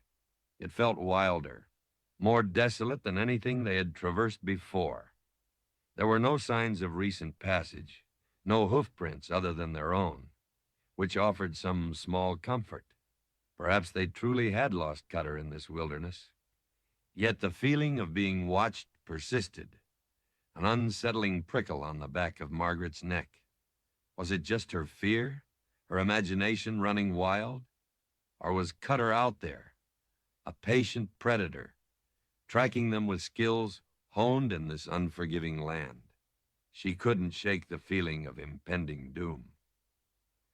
They stopped briefly at midday near a small, muddy seep to water the horses. The sun beat down mercilessly, the heat reflecting off the rocks, creating shimmering waves that distorted the distance. Hank checked their back trail carefully while the horses drank. Nothing. No dust plumes, no distant riders. Just vast, empty, silent wilderness. See anything? Margaret asked anxiously as he returned to the coach. Hank shook his head, his expression grim. Nothing, which either means we lost him or he's damn good at staying hidden. He offered no false reassurance. Billy, meanwhile, looked increasingly unwell. He swayed slightly in the saddle, his face flushed with fever despite the shade offered by his hat brim. He tried to hide it, straightening up whenever Hank or Margaret looked his way, but his weakness was becoming apparent. Billy, maybe you should ride inside for a while, Margaret suggested gently, concerned. Out of the sun. Rest a bit. The boy shook his head stubbornly. I'm all right, ma'am. Gotta stay watchful. His sense of duty, his desire to contribute, warred with his failing strength. Hank studied the boy for a long moment, his gaze assessing. All right, son, he said finally, his voice unexpectedly gentle. But you tell us if it gets too much. Ain't no shame in needin' rest. Understand? Billy nodded mutely, avoiding their eyes. They pushed onward, the afternoon sun relentless, the rough trail seeming endless. The silence in the coach fell heavy, thick with unspoken anxieties. Margaret found herself thinking about Martha Riley, alone in her hidden valley. Had they endangered her by stopping there? Would Cutter, if he found their tracks leading to the cabin, exact some kind of retribution? The thought added another layer to her already crushing guilt. Late in the afternoon, as they crested a high, rocky ridge, Hank pulled the team to a sudden halt. He didn't need to point.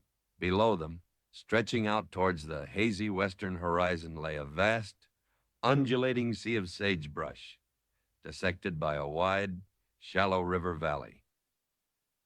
And running through that valley, clearly visible even from this distance, was a broad, well-traveled track, the main stem of the Oregon Trail. Civilization of a sort, but also the place where Cutter might expect them to eventually emerge. More importantly, nestled in a curve of the river, perhaps 5 miles distant, smoke rose from the chimneys of a cluster of buildings, South Pass Station. A bastion of the stage line, a place with telegraph lines, fresh horses, possibly even soldiers, or a marshal, safety, or exposure. Hank stared down at the station for a long time, his expression unreadable. Reaching it meant potential help, communication, a chance to report Cutter and the robbery at Sweetwater, but it also meant announcing their presence, potentially walking right into a trap if Cutter had anticipated their arrival or had informants watching the station. "South Pass," he said finally, his voice flat. "Crossroads." Margaret looked down at the distant station, her heart pounding. It represented everything they needed: rest, supplies, potentially help. But it also represented immense risk. If Cutter was there or had allies waiting, Billy swayed again on his horse, looking down at the station with a mixture of longing and fear. "Soldiers there?" he asked weakly. "Sometimes," Hank replied. "Depends on troop movements. Might be a marshal passing through. No guarantees."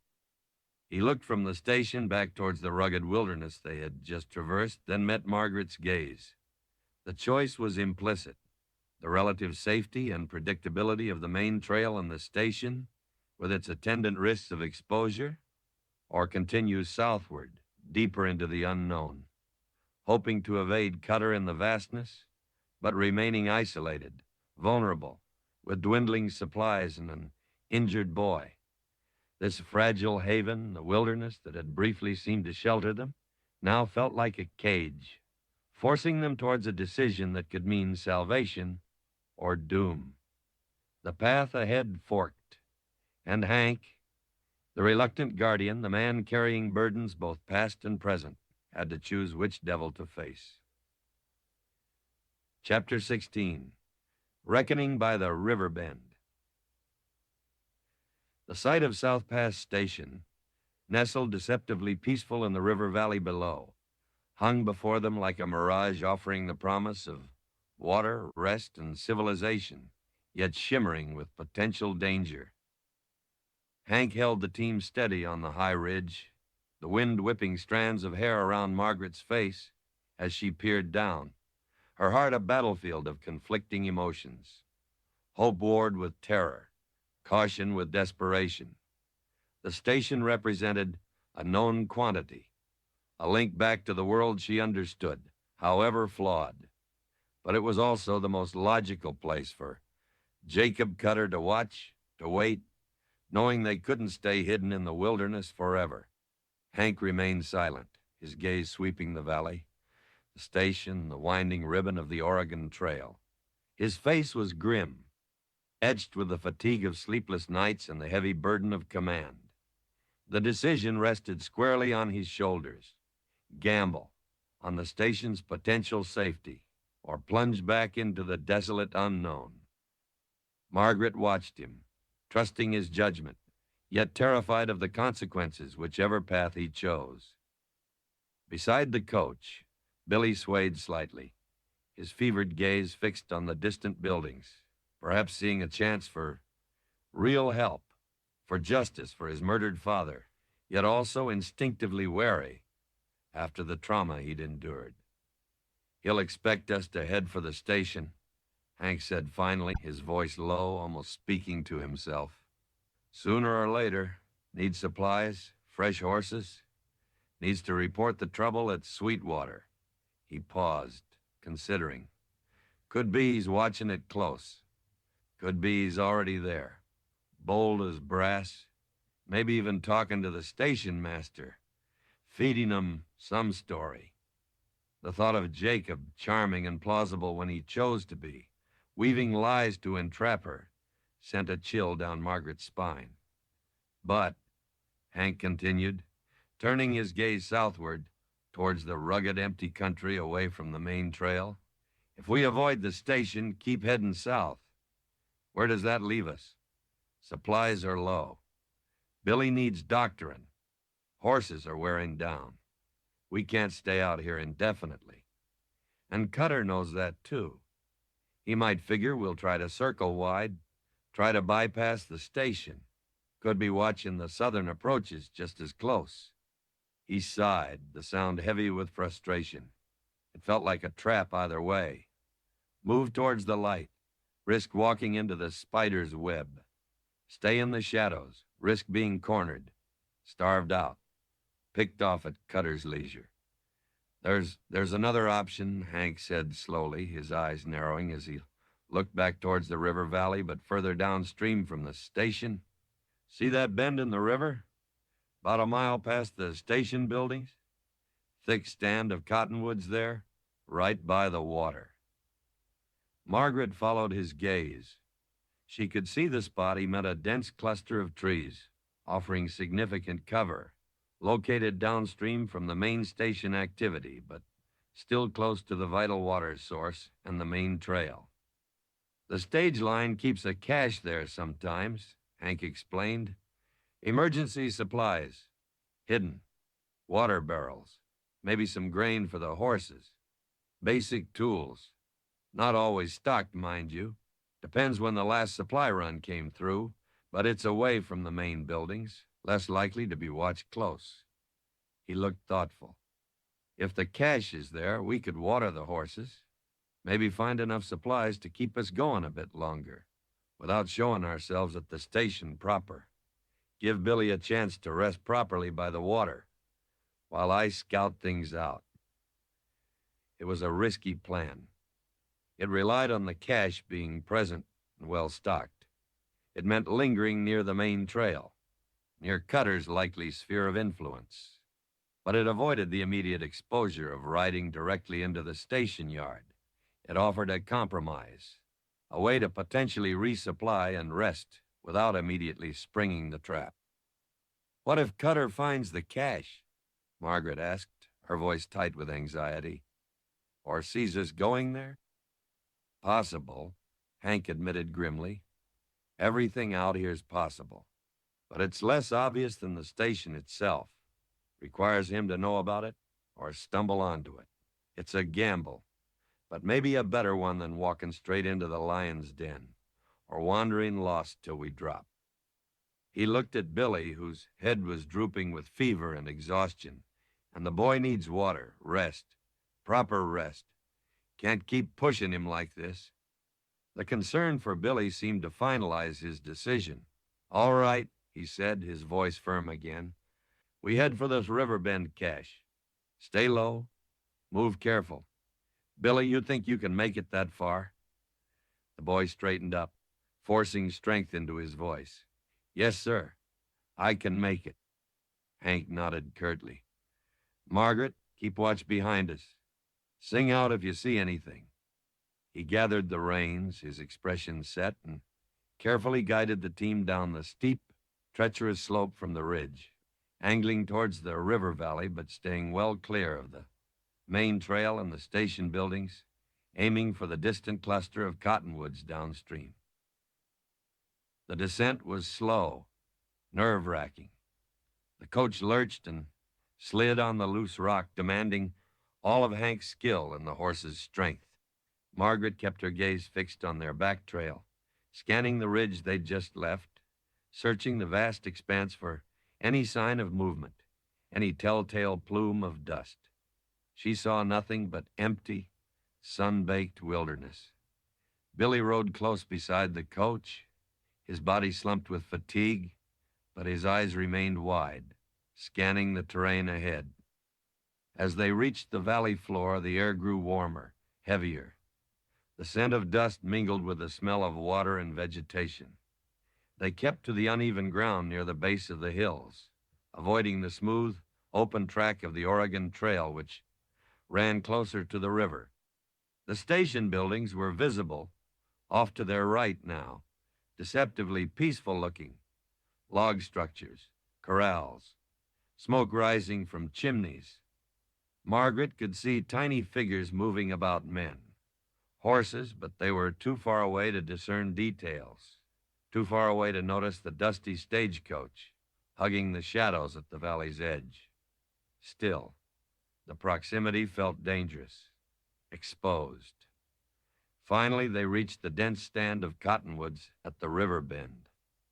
The trees offered welcome shade, their leaves rustling softly in the breeze. The river flowed nearby, wide and shallow here, its surface sparkling in the afternoon sun.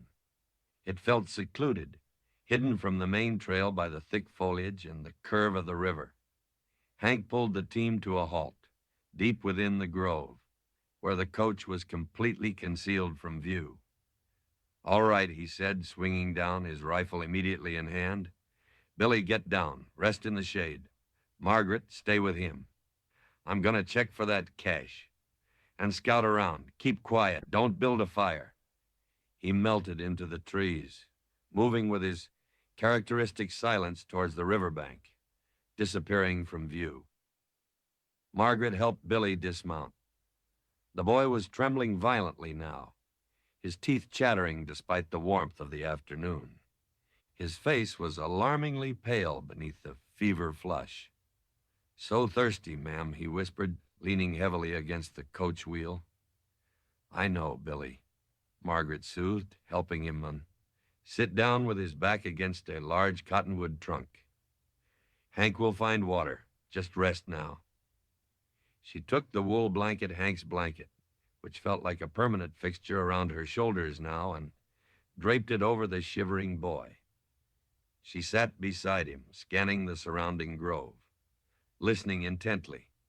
The peaceful sounds of the river and the rustling leaves seemed amplified, overlaying a deeper, more menacing silence. Every snap of a twig, every call of a bird made her jump. Where was Hank? Had he found the cache, or had he found trouble? Minutes stretched into an agonizingly long time. Billy drifted into a restless, feverish doze, muttering unintelligibly. Margaret kept vigil, her senses strained, her imagination conjuring images of Cutter emerging from the trees, his cold eyes fixing on them, a cruel smile twisting his lips. The helplessness of waiting was almost worse than the danger of movement. Finally, she heard soft footsteps approaching. She tensed, her hand instinctively clutching the small buckskin pouch Martha had given her, as if the herbal remedies within could somehow ward off danger. But it was Hank, emerging from the trees near the riverbank. He carried 2 full water barrels slung over his shoulder with ropes and a dusty canvas sack. Relief washed over Margaret so intensely, it left her weak. Cash was there, he reported quietly, setting the heavy barrels down with a grunt. Water's fresh. Some oats for the team. He opened the sack. And this. Inside were tins of beans, dried meat, coffee, even a small amount of flour and salt. Basic but vital supplies. Enough to keep them going for several more days, if need be. He immediately opened one of the water barrels and filled a cup, taking it to Billy. He knelt beside the boy, gently rousing him. Here, son, drink this. Slow now. Billy drank greedily, finishing the cup and looking up weakly for more. Hank refilled it, letting him drink his fill before offering water to Margaret. The cool, fresh water was immensely reviving after the dust and heat of the trail. Did you see anything? Margaret asked it anxiously, keeping her voice low. Hank shook his head, his expression still grim. No sign of Cutter or his men near the cache. No fresh tracks right by the river here. He paused, wiping his mouth with the back of his hand. But I scouted closer to the main trail, downstream a ways. Found something else. What? Margaret breathed, dread coiling in her stomach again. Campfire ashes, Hank said flatly. Cold now, but maybe only a day old. 3 men by the look of the site. Camped rough, didn't stay long. He met her eyes. Could be anyone, I suppose. Immigrants, trappers, but the timing, the number, 3 men, camping near the main trail downstream from the station within easy riding distance of this river bend cache. It fit too well. Cutter and his men. They might have passed this way only yesterday. Were they truly gone, heading for Robber's Roost as Potts suspected? Or had they merely moved on, planning to circle back, knowing this cache was a potential stop for the stage? The uncertainty remained, a heavy shroud over their fragile sanctuary. We can't stay here long, Hank stated the obvious. Rest the horses, let Billy recover a bit, then move on as soon as he's able. maybe under cover of darkness tonight. He looked at the sky, gauging the remaining daylight. For now, we rest, eat something, keep watch. He busied himself watering the horses from the barrels, rationing out some of the precious oats. Margaret took out the tinned beans and dried meat, preparing a cold, simple meal. Billy, revived slightly by the water, managed to eat a small amount before succumbing to feverish exhaustion again, curling up under the blanket. As dusk began to settle, painting the cottonwood leaves gold and crimson, Hank took up watch near the edge of the grove, overlooking the river in the direction of the trail. Margaret sat near the sleeping boy, the silence broken only by the sounds of the river and the horses munching their oats. The fragile haven felt increasingly precarious. They had water, some food, temporary cover, but they were still exposed, still vulnerable, lingering near the artery of the Oregon Trail, a place where paths crossed, where danger could materialize without warning. Suddenly, Hank stiffened, holding up a hand for silence. Margaret froze, straining her ears. Faintly, carried on the evening breeze from the direction of the station, she heard it the sound of multiple horses approaching at a steady trot along the main trail. More than one or two. A patrol? Immigrants arriving late? Or something else? Hank melted back into the deepest shadows of the cottonwoods, motioning urgently for Margaret to stay down, stay hidden. Billy stirred, murmuring, his fevered mind perhaps sensing the renewed tension. Margaret gently placed a hand on his shoulder, trying to soothe him without waking him fully. The sound of hoofbeats grew louder, closer. They weren't turning off towards the river bend, thankfully, but continuing along the main trail, heading westward, past their hidden position. Margaret risked peering through the leaves. In the fading light, she could make out a group of riders. 4, no, 5 men riding in a disciplined formation. They wore dusty blue uniforms. Soldiers. A wave of relief washed over her, so intense it almost brought tears to her eyes. Soldiers meant law, order, protection. They could ride out, flag them down, tell them everything. Report Cutter, the robbery, the murder, seek refuge, medical help for Billy. But Hank remained hidden, his expression unreadable, making no move to reveal their presence. The patrol rode past, their figures sharp silhouettes against the twilight sky, the jingle of their gear fading into the distance as they continued westward along the trail. They hadn't seen the coach, hadn't deviated from their path. Only when they were completely gone did Hank emerge from the shadows, his face grim. "Soldiers," Margaret whispered urgently, scrambling to her feet. "Hank, why didn't you signal them? They could help us." Hank looked at her, his eyes holding a weariness that went beyond physical fatigue. "Maybe," he said quietly, "or maybe not." "What do you mean?" she demanded, confused and frustrated. "They're soldiers. They could arrest Cutter, protect us." "And what would we tell them, Margaret?" Hank countered, his voice low but firm. "Tell them we suspect Cutter robbed the Sweetwater stage and killed a man? We got no proof, except the word of a grieving boy and a mud-stained Bible dropped on the trail. Tell them Cutter's your husband hunting you down? What's their duty then? Arrest him for murder based on suspicion? Or return runaway property, a wife to her rightful owner?" He shook his head grimly. "Law out here ain't always straightforward, especially when it comes to domestic disputes. They might listen. They might even be sympathetic. But they might just tell you to sort out your marital problems yourselves. Or worse, hand you right over to him if he spins a convincing tale." His words hit her like a physical blow, extinguishing the brief flare of hope. He was right. The law was a blunt instrument, often wielded by men whose sympathies might lie with the husband, the property owner. Jacob was cunning. He could easily twist the story, portray her as a hysterical, thieving wife. Revealing themselves to the patrol could be just as dangerous as remaining hidden. And even if they did believe us, Hank continued relentlessly, what then? They take Cutter into custody. If they can find him, then what happens to you? To the boy? They'd likely escort you to the nearest fort or back east to face whatever charges Cutter might invent. You wouldn't be free, and Billy, he'd be caught up in the gears of military justice, likely separated from us. Is that what you want?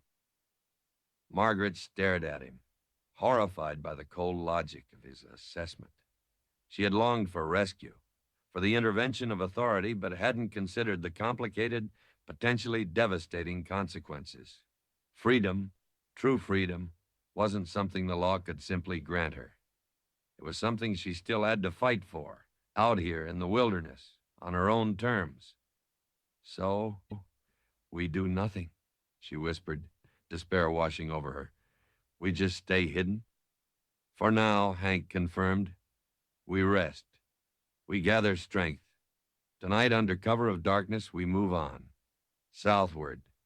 Away from the trail. Away from the station. Away from Cutter's likely hunting ground. He looked out towards the darkening plains, his expression resolute. We make our own path. It's the only way. The fragile haven of the river bend felt like it was dissolving around them, the brief respite overshadowed by the harsh realities Hank had laid bare. There would be no easy rescue, no cavalry riding to their aid. Their survival depended solely on their own wits, their endurance, and the uncertain alliance forged between a haunted stagecoach driver, a desperate fugitive, and a grieving boy. The reckoning, when it came, wouldn't be in a courtroom or a marshal's office. It would be out here under the vast, indifferent Wyoming sky, perhaps by another lonely river bend, face to face with the devil himself. Chapter 17. When Ghosts Ride In. Darkness fell swiftly over the river valley, swallowing the last vestiges of twilight. The moon, a few days past full, wouldn't rise for some hours yet, leaving the grove of cottonwoods shrouded in deep shadow. The only light, the faint, cold glitter of stars overhead and the low, pulsing glow of their carefully banked campfire. The sounds of the night seemed amplified, the ceaseless murmur of the river, the rustle of leaves in the light breeze, the occasional stamp or soft snort of the horses nearby. Each sound carried a potential threat. Each shadow seemed to hold a waiting menace. The passage of the cavalry patrol had shattered the fragile sense of security the Riverbend cache had initially offered. Hank's grim assessment of the law's inadequacy, the realization that rescue wasn't a viable option, left Margaret feeling more isolated, more vulnerable than ever. Their fate rested solely on Hank's judgment, their own endurance, and the fickle whims of chance. They were truly on their own, fugitives not just from Jacob Cutter, but from the very structures of society they might have once looked to for protection. Hank decreed a few hours of precious rest before attempting a night departure. He insisted Margaret try to sleep, knowing the journey ahead would be arduous, likely pushing south into even more remote and difficult terrain. Billy, exhausted and still feverish despite Martha's poultice and the brief rest, had fallen back into a troubled sleep almost immediately after the soldiers passed. Hank took the first watch again, melting into the shadows at the edge of the grove, a silent, vigilant guardian. Margaret lay down, pulling the familiar wool blanket around her, but sleep was a distant shore. Her mind raced, replaying the day's events, anticipating the dangers of the night. She thought of Jacob Cutter. She forced herself to call him now, stripping away the last vestige of intimacy from the name somewhere out there, perhaps closer than they knew. His patience wearing thin, his predatory instincts likely leading him to cast a wide net around the South Pass area. She imagined his cold eyes, his cruel smile, the possessive fury that drove him. fear, sharp and visceral, twisted in her gut. She also thought of Hank, his quiet competence, his unexpected confession about past burdens, his unwavering resolve to protect her and Billy, even after learning the full ugly truth of her situation. He was a complex man, scarred by his own past, yet possessing a core of decency, a frontier code of honor that compelled him to act, even at great personal risk. She owed him her life, several times over. The depth of her gratitude was immense, yet mingled with it was a growing unease, a sense of connection that felt both comforting and dangerous. In this crucible of shared danger, lines were blurring, emotions stirring that had no place in their desperate circumstances. She pushed the thoughts away, burying them under layers of fear and practicality. Survival was all that mattered now. Time crawled by. The stars wheeled overhead. The fire dwindled to embers. Margaret must have drifted off eventually, succumbing to sheer exhaustion, because she woke with a start, unsure what had disturbed her. The grove was utterly silent, save for the river's murmur. Billy still slept soundly beside her. She looked towards Hank's usual position. He wasn't there. Panic seized her. Had something happened? Had he seen something, gone to investigate? Or worse? She sat up, straining her ears, her heart pounding. Then she saw him, emerging silently from the deeper shadows near the riverbank, moving with his characteristic stealth. He paused, scanning the camp, before approaching the fire. "Time to move," he whispered, his voice barely disturbing the stillness. "Moon's starting to rise.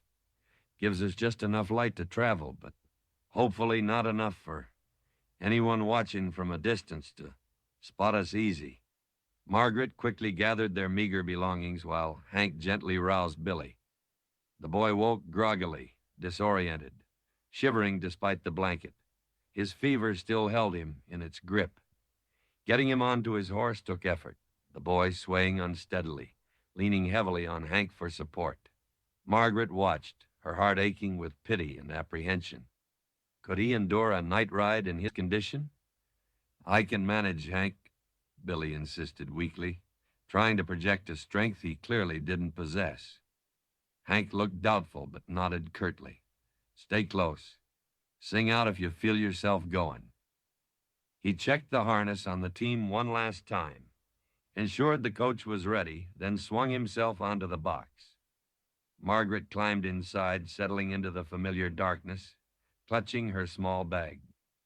With infinite caution, Hank guided the team out of the cottonwood grove, keeping to the soft earth near the riverbank to muffle the sound of the wheels as much as possible. They moved southward, away from the station, away from the main trail, following the winding course of the river under the faint, silvery light of the rising moon. The landscape was eerie, transformed by moonlight into a world of stark contrasts, deep shadows, and ghostly shapes. The going was slow, treacherous. The uneven ground, obscured by shadow, made driving difficult. Hank relied on his instincts, his knowledge of horses, his feel for the terrain, navigating by the stars and the faint contours of the land. Inside the coach, Margaret bounced and swayed, peering out into the moonlit wilderness, her eyes constantly scanning for any sign of movement. Beside the coach, Billy rode slumped in his saddle, his horse instinctively following the team, the boy seemingly held upright, only by sheer willpower. Hours passed in this silent, nerve-wracking journey. The only sounds were the creak of the coach, the soft thud of hooves on earth, the murmur of the river, and the vast, watchful silence of the night. They put miles between themselves and the South Pass station, plunging deeper into the unknown territory south of the main emigrant routes. Margaret had no idea where they were heading, trusting entirely in Hank's guidance, praying he knew a way through this desolate land. Sometime before dawn, as the first hints of gray began to soften the eastern sky, Hank pulled the team to a halt in a narrow rocky draw, sheltered from the wind and offering some concealment. "Need to rest the horses," he announced, his voice hoarse with fatigue. "And Billy." Margaret looked out. Billy was slumped so far forward he was practically lying on his horse's neck, barely conscious. "Hank, he's burning up," she said, alarmed.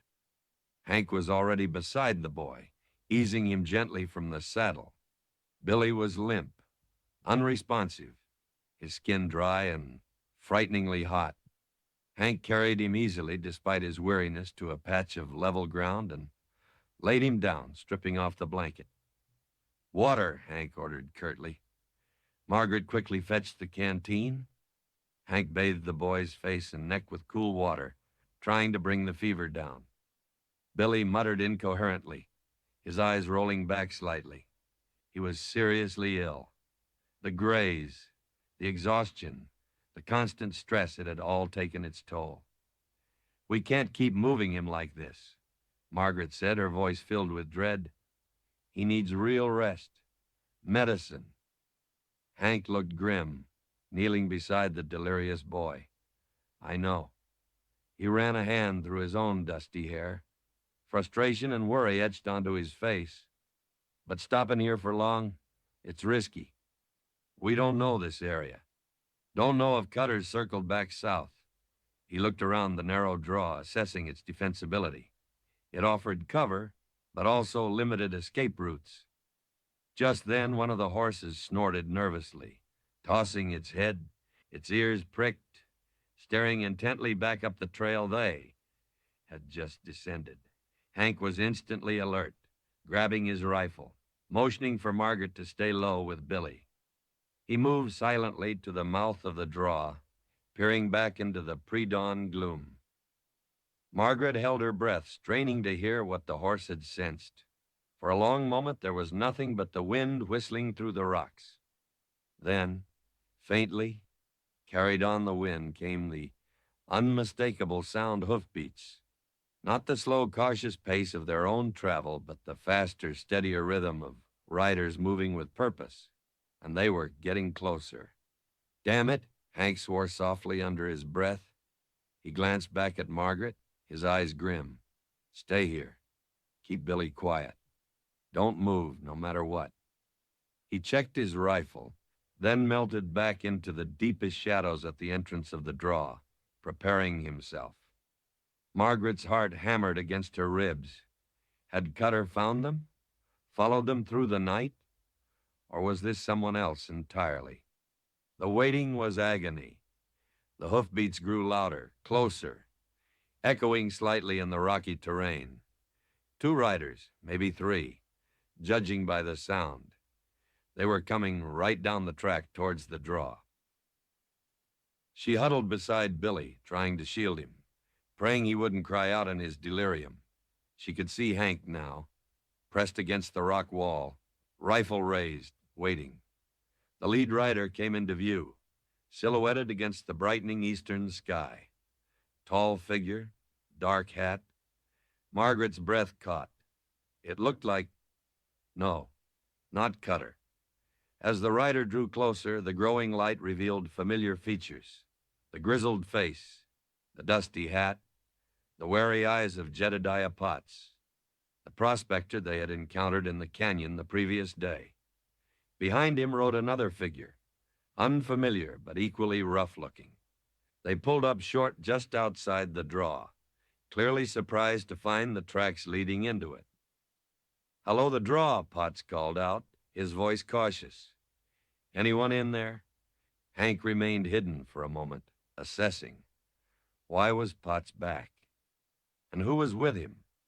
Had he somehow run afoul of Cutter and was now seeking allies?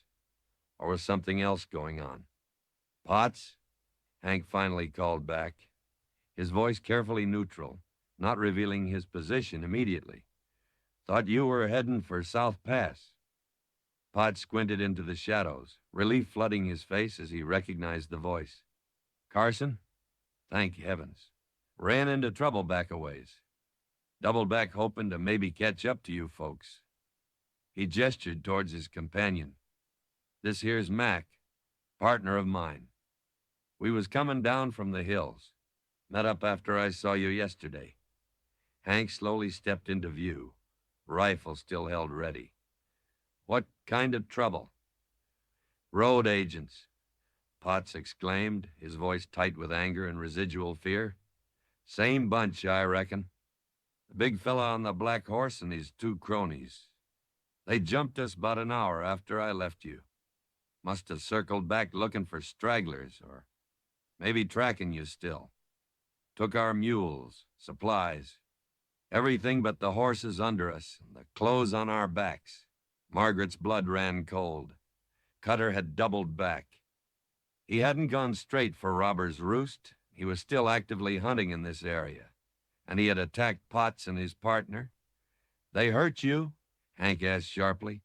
Roughed us up some, Potts admitted, touching a bruise blooming on his cheek.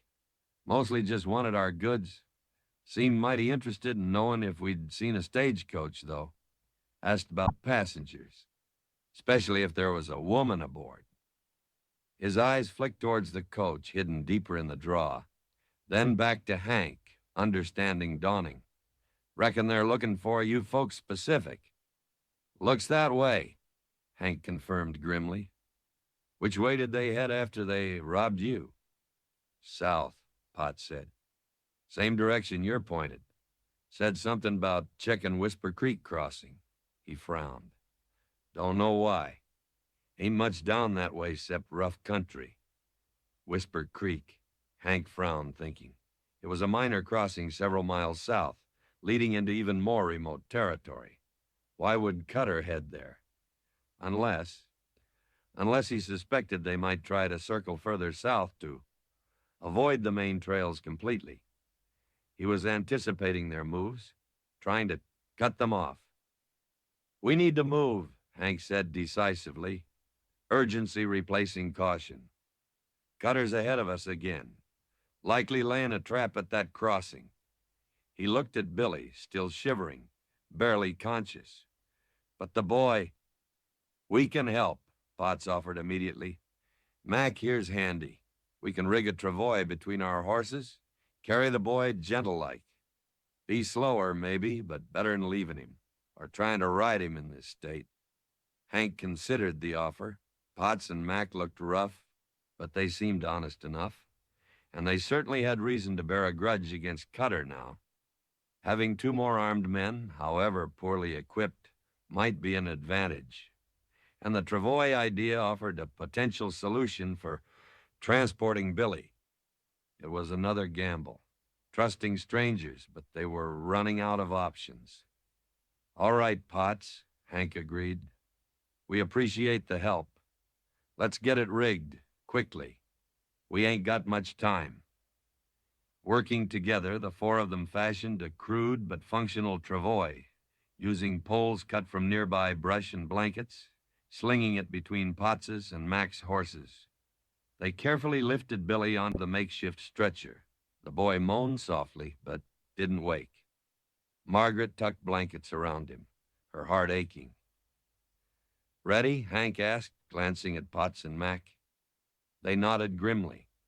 Hank took the lead, guiding the stagecoach team out of the draw, while Potts and Mac followed, carefully maneuvering their horses to keep the travois steady. Margaret walked beside the travois, steadying Billy, murmuring reassurances he likely couldn't hear. They moved southward as quickly as the terrain and the travois allowed, the rising sun casting long shadows behind them. The atmosphere was thick with tension, the knowledge that Cutter was ahead, possibly waiting at Whisper Creek, a palpable presence. They scanned the landscape constantly, every sense strained. After an hour of hard travel, they approached the shallow valley where Whisper Creek cut through the land. Hank signaled a halt well back from the crossing, dismounting to scout ahead on foot, his rifle ready. Margaret watched him disappear into the brush lining the creek bed, her heart pounding. Potts and Mac stood by their horses, weapons drawn, scanning the surrounding hills. Minutes stretched into an agonizing wait. Margaret knelt beside the travois, checking on Billy. His breathing was shallow, his skin still hot. She bathed his face again with the last of their water, praying they could get him to safety soon. Suddenly, the sharp crack of a rifle shot echoed through the valley, startlingly close. Margaret gasped, jumping to her feet. Another shot followed, then another, shattering the morning stillness. Gunfire! From the direction Hank had gone. Potts and Mac reacted instantly, taking cover behind rocks, raising their own weapons. Ambush! Potts yelled. Sounds like Carson walked right into him. Terror seized Margaret. Hank, was he hit? Was he fighting alone against Cutter and his men? She had to help him. Ignoring Potts's shout to stay down, she scrambled towards the creek bed, toward the sound of the gunfire. Her mind numb with fear, driven only by the desperate need to reach Hank, oblivious to the dangers she was running into. The ghosts of the past, both hers and Hank's, seemed to converge in this moment, riding in on the echoes of gunfire by the lonely creek. Chapter 18. A Line Drawn in the Dust. The sounds of gunfire ripped through the quiet valley's sharp, brutal cracks echoing off the surrounding hills, punctuated by the deeper roar of what sounded like Hank's rifle returning fire. Margaret ran towards the creek bed, stumbling over rocks and through thorny brush, her breath catching in painful sobs, heedless of Potts's warning shouts behind her. All she could think of was Hank, alone, facing Cutter and his men. The image of him falling, wounded or worse, fueled a desperate primal urgency that overshadowed her own fear. She reached the edge of the shallow embankment, overlooking Whisper Creek, just as another volley of shots erupted. Peering cautiously through the screen of willows and dry grass, she scanned the scene below. The creek itself was narrow here, little more than a trickle of water winding through a bed of sand and rounded stones. On the far bank, partially concealed behind a cluster of large boulders and thick brush, she saw muzzle flashes, at least 2, maybe 3 rifles, firing towards her side of the creek, Cutter's ambush. Her eyes desperately searched for Hank. She spotted him pinned down behind a low sandy berm, maybe 30 yards downstream from where she hid, closer to the creek itself. He was returning fire methodically, using the meager cover effectively, but he was clearly outnumbered, trapped in a deadly crossfire. A ricochet whined angrily off a rock near his head, showering him with dust. He flinched but held his position, firing again towards the far bank. He didn't appear to be hit, but how long could he hold out? Behind her, Potts and Mac scrambled into positions along the embankment, adding their own sporadic fire towards the ambushers. Their older pistols and rifles were less accurate, less powerful than the weapons across the creek, but their support might give Hank a crucial, if temporary, edge. "Carson, you hit?" Potts yelled over the din. "Negative," Hank shouted back, his voice strained but steady. "Pinned down. 3 of them, maybe 4. Margaret watched helplessly, her heart pounding against her ribs like a trapped bird. She felt utterly useless, unarmed, terrified. She scanned the far bank again, trying to pick out individual figures amongst the rocks and brush. She saw the flash of sunlight on a rifle barrel, the dark shape of a man, shifting position. And then she saw him. Stepping briefly into a gap between the boulders, directing the fire, stood a large figure, broad-shouldered, wearing a dark duster despite the morning heat. Even from this distance, she recognized the arrogant set of his shoulders, the cruel tilt of his head. Jacob Cutter. The sight of him, so close, so real, sent a wave of icy terror through her, momentarily paralyzing her. This was it.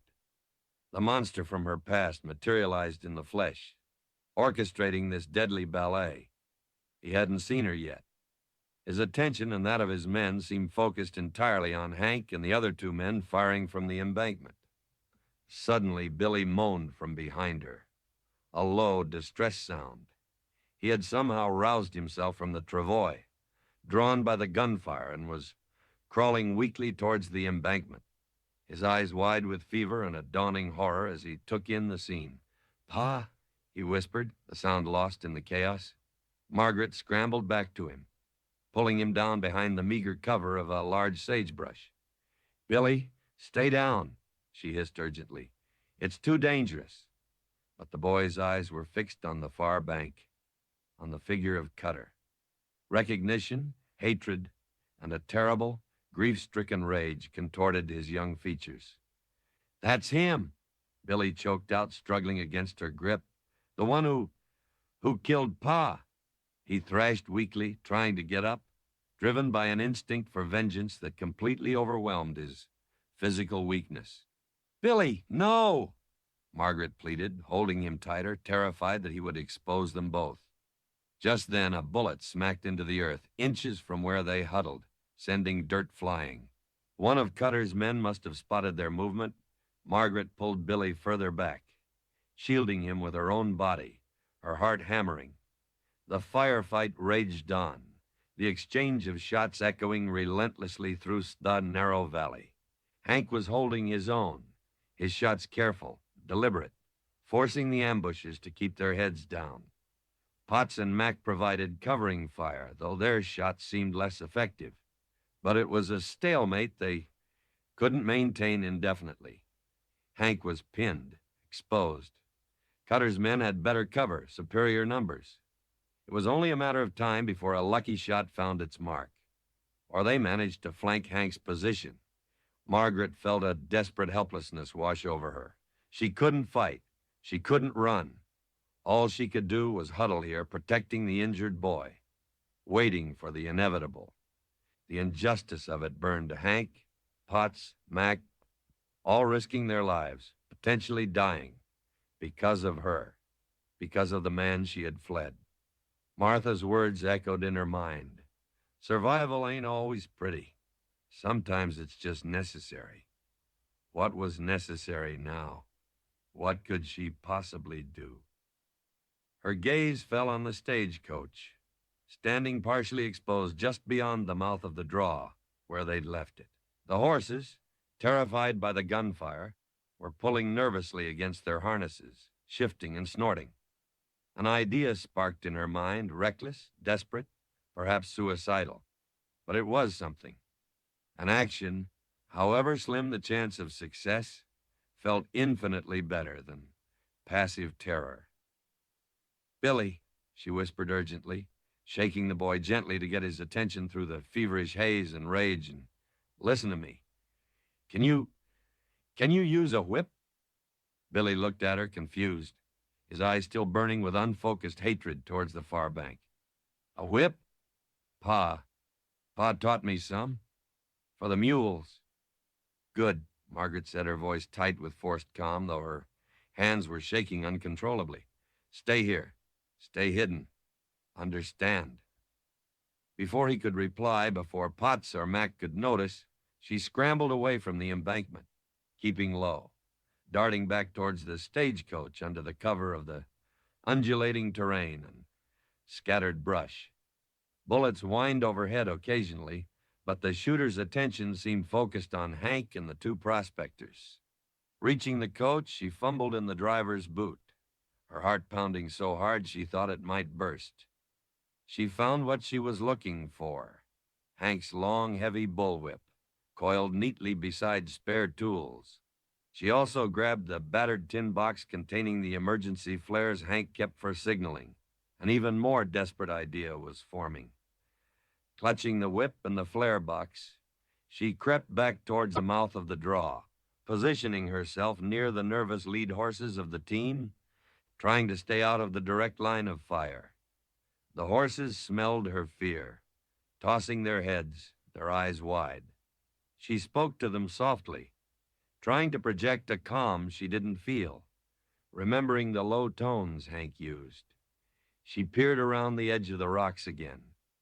The firefight continued, neither side gaining a clear advantage, but Hank was still pinned. Cutter remained behind the main cluster of boulders, directing his men, seemingly content to wear Hank down. Margaret knew she had only one chance, a fleeting window before Cutter realized his prey wasn't just the driver, but the woman hidden nearby. Taking a deep breath, she uncoiled the heavy whip. It felt alien, unwieldy in her hands. She remembered watching Hank handle it, the effortless crack high above the team. She doubted she could manage that, but maybe she could create enough chaos, enough of a diversion. Praying for strength, praying for accuracy she didn't possess, she swung the whip back, then forward, aiming not for precision, but for noise, for confusion. The heavy leather thong snaked out, falling short of the far bank, but cracking loudly against the rocks near the creek bed below the ambusher's position. The effect was instantaneous. The sudden, unexpected crack startled Cutter's men. A couple of heads popped up from behind cover, looking around in confusion. Hank seized the opportunity, firing 2 quick, accurate shots, forcing them back down. Margaret didn't hesitate. She cracked the whip again, louder this time, the sound echoing sharply in the confined space. The stagecoach horses, already spooked, reacted violently to the whip crack so close by. They surged forward against the brake Hank had set, snorting, trying to bolt. This was it, the desperate part of her plan. Fumbling with the flare box, she managed to strike one of the thick, waxy flares against the rough, striking surface. It sputtered, then burst into brilliant, eye-searing crimson light, accompanied by a thick plume of acrid smoke. Holding the fiercely burning flare high, heedless of the danger of exposing herself, she screamed at the top of her lungs, waving it towards the panicked horses. "Hi-ya! Get up, move!" The combination of the whip cracks, the blinding flare, the smoke, and her own frantic screaming pushed the terrified horses over the edge. With a collective surge of panic-fueled strength, they snapped the already strained brake mechanism. The heavy stagecoach lurched forward, wheels spinning, careening out of the draw directly towards the creek bed, right into the line of fire. A huge, unexpected moving obstacle. Chaos erupted. Cutter's men, startled by the sudden appearance of the runaway coach thundering towards them, momentarily ceased firing at Hank. Shouts of alarm rose from the far bank. Hank, Potts, and Max seized the advantage, pouring renewed fire into the ambusher's position while they were distracted. Margaret didn't wait to see the result. The coach careened past her. She turned and scrambled back towards the embankment where Billy huddled, grabbing his arm. "Come on, Billy, now!" The boy, stunned by the sudden turn of events, stared at her as if she were mad, but allowed her to pull him towards the horses Potts and Mac had left tethered further back. The prospectors, seeing the coach acting as a temporary moving shield and diversion, were already falling back from the embankment, providing covering fire as they retreated towards their own mounts. Hank, seeing his chance, also broke cover, firing rapidly as he sprinted back from the berm, zigzagging towards the draw entrance. Bullets kicked up dust around his feet, but he kept moving, his focus absolute. Margaret reached Potts' horse, practically throwing Billy up into the saddle before scrambling up behind him, her heart hammering. Potts and Mac mounted their own horses just as Hank reached them, vaulting onto the back of Mac's horse without breaking stride. "Ride," Hank yelled, pointing south, away from the creek, away from the chaos they had unleashed. "Don't stop." They spurred their horses, Potts's animal laboring under the double weight of Margaret and the weakened Billy, Mac's horse carrying Hank's solid frame.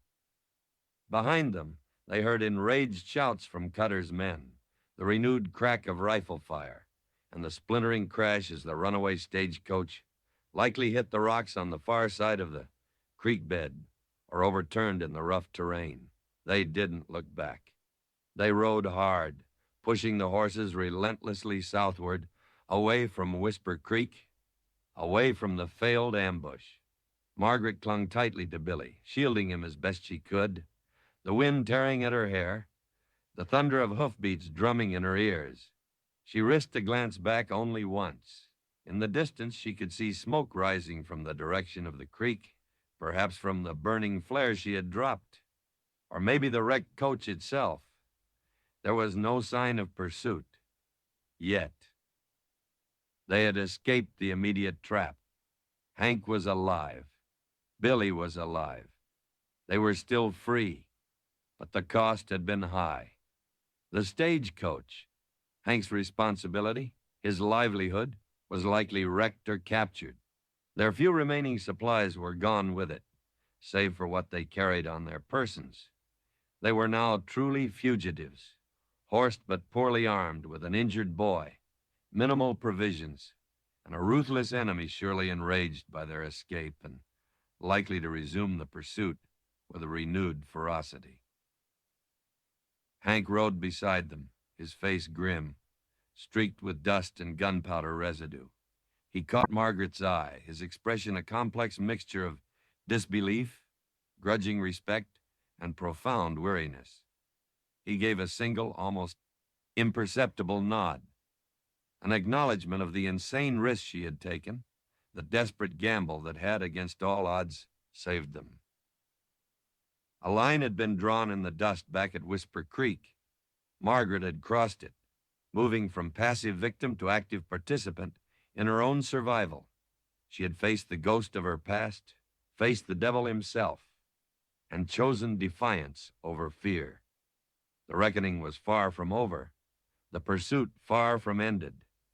But in the heart-pounding aftermath of the firefight, Margaret felt a flicker of something new, not just fear, but a nascent, unfamiliar strength. The strength Martha had spoken of. The strength to keep running, to keep fighting, no matter the cost. Chapter 19, The Price of Courage. The frantic gallop southward eventually slowed to a bone-jarring trot, then a weary walk as the horses, pushed to their limits, began to falter. The adrenaline surge that had fueled their escape from Whisper Creek ebbed away, leaving behind a landscape of raw nerves, aching muscles, and the stark reality of their desperate situation. They had escaped Cutter's ambush, but the victory felt hollow, overshadowed by the immense cost. Margaret clung to Billy, her arms wrapped around his thin torso, feeling the unnatural heat radiating from him, even through his clothes and the blanket she'd managed to keep wrapped around him.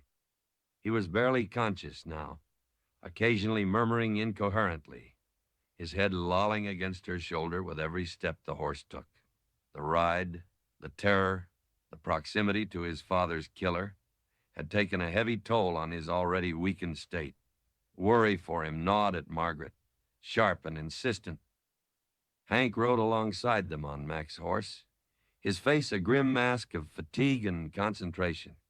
His gaze constantly swept their surroundings, the endless, rolling hills covered in sagebrush and sparse grass, the vast indifferent sky stretching overhead.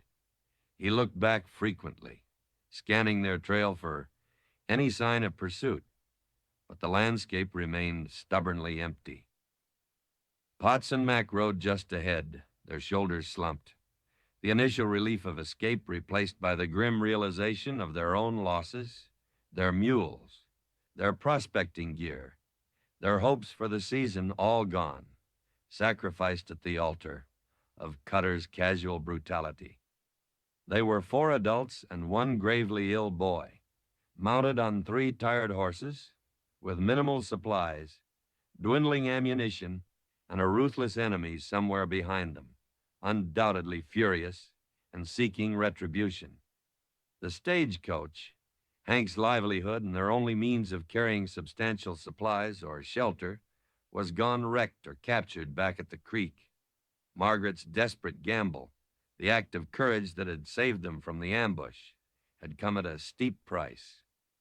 Guilt washed over her again, heavier this time.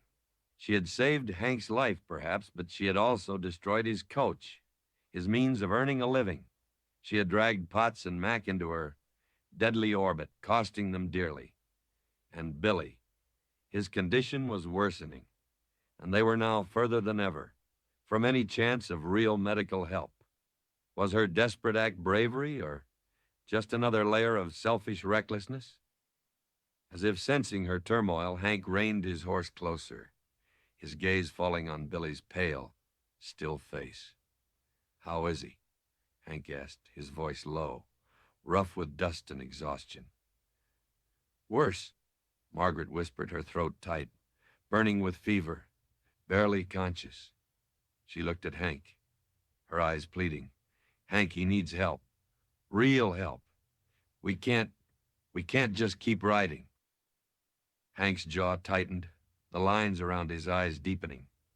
He knew she was right.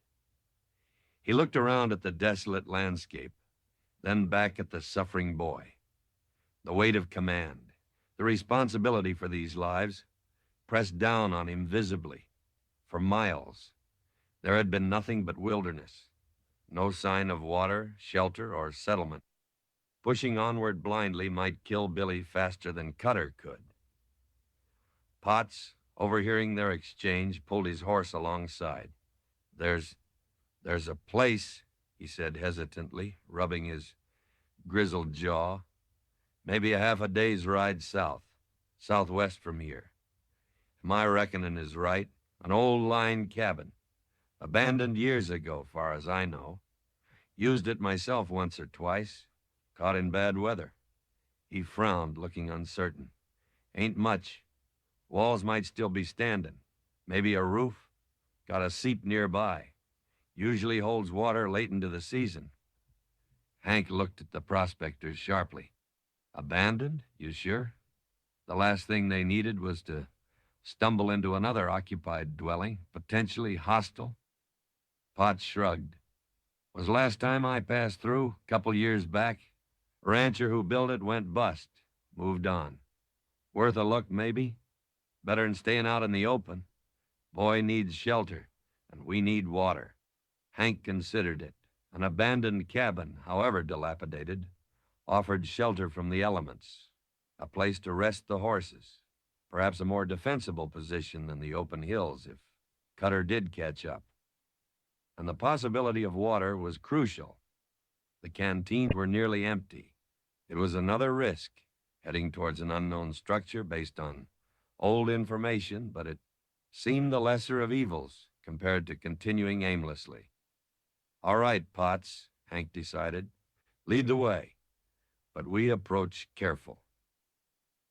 Potts nodded grimly and nudged his horse southwest, the others following his lead.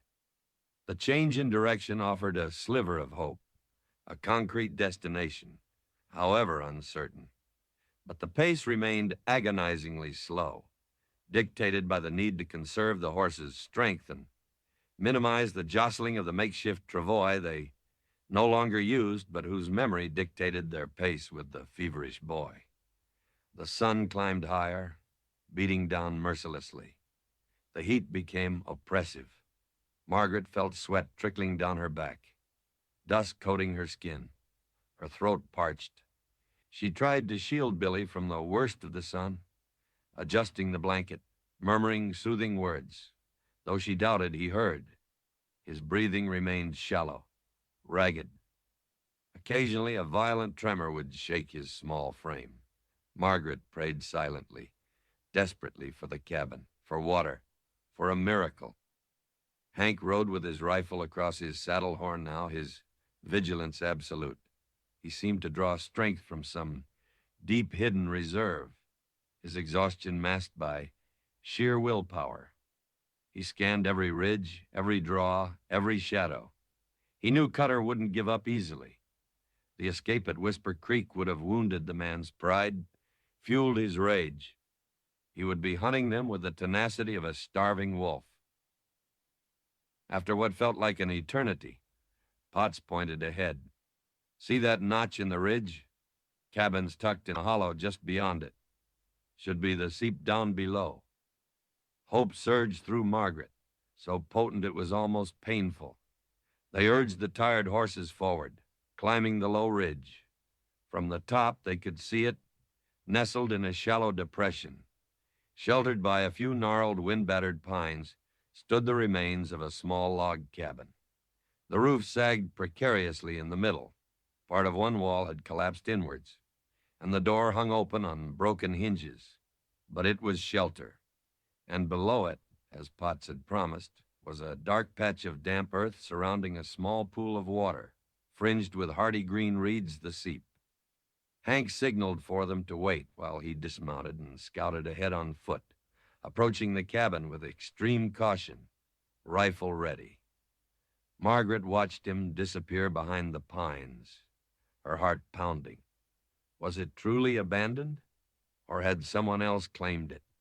Perhaps even Cutter, anticipating their need for water and shelter, lay waiting inside. The wait stretched taut with suspense. Finally, Hank emerged, waving them forward. "Clear," he called out, his voice tight with relief. "Empty. Looks like it ain't been used in years. Water's low, but clean enough." Relief washed over the small group. They guided the horses down into the hollow, the animals heading straight for the seep, drinking deeply. Hank immediately took charge, assessing their situation with swift practicality. "Potts, Mac seat of the horses. Rub 'em down. Let 'em graze what little there is here. Keep watch on the ridge," he ordered. The two prospectors nodded, grateful for the direction, and set about their tasks, their movements, weary but willing.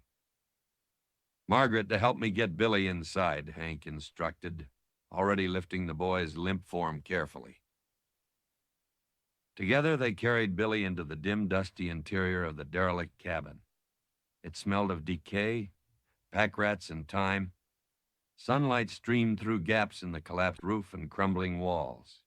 The floor was packed earth, littered with debris. In one corner, miraculously intact, stood a rough wooden bunk frame. Hank gently laid Billy down on the bare wood. "Need to get his fever down," Hank muttered, frowning at the boy's flushed face.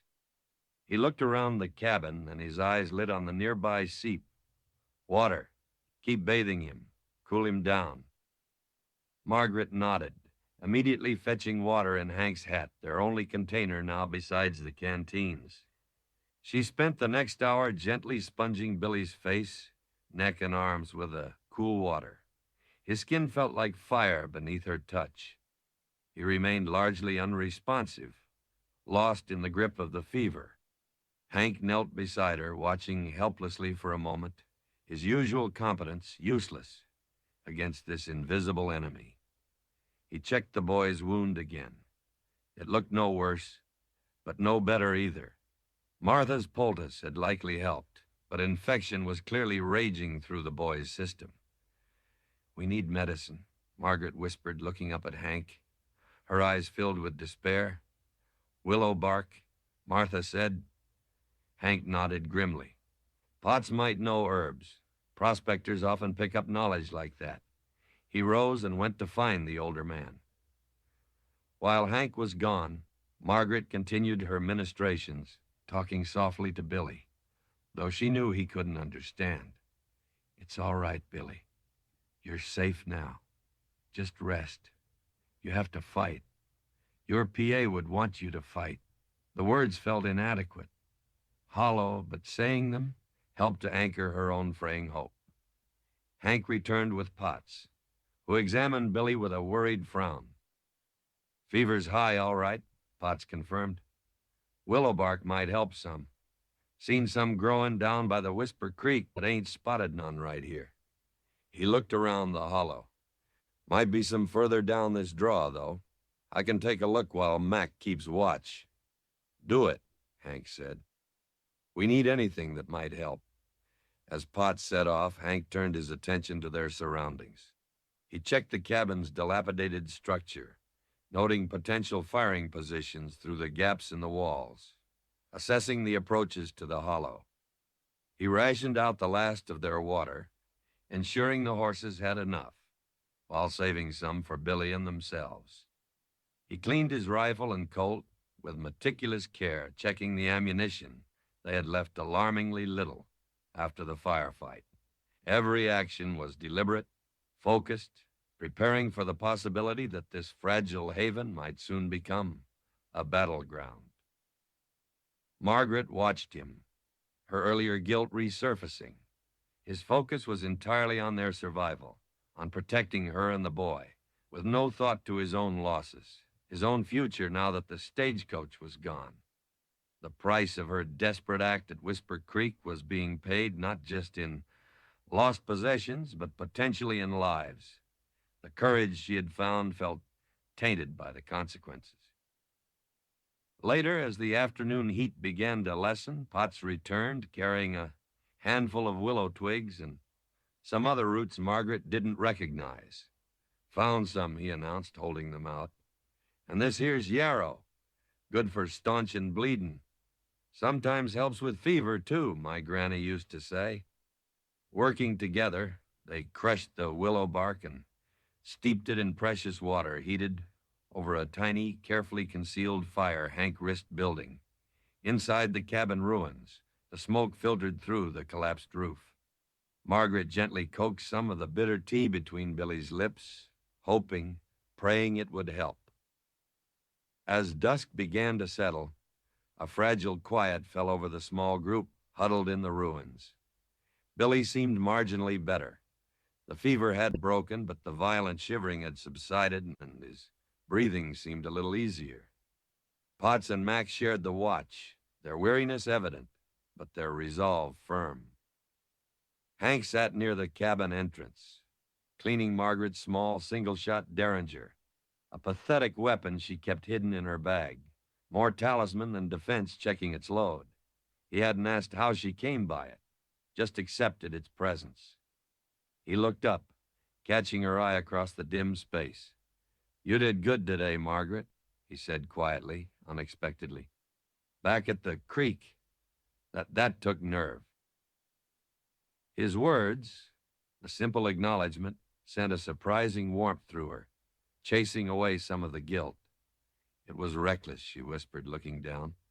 "The coach is just wooden wheels," Hank interrupted gruffly. "Can be replaced. Lives can't." He met her gaze, his eyes holding a flicker of something she hadn't seen before. Not just respect, but perhaps a shared understanding of the desperate measures survival sometimes demanded. "You gave us a chance. Only chance we had." The fragile truce between them seemed to solidify in that moment, strengthened by shared danger, acknowledged courage, and the unspoken truths that now lay open. But the peace was fleeting. Just as darkness fully enveloped the hollow, Mac, keeping watch on the ridge above, let out a low whistle, a prearranged signal for danger. Hank was instantly on his feet, rifle in hand, moving silently towards the cabin entrance. Potts grabbed his own weapon, joining him. "What is it?" Hank whispered. "Rider," Mac hissed back from the darkness above. "Coming slow. From the east. Staying low along the ridge line." Margaret's heart leaped into her throat. Rider, singular. Not Cutter's whole gang, then? Or was it a scout? Or him, Jacob, alone? Hank peered into the gloom, trying to pick out the approaching figure against the darkening skyline. "Just one?" "Looks like," Mac confirmed. "But he's moving careful, like he's tracking or expecting trouble." Hank made a swift decision. "Potts, stay here with Margaret and the boy. Keep 'em inside, out of sight. Mac, stay on the ridge. Keep watch. But hold your fire unless I give the signal. I'm going out." "Hank, no," Margaret protested, grabbing his arm. "Don't go alone. It could be him." He gently but firmly removed her hand. "Gotta know who it is," he said, his voice low and resolute. "Can't just sit here waiting. If it's him, better I meet him out there, away from the cabin, away from you and the boy." He gave her a long, steady look, his eyes conveying a silent message of determination, perhaps even farewell. "Stay down. Stay safe." Before she could argue further, he slipped out of the cabin ruins and melted into the deep shadows of the surrounding pines, moving silently towards the ridge where the lone rider approached. Margaret watched him go, her heart pounding with a terrifying premonition. The price of her courage back at the creek felt suddenly unbearably high as Hank walked out alone to face the darkness, potentially to pay the ultimate cost for a burden that was never truly his to bear. The fragile haven felt like it was about to shatter. Chapter 20. Between Duty and Desire. The darkness outside the ruined cabin felt absolute, swallowing Hank whole as he moved with practiced silence through the scattered pines and shadowed rocks towards the ridge. Margaret remained huddled inside the crumbling walls, her body trembling, straining her ears for any sound over the frantic thudding of her own heart and Billy's shallow, feverish breathing from the bunk. Potts stood near the gaping doorway, his old rifle held ready, his weathered face grim and anxious. Above them, somewhere on the ridge, Mac kept watch, another silent, unseen presence in the tense tableau. Waiting was torture. Every rustle of leaves, every sigh of the night wind, every distant animal cry sounded like approaching danger, like the prelude to violence. Margaret's imagination ran wild, conjuring images of Hank stumbling into an ambush, of Jacob Cutter stepping out of the shadows, cold-eyed and smiling cruelly. She pictured the flash of gunfire, Hank falling. She squeezed her eyes shut, trying to banish the horrific thoughts, focusing instead on the image of Hank's resolute face, his quiet competence, the unexpected warmth in his eyes when he'd acknowledged her desperate act at the creek. Coach is just wood and wheels. Lives can't be replaced. His words echoed in her mind, a testament to a code that prioritized human life above all else, a code that now put him in mortal danger because of her. Why had he gone out there alone? It was reckless, noble, terrifying. Better I meet him out there, away from you and the boy. He was deliberately drawing the potential danger away from them, positioning himself as the first line of defense, the sacrificial shield. Was it duty? That ingrained sense of responsibility he carried like a second skin, compelling him to protect his passengers, even at the cost of his own life? Or was it something more, something personal, tied to the ghosts of his past, the memory of Ellen, the failure he couldn't bear to repeat? Or perhaps, even more unsettlingly, was it tied to her, to the fragile connection that had grown between them amidst the fear and violence, a connection forged in shared secrets and desperate circumstances? The thought sent a confusing tremor through her, a mixture of fear and a strange, inappropriate warmth. Since her confession, the dynamic between them had shifted. The barrier of lies was gone, replaced by a raw, unspoken understanding. She had seen glimpses of the man beneath the stoic driver, his weariness, his hidden sorrows, his fierce protectiveness, his grudging respect, and she found herself drawn to him, to his strength, his quiet integrity, a sense of safety she felt only when he was near, despite the danger surrounding them. It was madness. He was her protector by circumstance, burdened by her troubles. She was a fugitive, married to a monster. Her future uncertain at best, likely tragic. There was no room for feelings, for desire in their desperate flight. Yet the heart was a treacherous organ, stubbornly refusing to adhere to logic or practicality, especially when faced with a man like Hank Carson, a man who stood willingly between her and the abyss. She forced the thoughts away, focusing on the present, on the suffocating tension of the wait. Potts shifted his weight near the doorway, peering out into the darkness. "Can't see nothing," he muttered, his voice raspy with anxiety. "Quiet out there. Too quiet." Time stretched, measured in agonizing heartbeats. Margaret found herself praying, incoherent pleas for Hank's safety, for deliverance, for an end to this nightmare. She checked on Billy again. His skin still felt hot, but his breathing seemed a little less ragged. The willow bark tea, perhaps, was offering some small relief. Or maybe it was just the relative peace of the last few hours, the absence of jarring movement. Suddenly, a low whistle drifted down from the Ridge Max signal. But it wasn't the sharp, urgent note of alarm. It was softer, questioning. What did it mean? Margaret's breath caught. Potts tensed, raising his rifle slightly. A moment later, they heard footsteps approaching the cabin, slow, deliberate.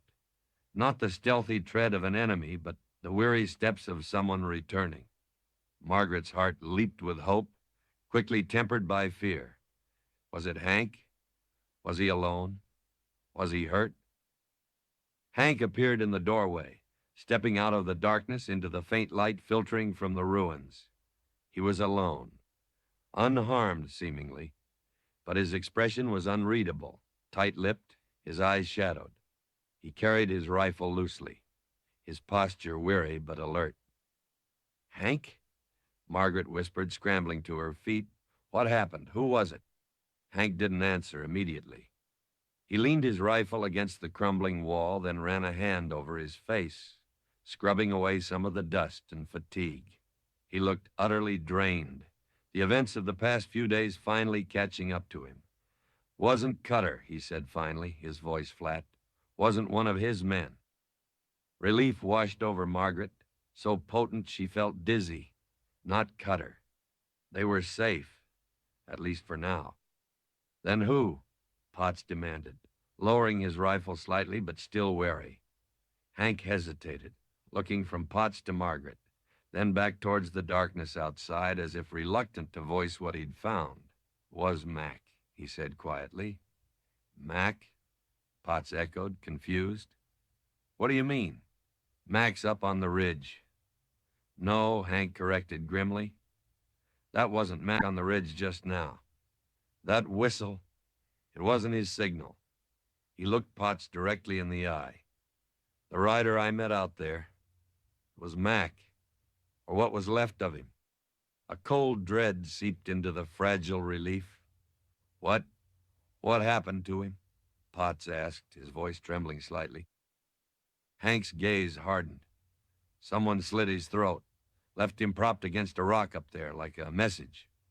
He paused, letting the brutal implications sink in. Found his horse wandering loose nearby. Whoever did it, they were quiet, professional. Got close without him suspecting a thing. Silence fell thick and horrifying. Mac, their ally, the prospector who had offered to help, murdered silently on his watch. And the killer had been close, perhaps watching them even now. The lone rider hadn't been the threat. The threat had been the absence of the real watcher, Mac. The whistle they'd heard hadn't been Mac's questioning signal. It had been faked, likely by the killer, perhaps testing their reaction, gauging their position. "Cutter," Potts breathed, his face paling. "Had to be him, or one of his..." Hank nodded slowly. "Likely. Silencing a potential witness, or just sending a message, letting us know he's close, that he can reach us whenever he wants." The psychological cruelty of it was typical of Jacob, Margaret thought with a shudder. Terrorize them, wear them down, make them feel helpless. But why didn't he attack? Potts wondered aloud, bewildered. If he was that close enough to kill Mac quiet-like, why not hit us all? Maybe he wasn't alone, Hank speculated grimly.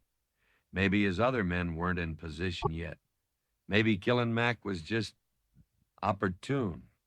Or maybe, his gaze flickered towards Margaret, maybe he's enjoying this, toying with us, letting the fear do his work for him. He knew Jacob's cruelty, his love of control, his desire to inflict mental anguish before physical pain. The ruined cabin, which had briefly felt like a haven, now seemed like a death trap. Cutter knew they were here, or at least knew their general location. He had demonstrated his ability to get close, to kill silently. He could be watching them right now, waiting for the perfect moment to strike. "We have to get out of here," Margaret whispered, panic rising again. "No," Hank countered firmly, his voice regaining its command. "Not now. Not in the dark, knowing he's likely out there. Maybe expecting us to bolt. That's probably what he wants. Catch us exposed, running scared." He took a deep breath, forcing calm into his voice. "We stay put till first light. Fortify this place best we can. We got walls such as they are. He knows we're here now, yeah, but he also knows we're alerted. He lost the element of surprise. Attacking a defended position, even a poor one, carries risk. Might make him hesitate. Wait for a better opportunity." Potts nodded slowly, seeing the logic despite the fear. "He's right. Better to make a stand here, where we got some cover, than get caught out in the open." Margaret looked around the crumbling ruins, trying to see it as Hank did, not just a trap, but a potential fortress. The gaps in the walls became firing ports. The piles of debris offered cover. It wasn't much, but it was something. And Hank was right. Running blindly into the night felt more dangerous than holding their ground. "All right," Hank said, taking charge again. "Potts, find the best firing positions near the door in that collapsed section. Keep watch. Sing out at any sound. Margaret, stay with Billy. Keep him quiet. And keep this handy," he added, pressing her small derringer back into her hand, making sure she knew how to use the simple mechanism. The tiny gun felt absurdly inadequate, but holding it gave her a sliver of agency. Hank himself took up a position near the back wall where a narrow gap offered a view towards the ridge where Mac had been killed. He settled in, his rifle resting on a pile of rubble, becoming utterly still, blending into the shadows, his senses straining to catch any hint of movement, any sound that didn't belong to the night. The hours that followed were the longest of Margaret's life. The silence was absolute now, heavy with dread. The knowledge that Mac lay dead just outside, the cutter was likely lurking nearby, watching, waiting, created an almost unbearable tension.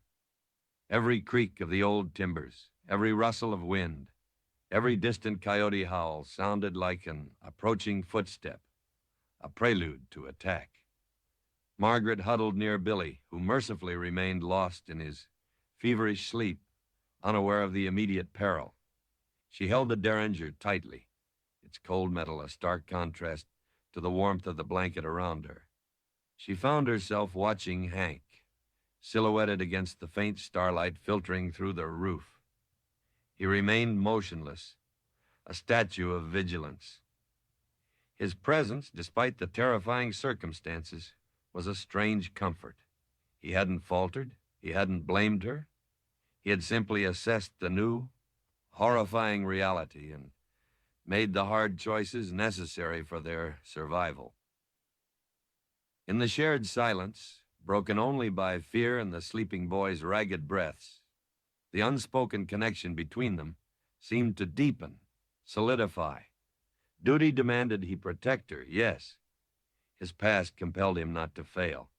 But looking at him now, so steadfast, so resolute in the face of death itself, Margaret suspected his motives ran deeper than just duty or atonement.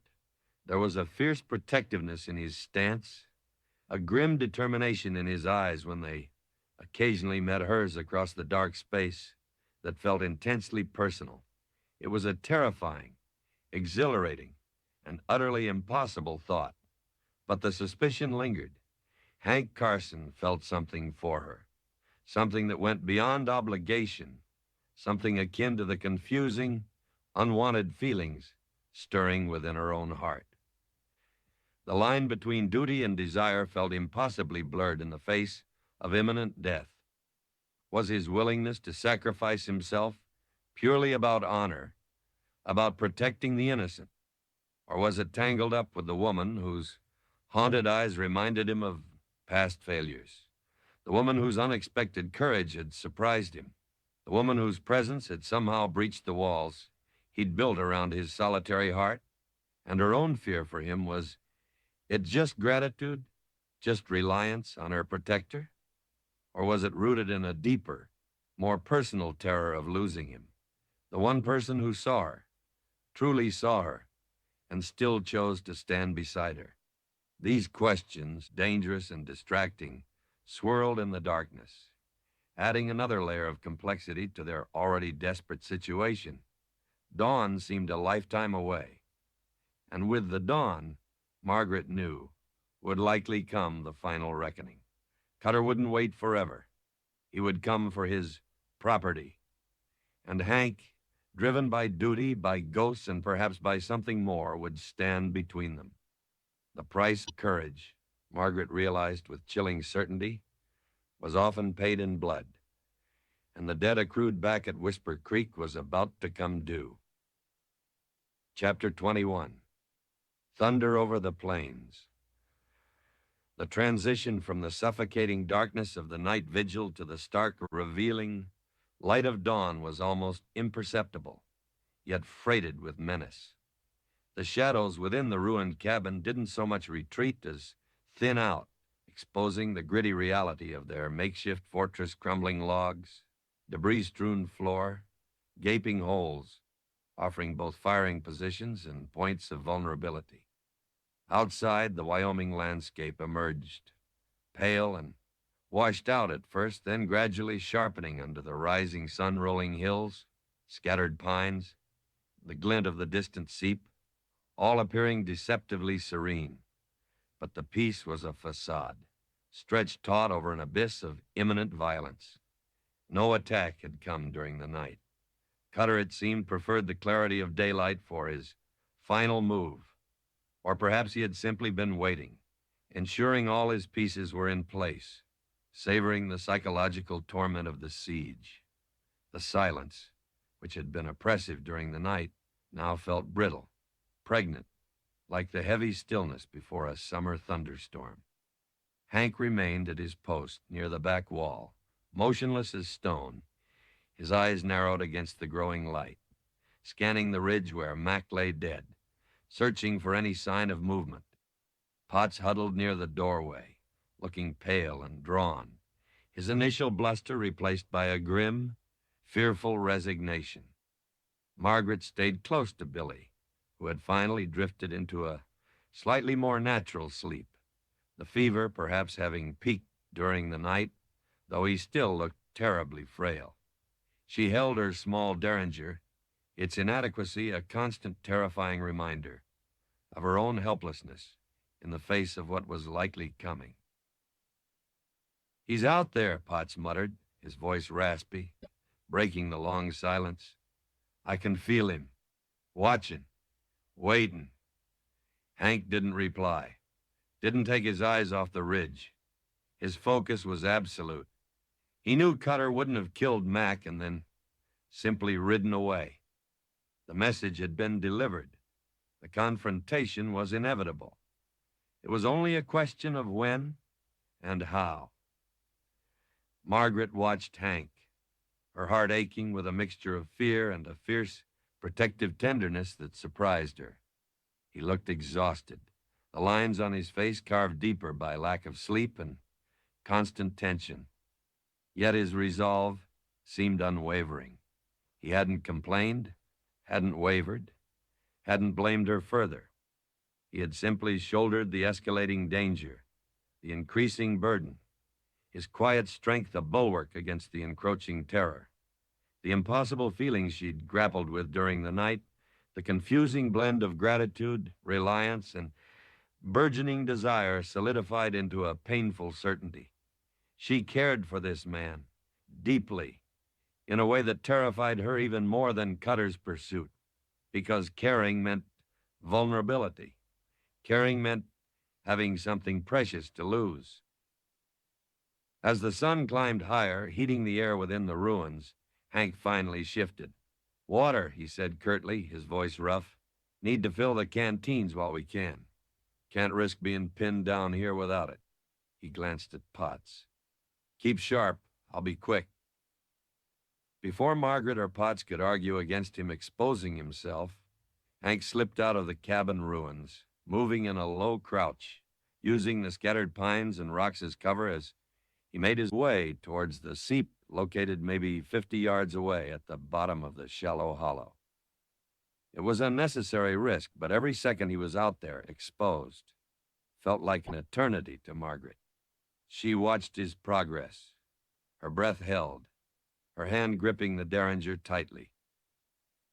He reached the seep, knelt quickly, filling the canteens one by one, his gaze constantly scanning the surrounding slopes. He was halfway done when Potts suddenly stiffened, letting out a sharp hiss. "Riders, coming fast, from the east." Margaret's head snapped towards the eastern ridge. 2 horsemen appeared, galloping recklessly down the slope, directly towards the cabin, rifles held ready, not Cutter on his black horse. These were the other 2, the tall man and his shorter companion, Cal, the ones from Sentinel Rocks, the ones who had robbed Potts, the ones whose campfire they'd found near the Riverbend cache. They must have circled around, perhaps after hearing the gunfire at Whisper Creek, or maybe sent by Cutter to flush them out, to force the confrontation. "Hank!" Margaret screamed, terror seizing her voice, forgetting the need for quiet. Hank had seen them too. He dropped the canteens, grabbing his rifle as he scrambled back towards the cabin, firing on the run to slow the attackers' charge. The 2 riders returned fire, bullets kicking up dust around Hank's feet. He dived behind a large boulder near the seep, just as a shot ripped through the sleeve of his jacket. Inside the cabin, Potts opened fire from the doorway, trying to provide cover for Hank. The attackers split up, the tall man veering towards the cabin, firing rapidly towards the doorway, forcing Potts back, while Cal galloped straight towards the seep, clearly intending to cut Hank off or finish him while he was pinned down behind the boulder. Margaret watched in horror as Cal bore down on Hank's position, rifle raised. Hank fired from behind the boulder, but Cal kept coming, undeterred. Billy, startled awake by the renewed gunfire, sat bolt upright on the bunk, his eyes wide with feverish fear. Time seemed to slow down. Cal was almost upon the boulder, readying his rifle for a clear shot at the trapped driver. Hank was exposed, out of options. Potts was pinned down by the other rider attacking the cabin. It was happening. Hank was going to die. No. The word screamed silently in Margaret's mind. She couldn't let it happen. Not after everything. Not because of her. That nascent strength, that defiance she'd discovered back at the creek, surged through her again, fueled by desperation and a fierce, unexpected love for the man pinned down by the seep. Ignoring Potts' frantic shout to stay down, ignoring the bullets whining past the doorway, Margaret grabbed the heaviest object she could find, a thick, gnarled piece of firewood, and scrambled towards the gaping hole in the back wall, the one closest to the seep, the one Hank usually watched from. Cal, focused entirely on Hank behind the boulder, hadn't noticed her movement. He galloped past the back of the ruined cabin, leaning low over his horse's neck, rifle aimed towards the boulder where Hank was trapped. He was maybe 10 yards past her position when Margaret acted, driven purely by instinct. She burst out from the ruined wall, screaming incoherently, and hurled the heavy piece of firewood with all her might directly at the horse's flank. The sudden impact, the unexpected appearance of a screaming woman from the ruins, startled the horse violently. It shied, neighing in panic, stumbling, disrupting Cal's aim just as he fired. The shot went wild, harmlessly burying itself in the earth beyond the boulder. Cal cursed, fighting to control his panicked mount, momentarily losing his focus on Hank.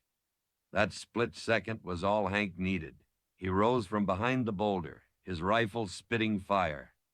The shot caught Cal squarely in the chest. The man jerked upright, a look of stunned surprise on his face, before tumbling backward off his horse, landing heavily in the dust, motionless.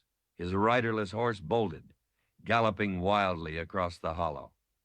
At the same moment, the tall rider attacking the cabin, perhaps unnerved by his partner's sudden fall and the unexpected resistance, seemed to lose his nerve. He wheeled his horse around abruptly and spurted back toward the eastern ridge, Potts firing ineffective shots after him. The man didn't slow, disappearing over the crest, abandoning his fallen comrade, clearly deciding the fight wasn't worth the risk. Silence descended again, abrupt, shocking, broken only by the receding hoofbeats of the fleeing rider, the panicked snorting of Cal's horse, and the ragged gasps of those left in the hollow. Hank slowly lowered his rifle, his chest heaving, dust and sweat streaking his face. He looked towards the cabin ruins, his gaze finding Margaret, who stood frozen near the back wall, the heavy piece of firewood still clutched forgotten in her hand, trembling violently now that the adrenaline was fading. Their eyes met across the distance, a silent, stunned acknowledgement passing between them. She had saved him. Again. He started toward her, then stopped, his gaze falling on Cal's still form lying near the seep. Duty, grim and necessary, took precedence. He walked over to the fallen man, checked for any sign of life. There was none. He quickly retrieved Cal's rifle and pistol, checking their loads, then scanned the surrounding ridges again, ensuring the other rider wasn't circling back, ensuring Cutter wasn't using the attack as a diversion. Potts emerged cautiously from the cabin doorway, his face pale. He looked at Cal's body, then at Margaret, then back towards the ridge where the other rider had vanished. He run off, Potts stammered, sounding bewildered. Just turned tail and run. For now, Hank said grimly, walking back towards the cabin, reloading his rifle as he moved.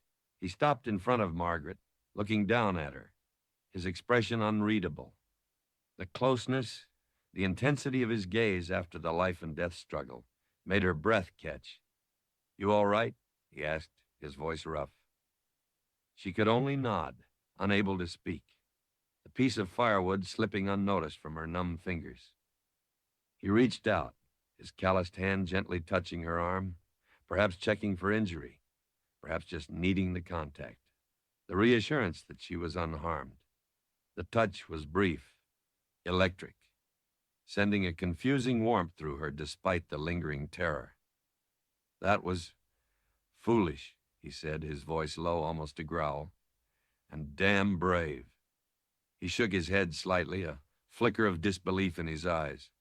Twice now. Before Margaret could react, before the charged moment could stretch further, Billy cried out from inside the cabin. A weak, frightened sound. "Hank? Ma'am? What happened?" The boy's voice broke the spell. Hank immediately withdrew his hand, his focus shifting back to their responsibilities. "Stay inside," he ordered Margaret curtly, his professional mask snapping back into place, though his eyes still held a residual intensity when they glanced at her. He turned to Potts. "Drag the body out of sight, behind those rocks. Don't want the boy seeing it if we can help it. Now catch that loose horse. We might need it." As Potts reluctantly set about the grim task, Hank went back into the cabin, kneeling beside Billy's bunk. "Easy, son," he said soothingly, checking the boy's forehead. "Just some unpleasantness. It's over now. You're safe."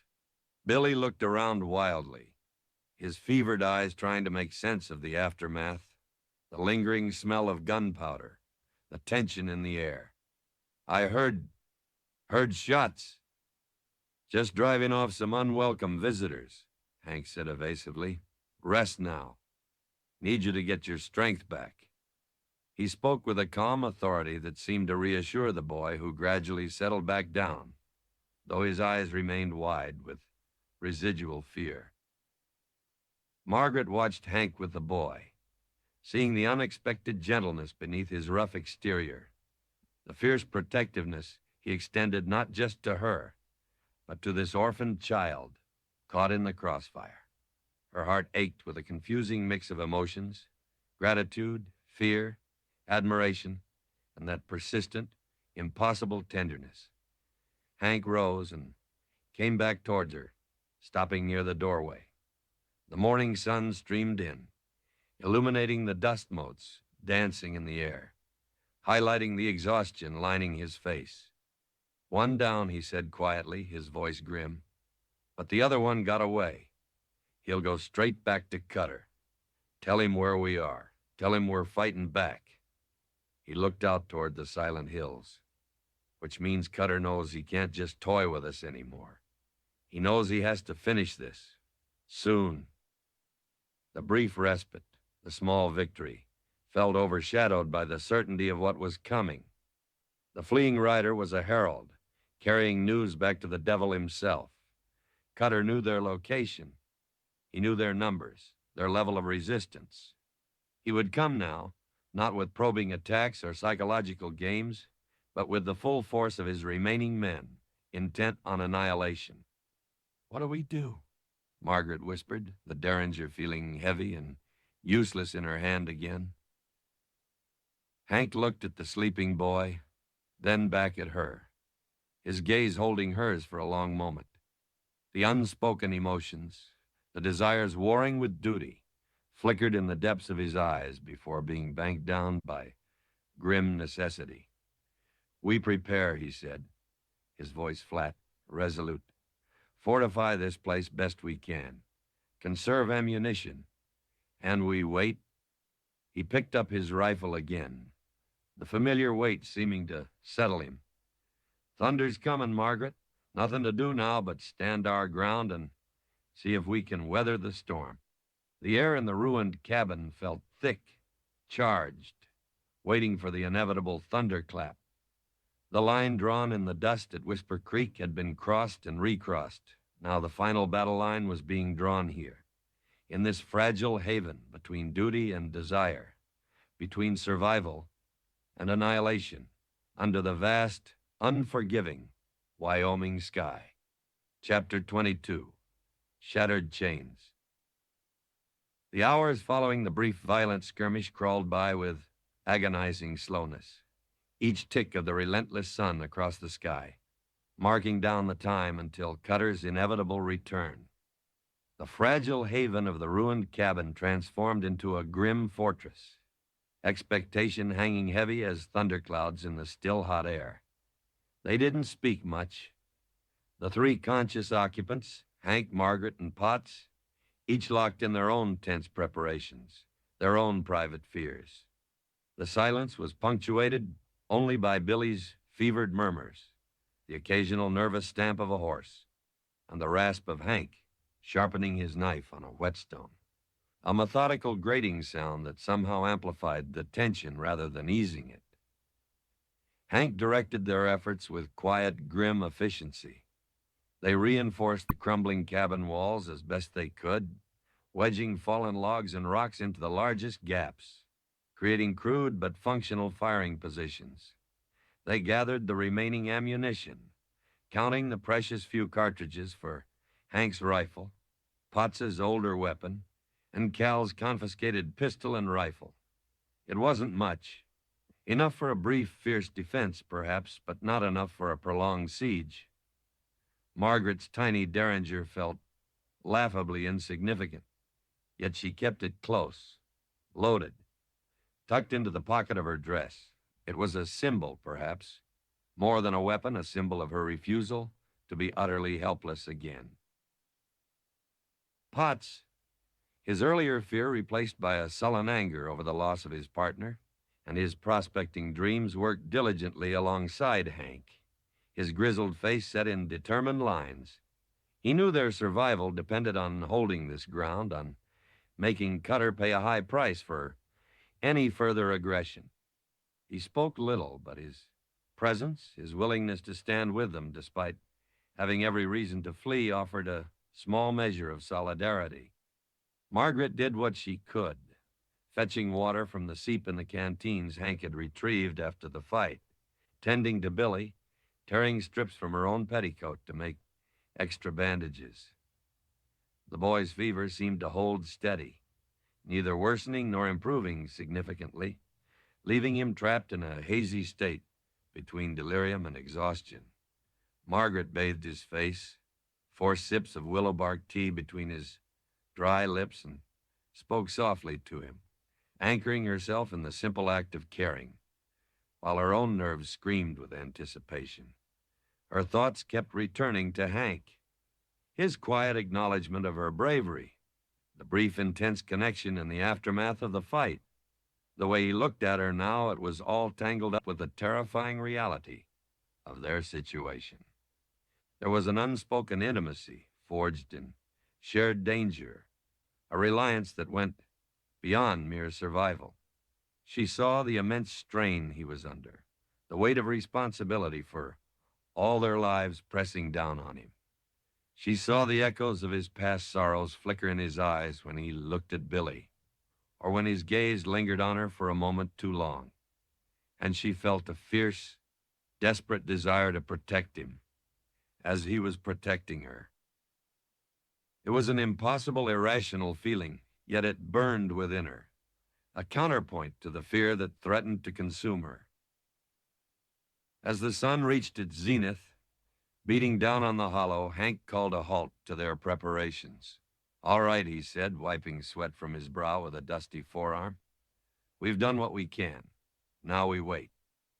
He positioned Potts near the main doorway, himself taking the rear position overlooking the ridge where Mac had died, giving him a view of the most likely northern approach. Margaret stayed inside with Billy, instructed to keep low and reload weapons if needed, a task Hank had quickly shown her how to do with the confiscated pistol. The waiting was the hardest part. The silence stretched, amplifying every sound. The heat built within the ruins. Flies buzzed lazily in the patches of sunlight. Margaret's mouth felt dry as dust, her hands clammy. She strained her ears, listening for the telltale sound of approaching horses, the signal that the final act was about to begin. It came subtly at first, not a thunder of hooves, but a faint disturbance, a flicker of movement high on the eastern ridge, the direction the surviving attacker had fled. Hank saw it first, his body tensing, his rifle coming up smoothly. "Contact," he breathed, his voice low, barely audible. "East ridge. Looks like 2, maybe 3 figures, dismounted, moving slow." Potts shifted at the doorway, peering out cautiously. Margaret's heart hammered against her ribs. Cutter. He hadn't charged in recklessly. He was scouting, assessing their defenses, likely planning a coordinated attack. "They're splitting up," Hank reported minutes later, his voice tight. "One moving north along the ridge towards Mac's position. The other, can't see him now. Dropped out of sight. Probably circling south, trying to flank us." He cursed softly. Knew this hollow was a trap. It seemed Cutter intended to surround them, cut off any escape, then methodically pick them apart. The classic siege tactic. Their only advantages were their meager cover and the fact that Cutter didn't know precisely how many defenders remained or how well armed they were after confiscating Cal's weapons. "Potts, watch the south approach," Hank ordered. "That second man, he'll likely come from that direction. Margaret, stay down." The waiting intensified, becoming almost unbearable. Margaret could hear Potts's ragged breathing from the doorway, feel the tension radiating from Hank across the small space. Where was Cutter himself? Was he one of the figures Hank had seen?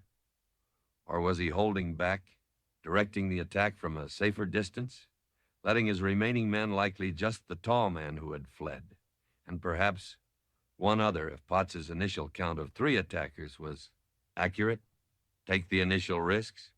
Suddenly, a rifle cracked from the northern ridge. A bullet slammed into the log wall near Hank's position, sending splinters flying. The attack had begun. Hank returned fire instantly, aiming not at a visible target, but at the likely position of the shooter amongst the rocks above. Another shot answered him immediately, whining past his head. The man on the northern ridge was trying to pin him down. Almost simultaneously, Potts yelled from the doorway. "See him coming up from the south, low crawl through the brush." He fired his old rifle, the boom echoing in the small cabin. A muffled curse drifted back from the sagebrush, followed by another shot aimed towards the doorway, forcing Potts to duck back. They were caught in a crossfire, just as Cutter had likely intended.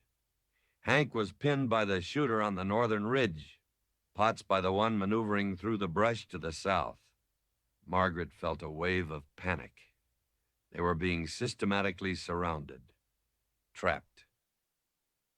"Reload!" Hank shouted, firing another careful shot towards the north ridge before ducking back as bullets stitched the air where he had been. Margaret fumbled with Cal's pistol, her hands shaking so badly she could barely work the mechanism. She managed to eject the spent casing Hank had shown her earlier and insert a fresh cartridge from the small supply they possessed. Her Derringer felt like a child's toy in comparison. Billy stirred on the bunk, woken by the gunfire, his eyes wide with feverish terror. What's happening?" he whimpered. "Stay down, Billy," Margaret urged, crawling over to him, trying to shield him with her body. "It's all right. Hank will protect us." But her words sounded hollow, even to her own ears. The exchange of fire continued sporadically for several minutes. Hank and Potts were holding their own, making the attackers keep their distance. But it was clear Cutter's men were patient, content to pin them down, perhaps waiting for their ammunition to run low, or for Cutter himself to make his move. Where was Jacob? Margaret scanned the visible slopes through gaps in the wall, her eyes searching desperately for the large figure, the black horse. She didn't see him. Was he the shooter on the north ridge, or the one to the south? Or was he somewhere else entirely, orchestrating this from afar, waiting for the perfect moment? The uncertainty was agonizing. Then Hank suddenly went still, his head tilted, listening intently over the sporadic gunfire. "Hear that?" he whispered. Margaret strained her ears. Faintly, very faintly, from the west, the direction opposite the main attack, came the sound of a single horse, moving cautiously through the rocks and brush, approaching the hollow from behind. Cutter. He hadn't joined the main assault. He had circled wide, using his men as a diversion, intending to slip in from the rear while Hank and Potts were distracted. A cold dread washed over Margaret. He was coming for her, directly for her. "Potts," Hank called out urgently, keeping his voice low. "Cover the south. I've got movement from the west." He shifted his position slightly, trying to cover the rear approach without fully exposing himself to the shooter on the northern ridge. The firing from the north and south intensified slightly, as if coordinated, trying to keep Hank and Potts pinned while Cutter made his final approach. Margaret could hear the horse getting closer now, the soft crunch of hooves on gravel, the occasional jingle of harness. He was just outside the cabin ruins, hidden by the remaining walls and the surrounding pines. Time seemed to stop. The air grew thick, heavy. Margaret's heart hammered against her ribs. She could almost feel Jacob's presence, his cold, malevolent energy, radiating through the crumbling logs. She clutched the loaded pistol, its unfamiliar weight both terrifying and strangely empowering. This was it, the final confrontation. Suddenly a figure appeared in the wide gap of the collapsed western wall, silhouetted against the bright sunlight. Jacob Cutter, larger than life, his face shadowed by his hat brim, the scar on his cheek standing out lividly. He held a heavy dragoon revolver leveled, his cold eyes sweeping the interior of the cabin. Instantly assessing the situation, Potts pinned at the doorway, Hank partially hidden near the back, the boy on the bunk, and her. His gaze locked onto Margaret, and a slow, cruel smile spread across his lips. Well, well, Cutter drawled, his voice dripping with possessive satisfaction.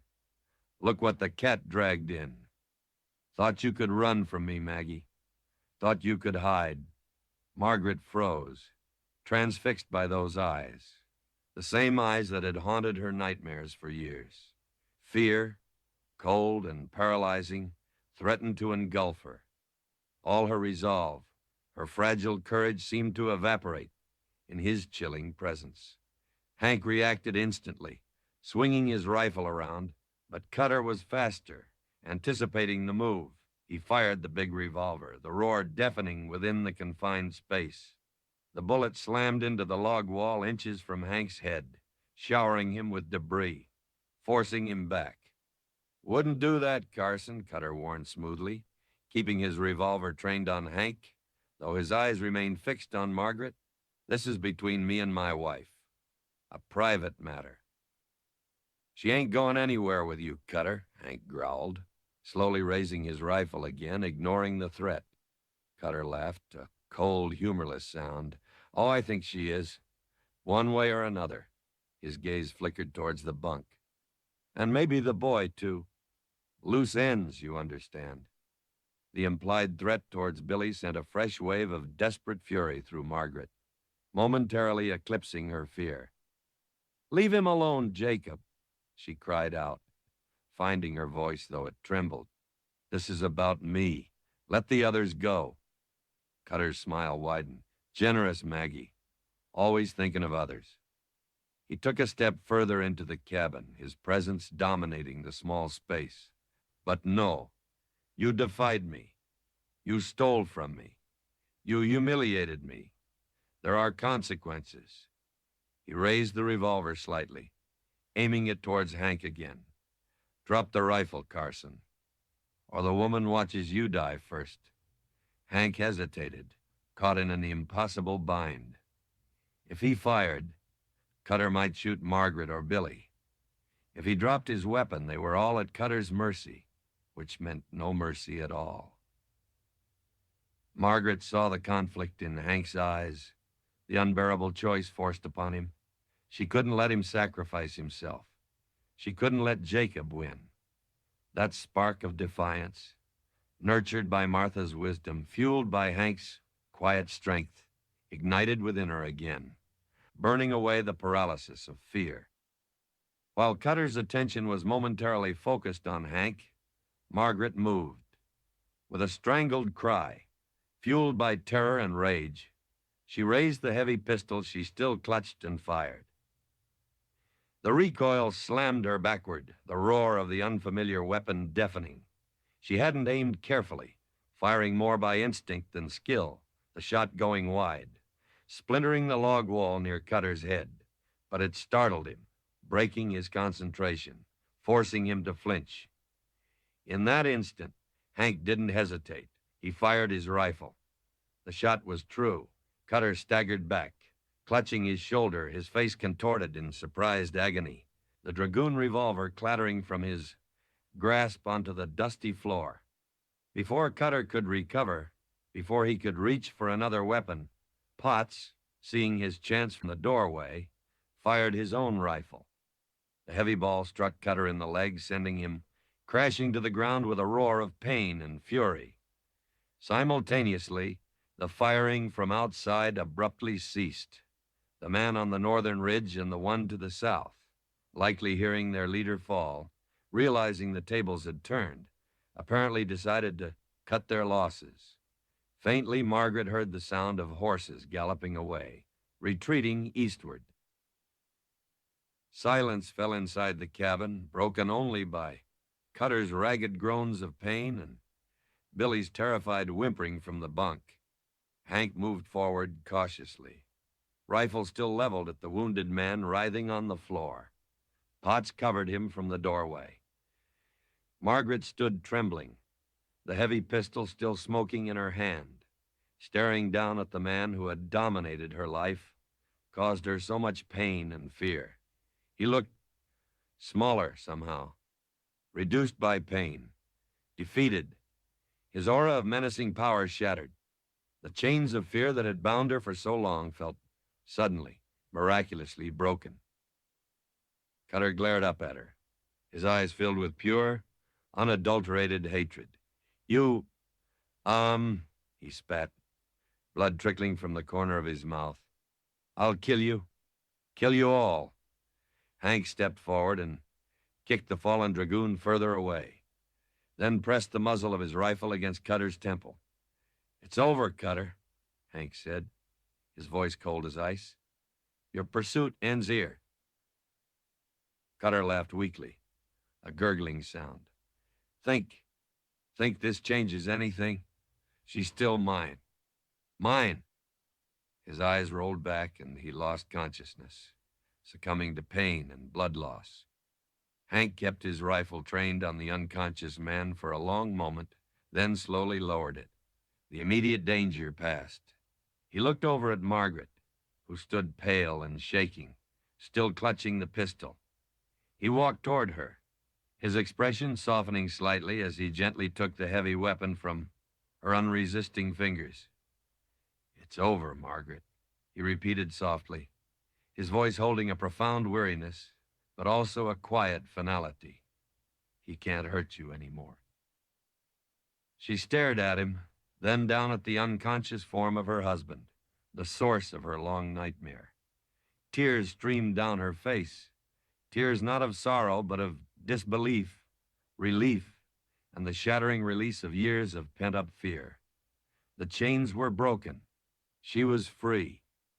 But the price had been terrifyingly high, paid in blood, fear, and the wreckage of lives, caught in the crossfire of the devil's pursuit.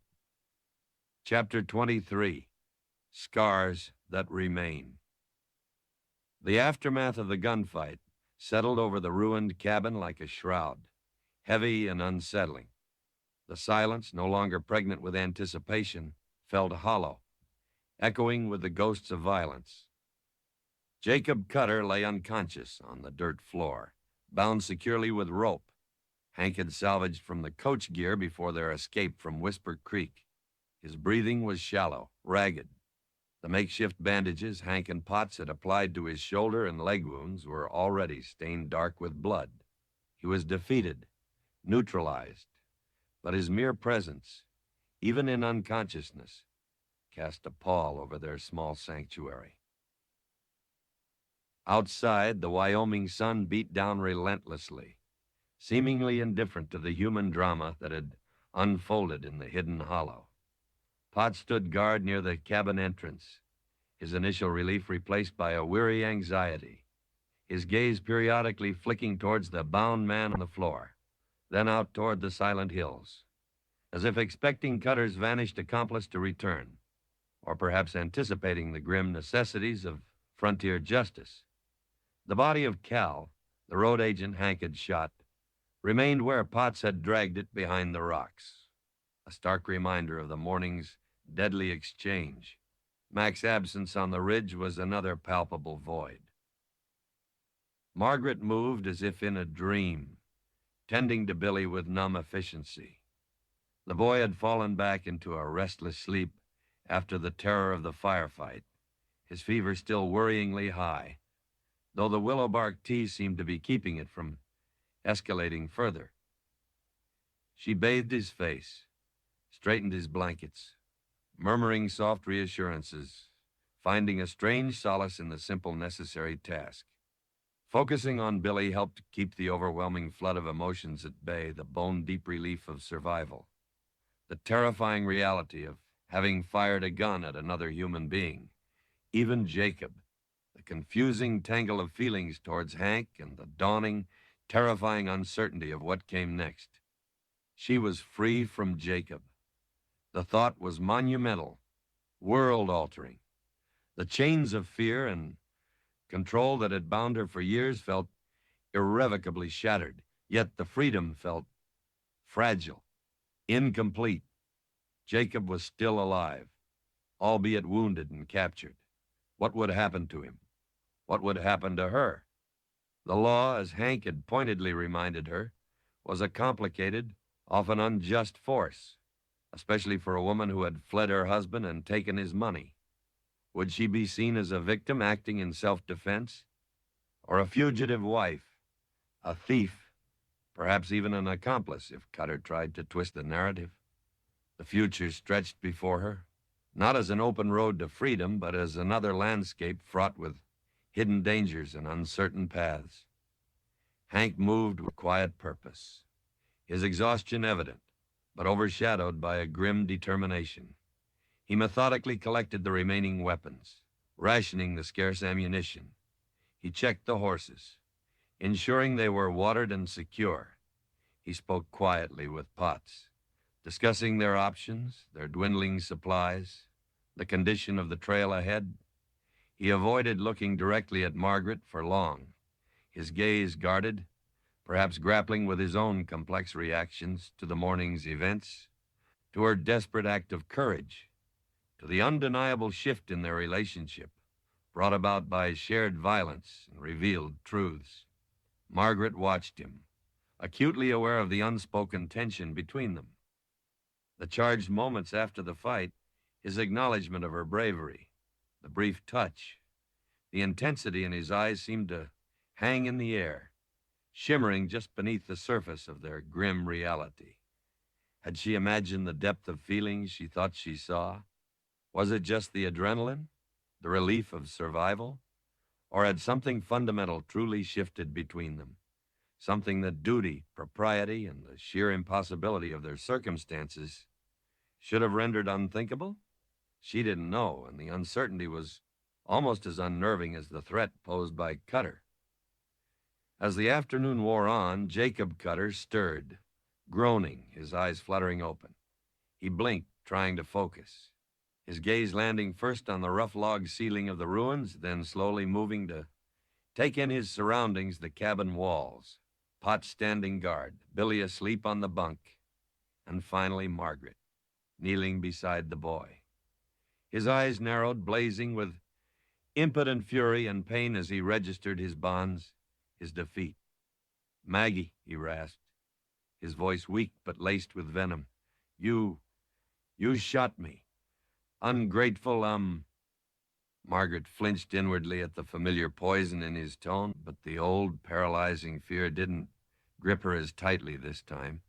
She met his glare, her expression hardening. "It's over, Jacob," she said, her voice surprisingly steady. "You can't hurt us anymore, Hunton." A low, guttural laugh escaped him, quickly turning into a grimace of pain. "Over? You think this is over?" He strained against his bonds futilely. "You belong to me. The law says so. You'll hang for this. For theft. For assault." Hank stepped forward then, positioning himself between Cutter and Margaret, a silent, imposing shield. "The law also takes a dim view of robbery, murder, and attempted murder, Cutter," Hank stated coldly. "Plenty of witnesses saw what you did back at Sweetwater. Potts and Mac here saw what you did to them, and we all saw you try to kill us here." He gestured towards Cal's unseen body outside. "Your friends cut and run. You're alone." Cutter glared up at Hank, pure hatred radiating from him. "You driver? Think you're some kind of hero? Interfering in a man's private affairs? She's my wife, my property. You'll pay for this." He dissolved into a coughing fit, blood flecking his lips. "Save your threats, Cutter," Hank said dismissively. "Right now, you got bigger problems." He turned away, exchanging a look with Potts. The unspoken question hung heavy in the air. What now? They couldn't stay here indefinitely. They couldn't take Cutter with them easily, wounded as he was. Leaving him here, even bound, felt dangerous. He was too resourceful, too venomous. Turning him over to the authorities at South Pass Station carried all the risks Hank had outlined earlier.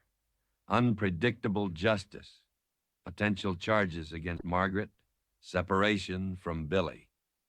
We head south, Hank decided finally, speaking more to himself than the others. Soon as the boy can travel, maybe tonight if he's stronger. Avoid South Pass altogether. There are smaller settlements further down. Mormon ranches over towards the Green River, maybe. Places where news travels slower. Places where we might find help for Billy without walking into a hornet's nest. And him? Potts asked gruffly, jerking his head towards Cutter. What about him? Can't take him with us. Slow us down too much and can't just leave him.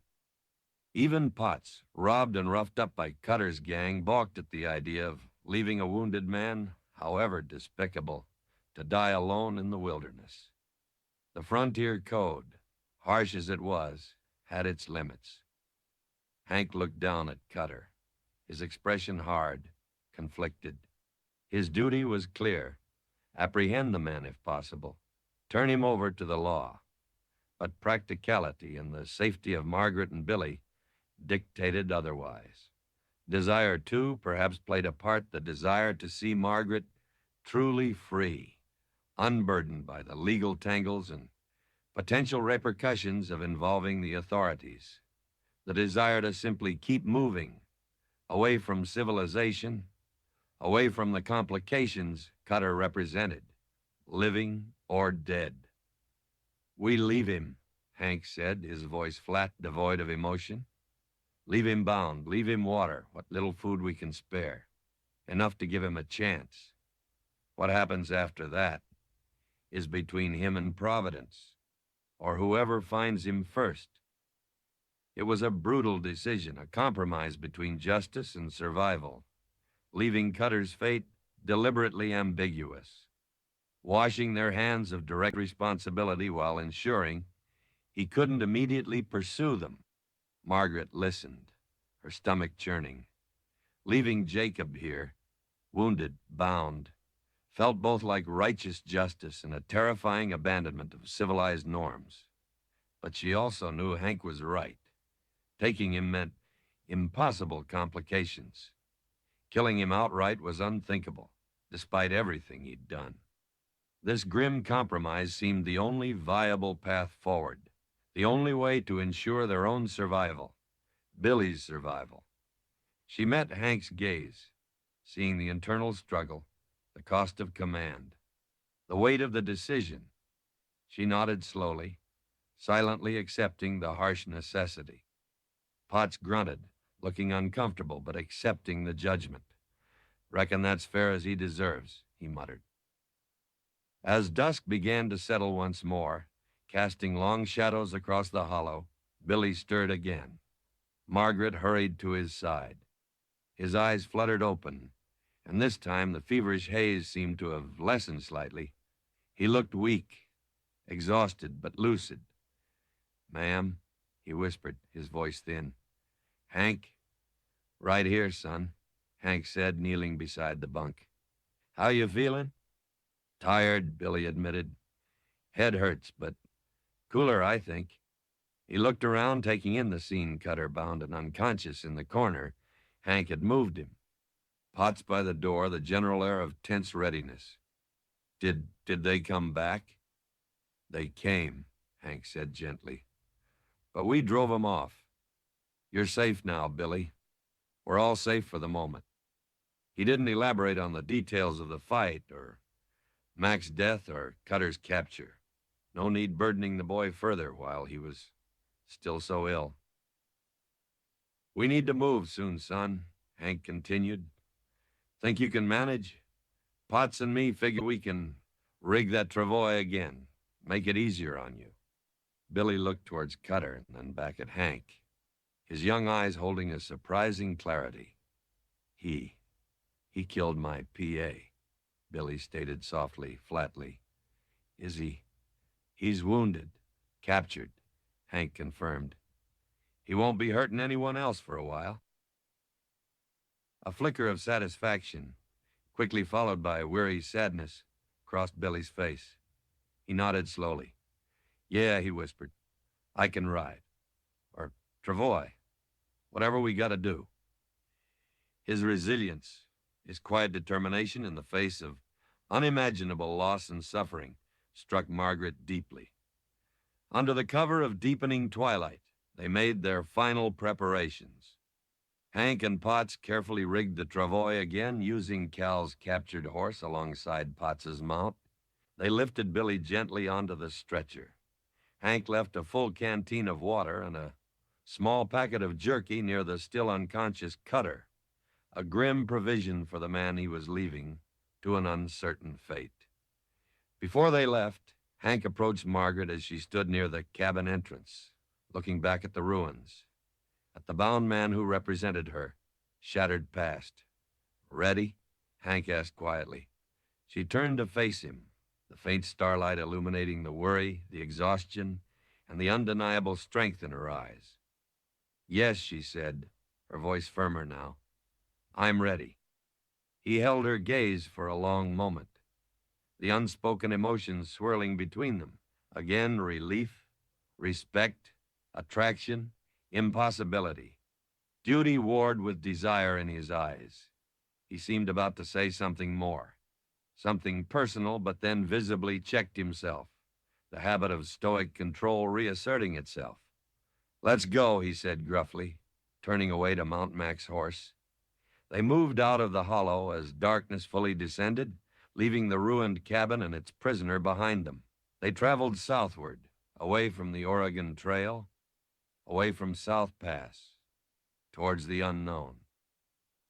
The travois carrying Billy moved slowly but steadily between Potts's and Cal's horses. Margaret rode Potts' horse now, while Hank took the lead on Mac's mount. The night was quiet, the stars brilliant overhead. They rode in silence, each lost in their own thoughts, grappling with the events of the past days, the violence, the losses, the uncertain future. Margaret felt irrevocably changed. The fear was still there, a constant companion, but it no longer paralyzed her. She had faced her monster, fought back, and survived. She had discovered a strength she never knew she possessed. The chains that had bound her to Jacob Cutter were shattered, emotionally and physically. But scars remained.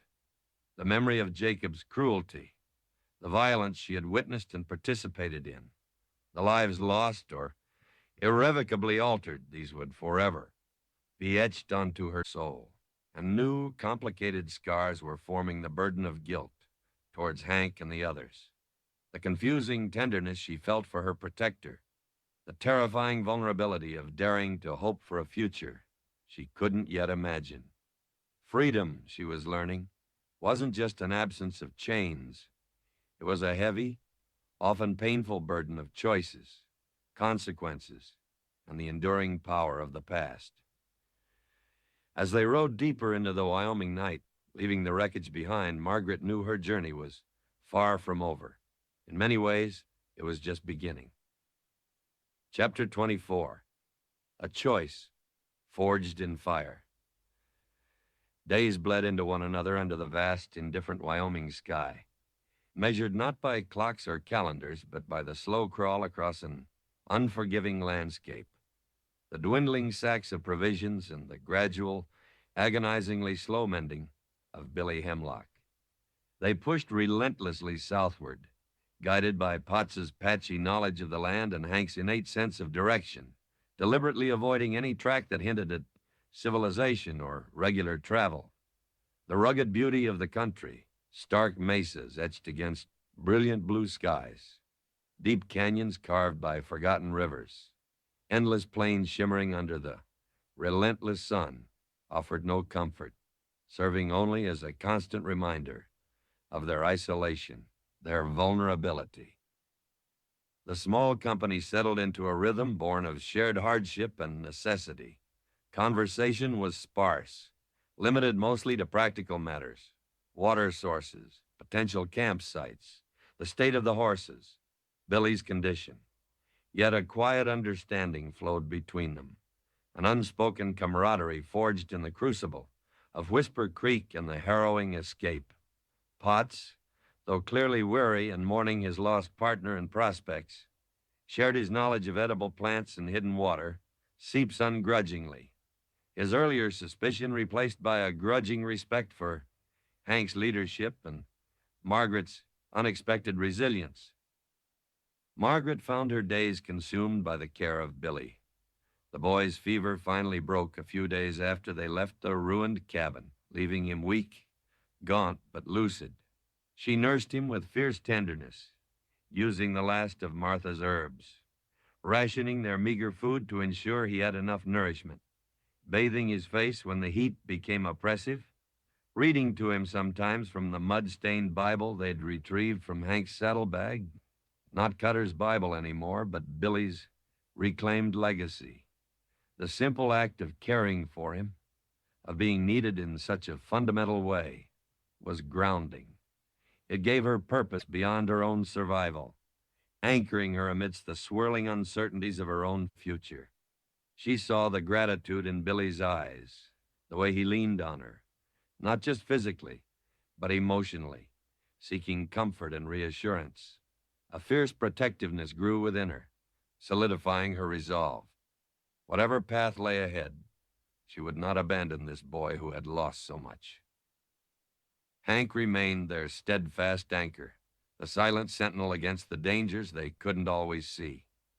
He pushed himself relentlessly, scouting ahead, watching their back trail, choosing campsites with a strategist's eye for defense, rationing supplies with grim fairness. He rarely slept more than a few hours at a stretch, his face growing leaner, the lines around his eyes deepening, yet his vigilance never wavered. He treated Margaret with a quiet respect that acknowledged the truth between them, yet maintained a careful distance. The charged moments, the unspoken emotions seemed deliberately held in check, overshadowed by the immediate demands of survival and the lingering shadow of duty. But sometimes, in the quiet moments around the small evening fire, or when their hands brushed as he passed her a canteen, Margaret would catch a look in his eyes, a fleeting glimpse of the man beneath the stoic exterior, a flicker of warmth, of concern, perhaps even longing, that made her heart ache with a confused mixture of hope and impossibility. He watched her with Billy, his expression softening almost imperceptibly. He listened when she spoke of her fears for the future, his silence not indifferent, but attentive. He treated her not as a burden, despite his earlier words, but as an equal partner in their desperate venture. The connection between them deepened silently, inevitably, a fragile desert flower blooming in a harsh terrain. They saw no sign of Cutter, nor of his remaining man. Whether they had given up the chase, assuming their prey lost in the wilderness, or whether they had indeed headed for Robber's Roost as Potts suspected, remained unknown. The lack of pursuit was a relief, yet also unsettling. Jacob wasn't one to give up easily. Margaret couldn't shake the feeling that he was still out there somewhere, a lingering poison, even if the immediate threat had receded. Leaving him bound but alive felt like unfinished business, a loose thread that could unravel their fragile freedom at any moment. Hank seemed to share this unspoken unease, his vigilance never truly relaxing. After nearly a week of hard travel, their supplies were dangerously low. The horses were exhausted, their ribs beginning to show despite the sparse grazing. Billy, though recovering, remained weak and needed more substantial food and prolonged rest. Even Hank's formidable endurance was beginning to fray at the edges. They reached a high plateau overlooking a wide, sparsely vegetated plain stretching southward. In the far distance, barely visible through the heat haze, lay the dark smudge of what looked like a settlement, or perhaps a large ranch complex near a distant river. Potts squinted towards it, shielding his eyes. "Reckon that might be the Green River down there," he said, his voice filled with weary hope. "Folks starting to settle along it. Ranches, maybe a small town. Civilization of a sort." He looked at Hank, then at Margaret and Billy. "Figure my trail parts ways with yours here. I aim to head down there, See if I can find work. Maybe earn enough to get back on my feet." He sighed, the loss of his partner and his gear still heavy on him. "Can't thank you folks enough for pulling me out of that mess back at the creek." Hank nodded solemnly. "We owed you, Potts, for the warning, for the help with the boy." He extended his hand. "Good luck to you." Potts shook Hank's hand firmly. "You too, Carson. You watch out for yourselves." He glanced meaningfully at Margaret, then at the sleeping Billy, now strong enough to be propped comfortably on Cal's captured horse, which Potts had been leading. He gave Margaret a respectful nod. "Ma'am, Billy." He turned his horse and began the slow descent toward the distant signs of life. A lonely figure seeking refuge back in the world they were still trying to evade. His departure left a void, emphasizing the stark reality of their situation. Just the three of them now, Hank, Margaret, and Billy, standing at another crossroads, the path ahead uncertain, their future unwritten. Hank turned to Margaret, his expression serious, the carefully maintained distance seeming to dissolve slightly in the wake of Potts' departure. "Margaret," he began, his voice low, "Potts is right. There's settlement down there.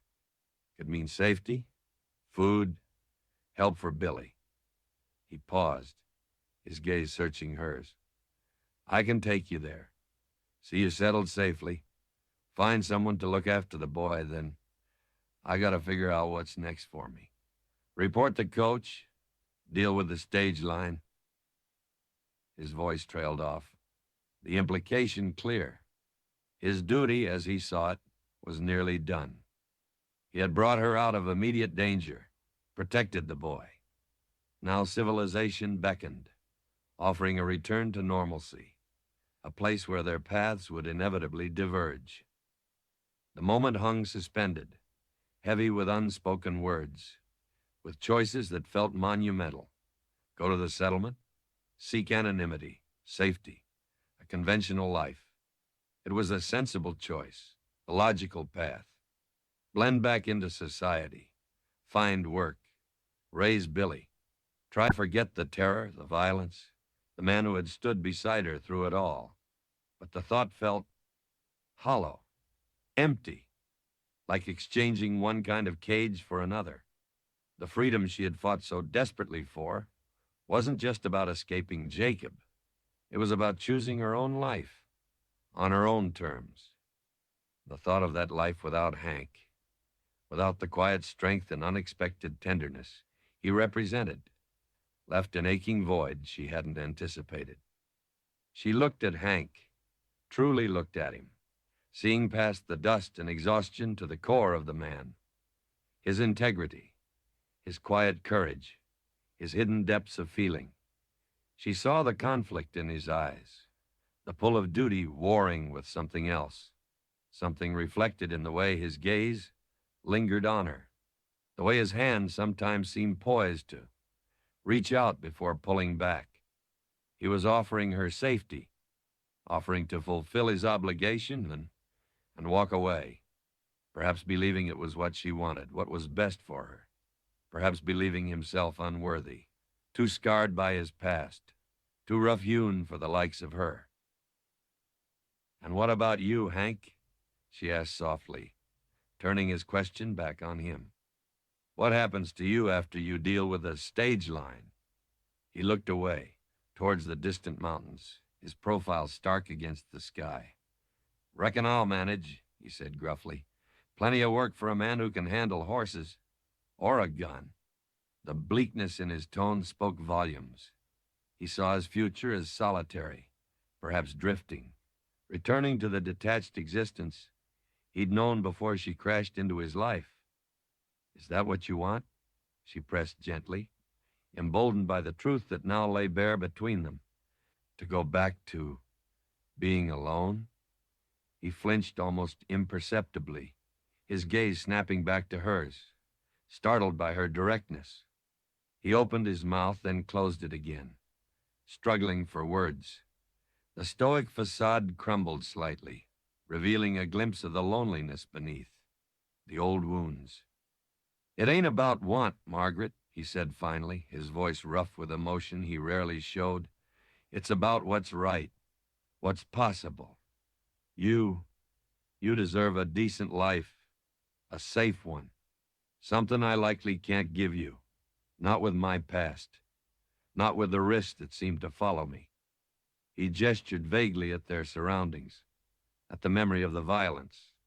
And Cutter, even wounded, even left behind.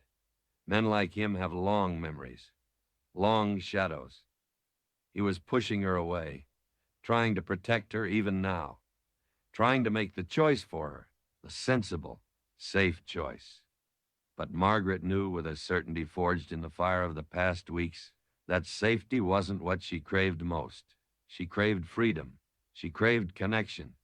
She craved a life chosen, not endured. She stepped closer to him, close enough to see the flecks of gray in his dark hair, the fine lines etched by sun and sorrow around his eyes. "Maybe," she said softly but firmly, "safety isn't the only thing that matters."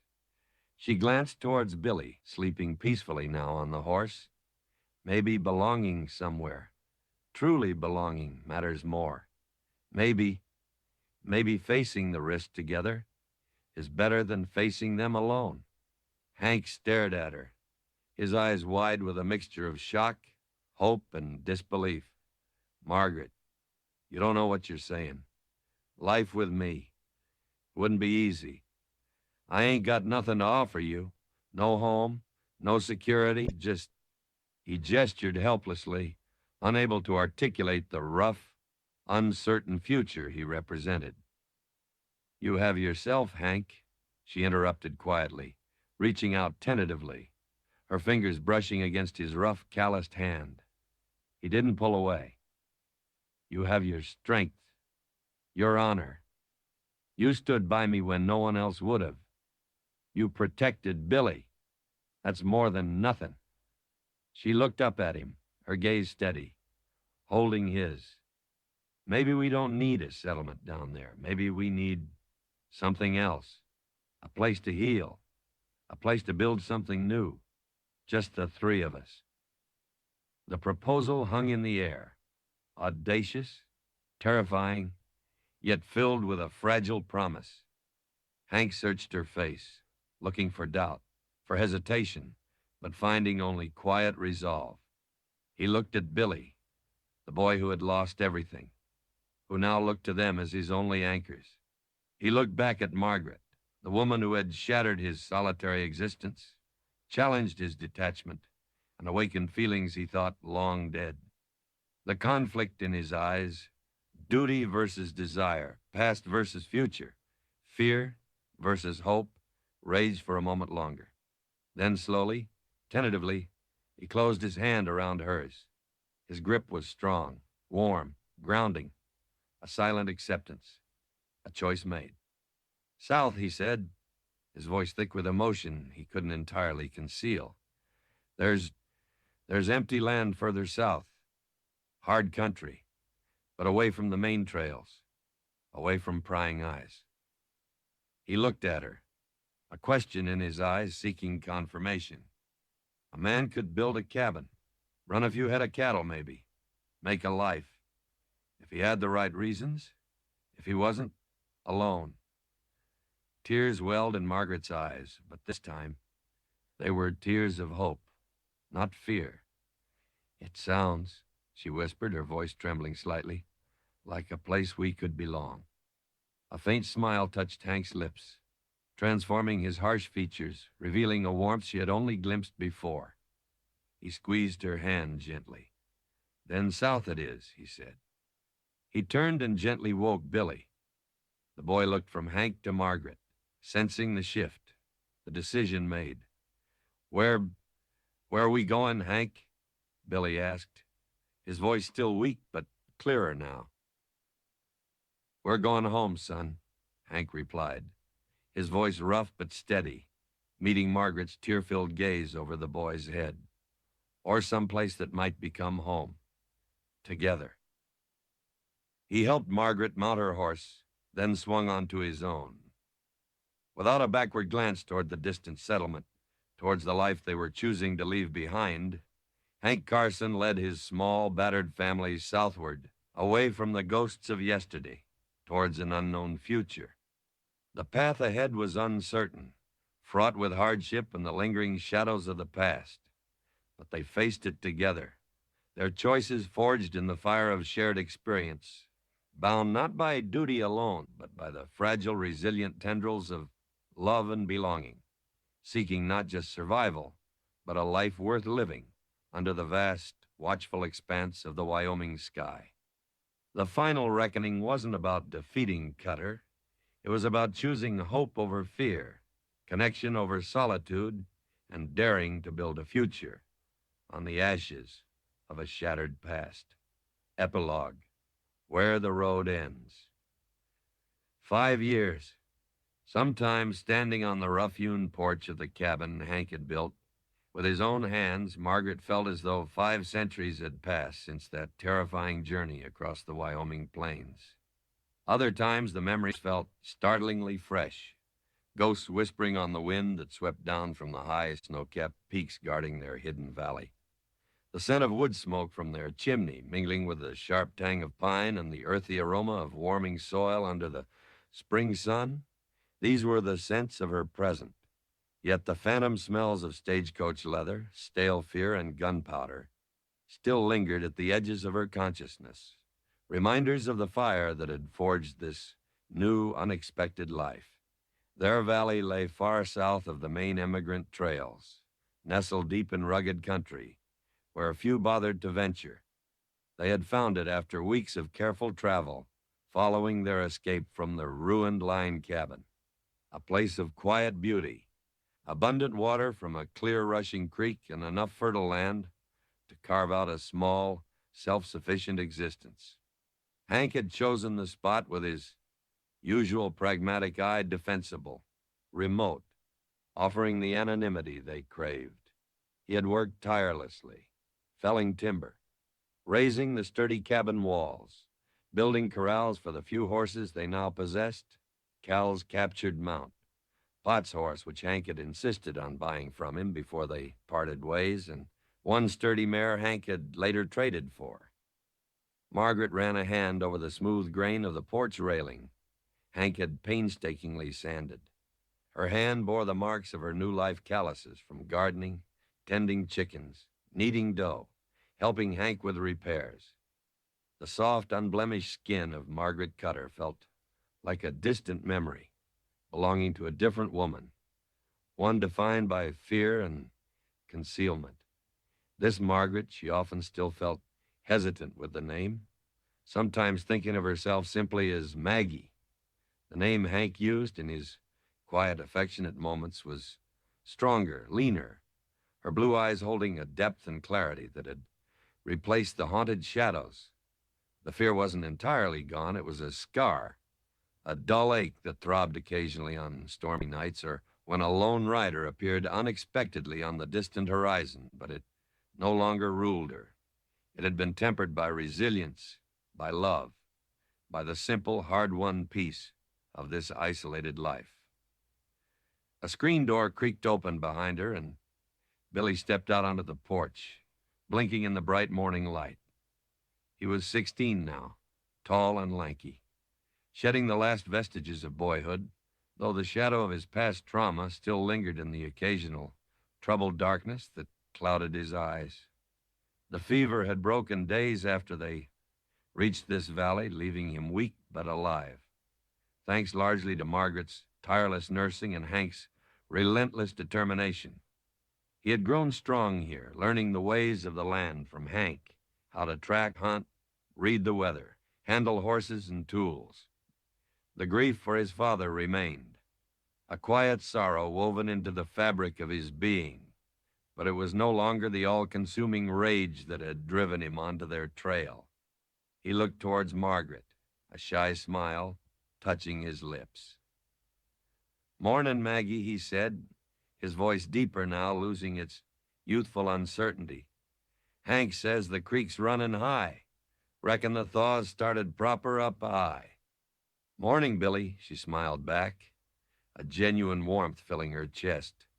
This boy, bound to them by shared tragedy and circumstance, had become the son she never expected, the anchor that solidified their unconventional family. Best check the footbridge Hank laid. Make sure it's holding. Already did, Billy replied, leaning against the railing beside her, his gaze following hers out across the valley. It's solid. Hank builds things to last.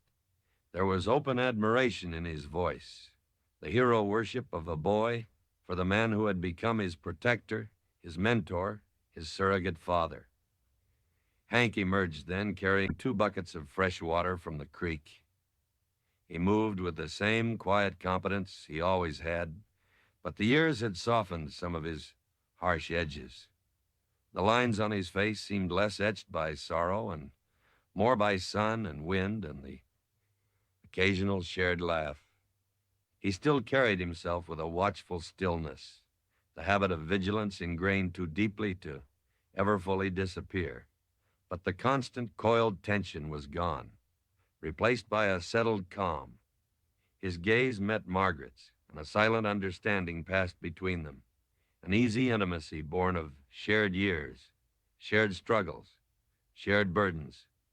He set the buckets down and came to stand beside her, his arm brushing hers lightly, a simple contact that spoke volumes. "Morning," he murmured, his eyes scanning the familiar landscape. "Looks like another clear day." "Smells like spring," Margaret replied, leaning slightly against his solid strength, a gesture so natural now it required no thought. They stood there for a moment, the 3 of them, looking out at the valley that had become their world. The cabin Hank had built stood sturdy and welcoming behind them. A small patch of cultivated land showed the green shoots of early vegetables. Chickens scratched in the dust near a small coop. Smoke curled from the chimney. It was a simple life, a hard life, demanding constant effort and vigilance against the elements and the isolation. There were no neighbors for miles, no town nearby, no easy access to supplies or help.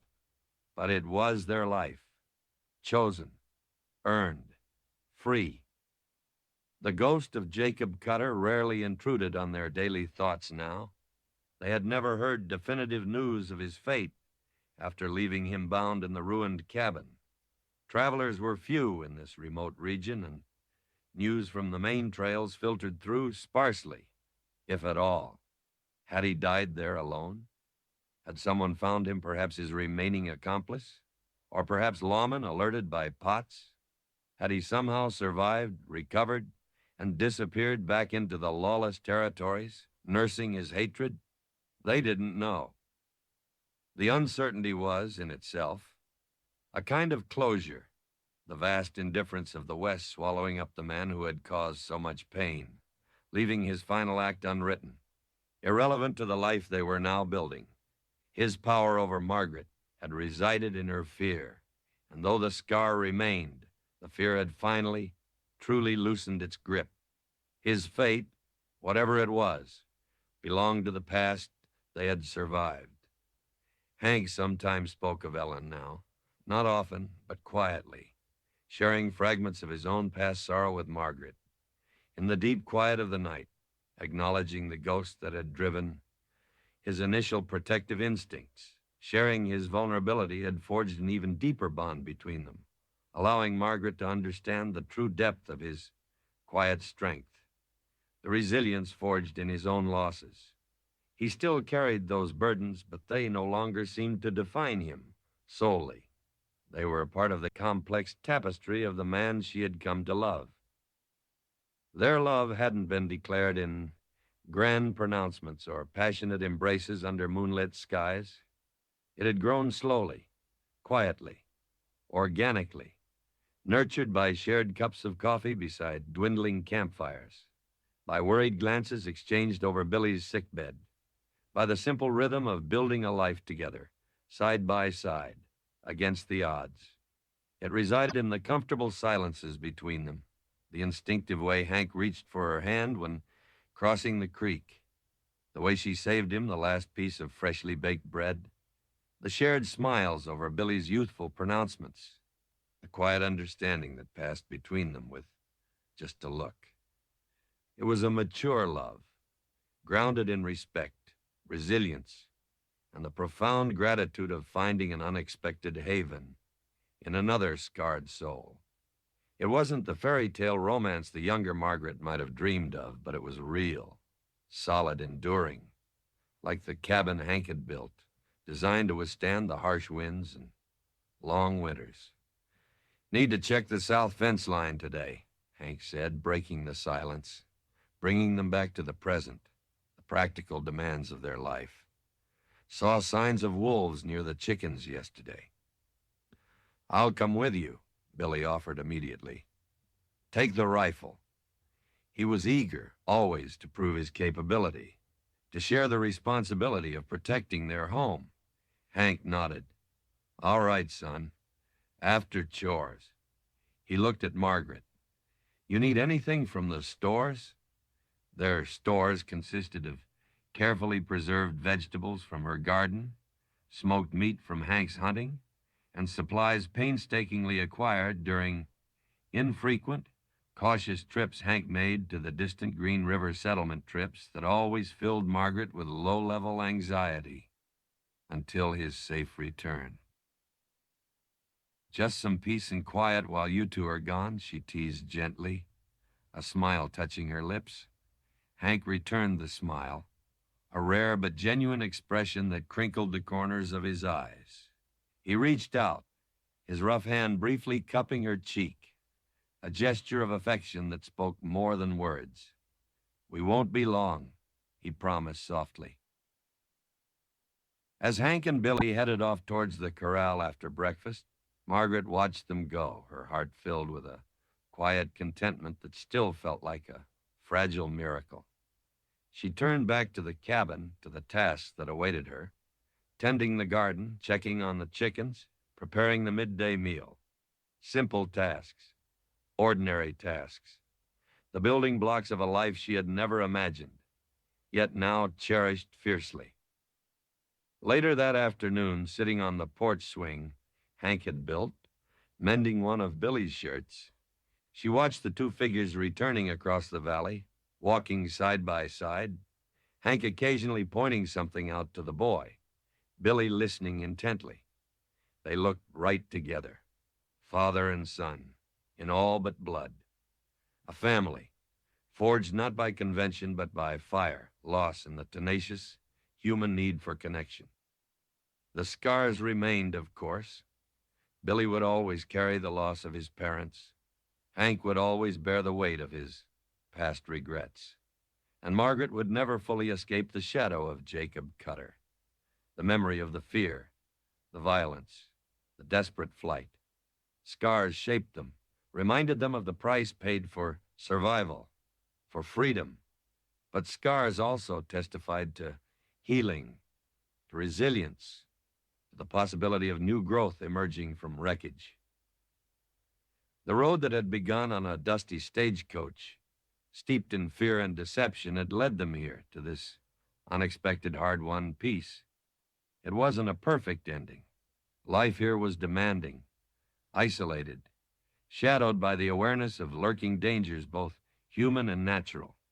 There were no guarantees, but as Hank stepped onto the porch, his familiar presence solid and reassuring beside her, as Billy followed, his youthful energy a bright counterpoint to their quiet strength, Margaret knew she wouldn't trade it.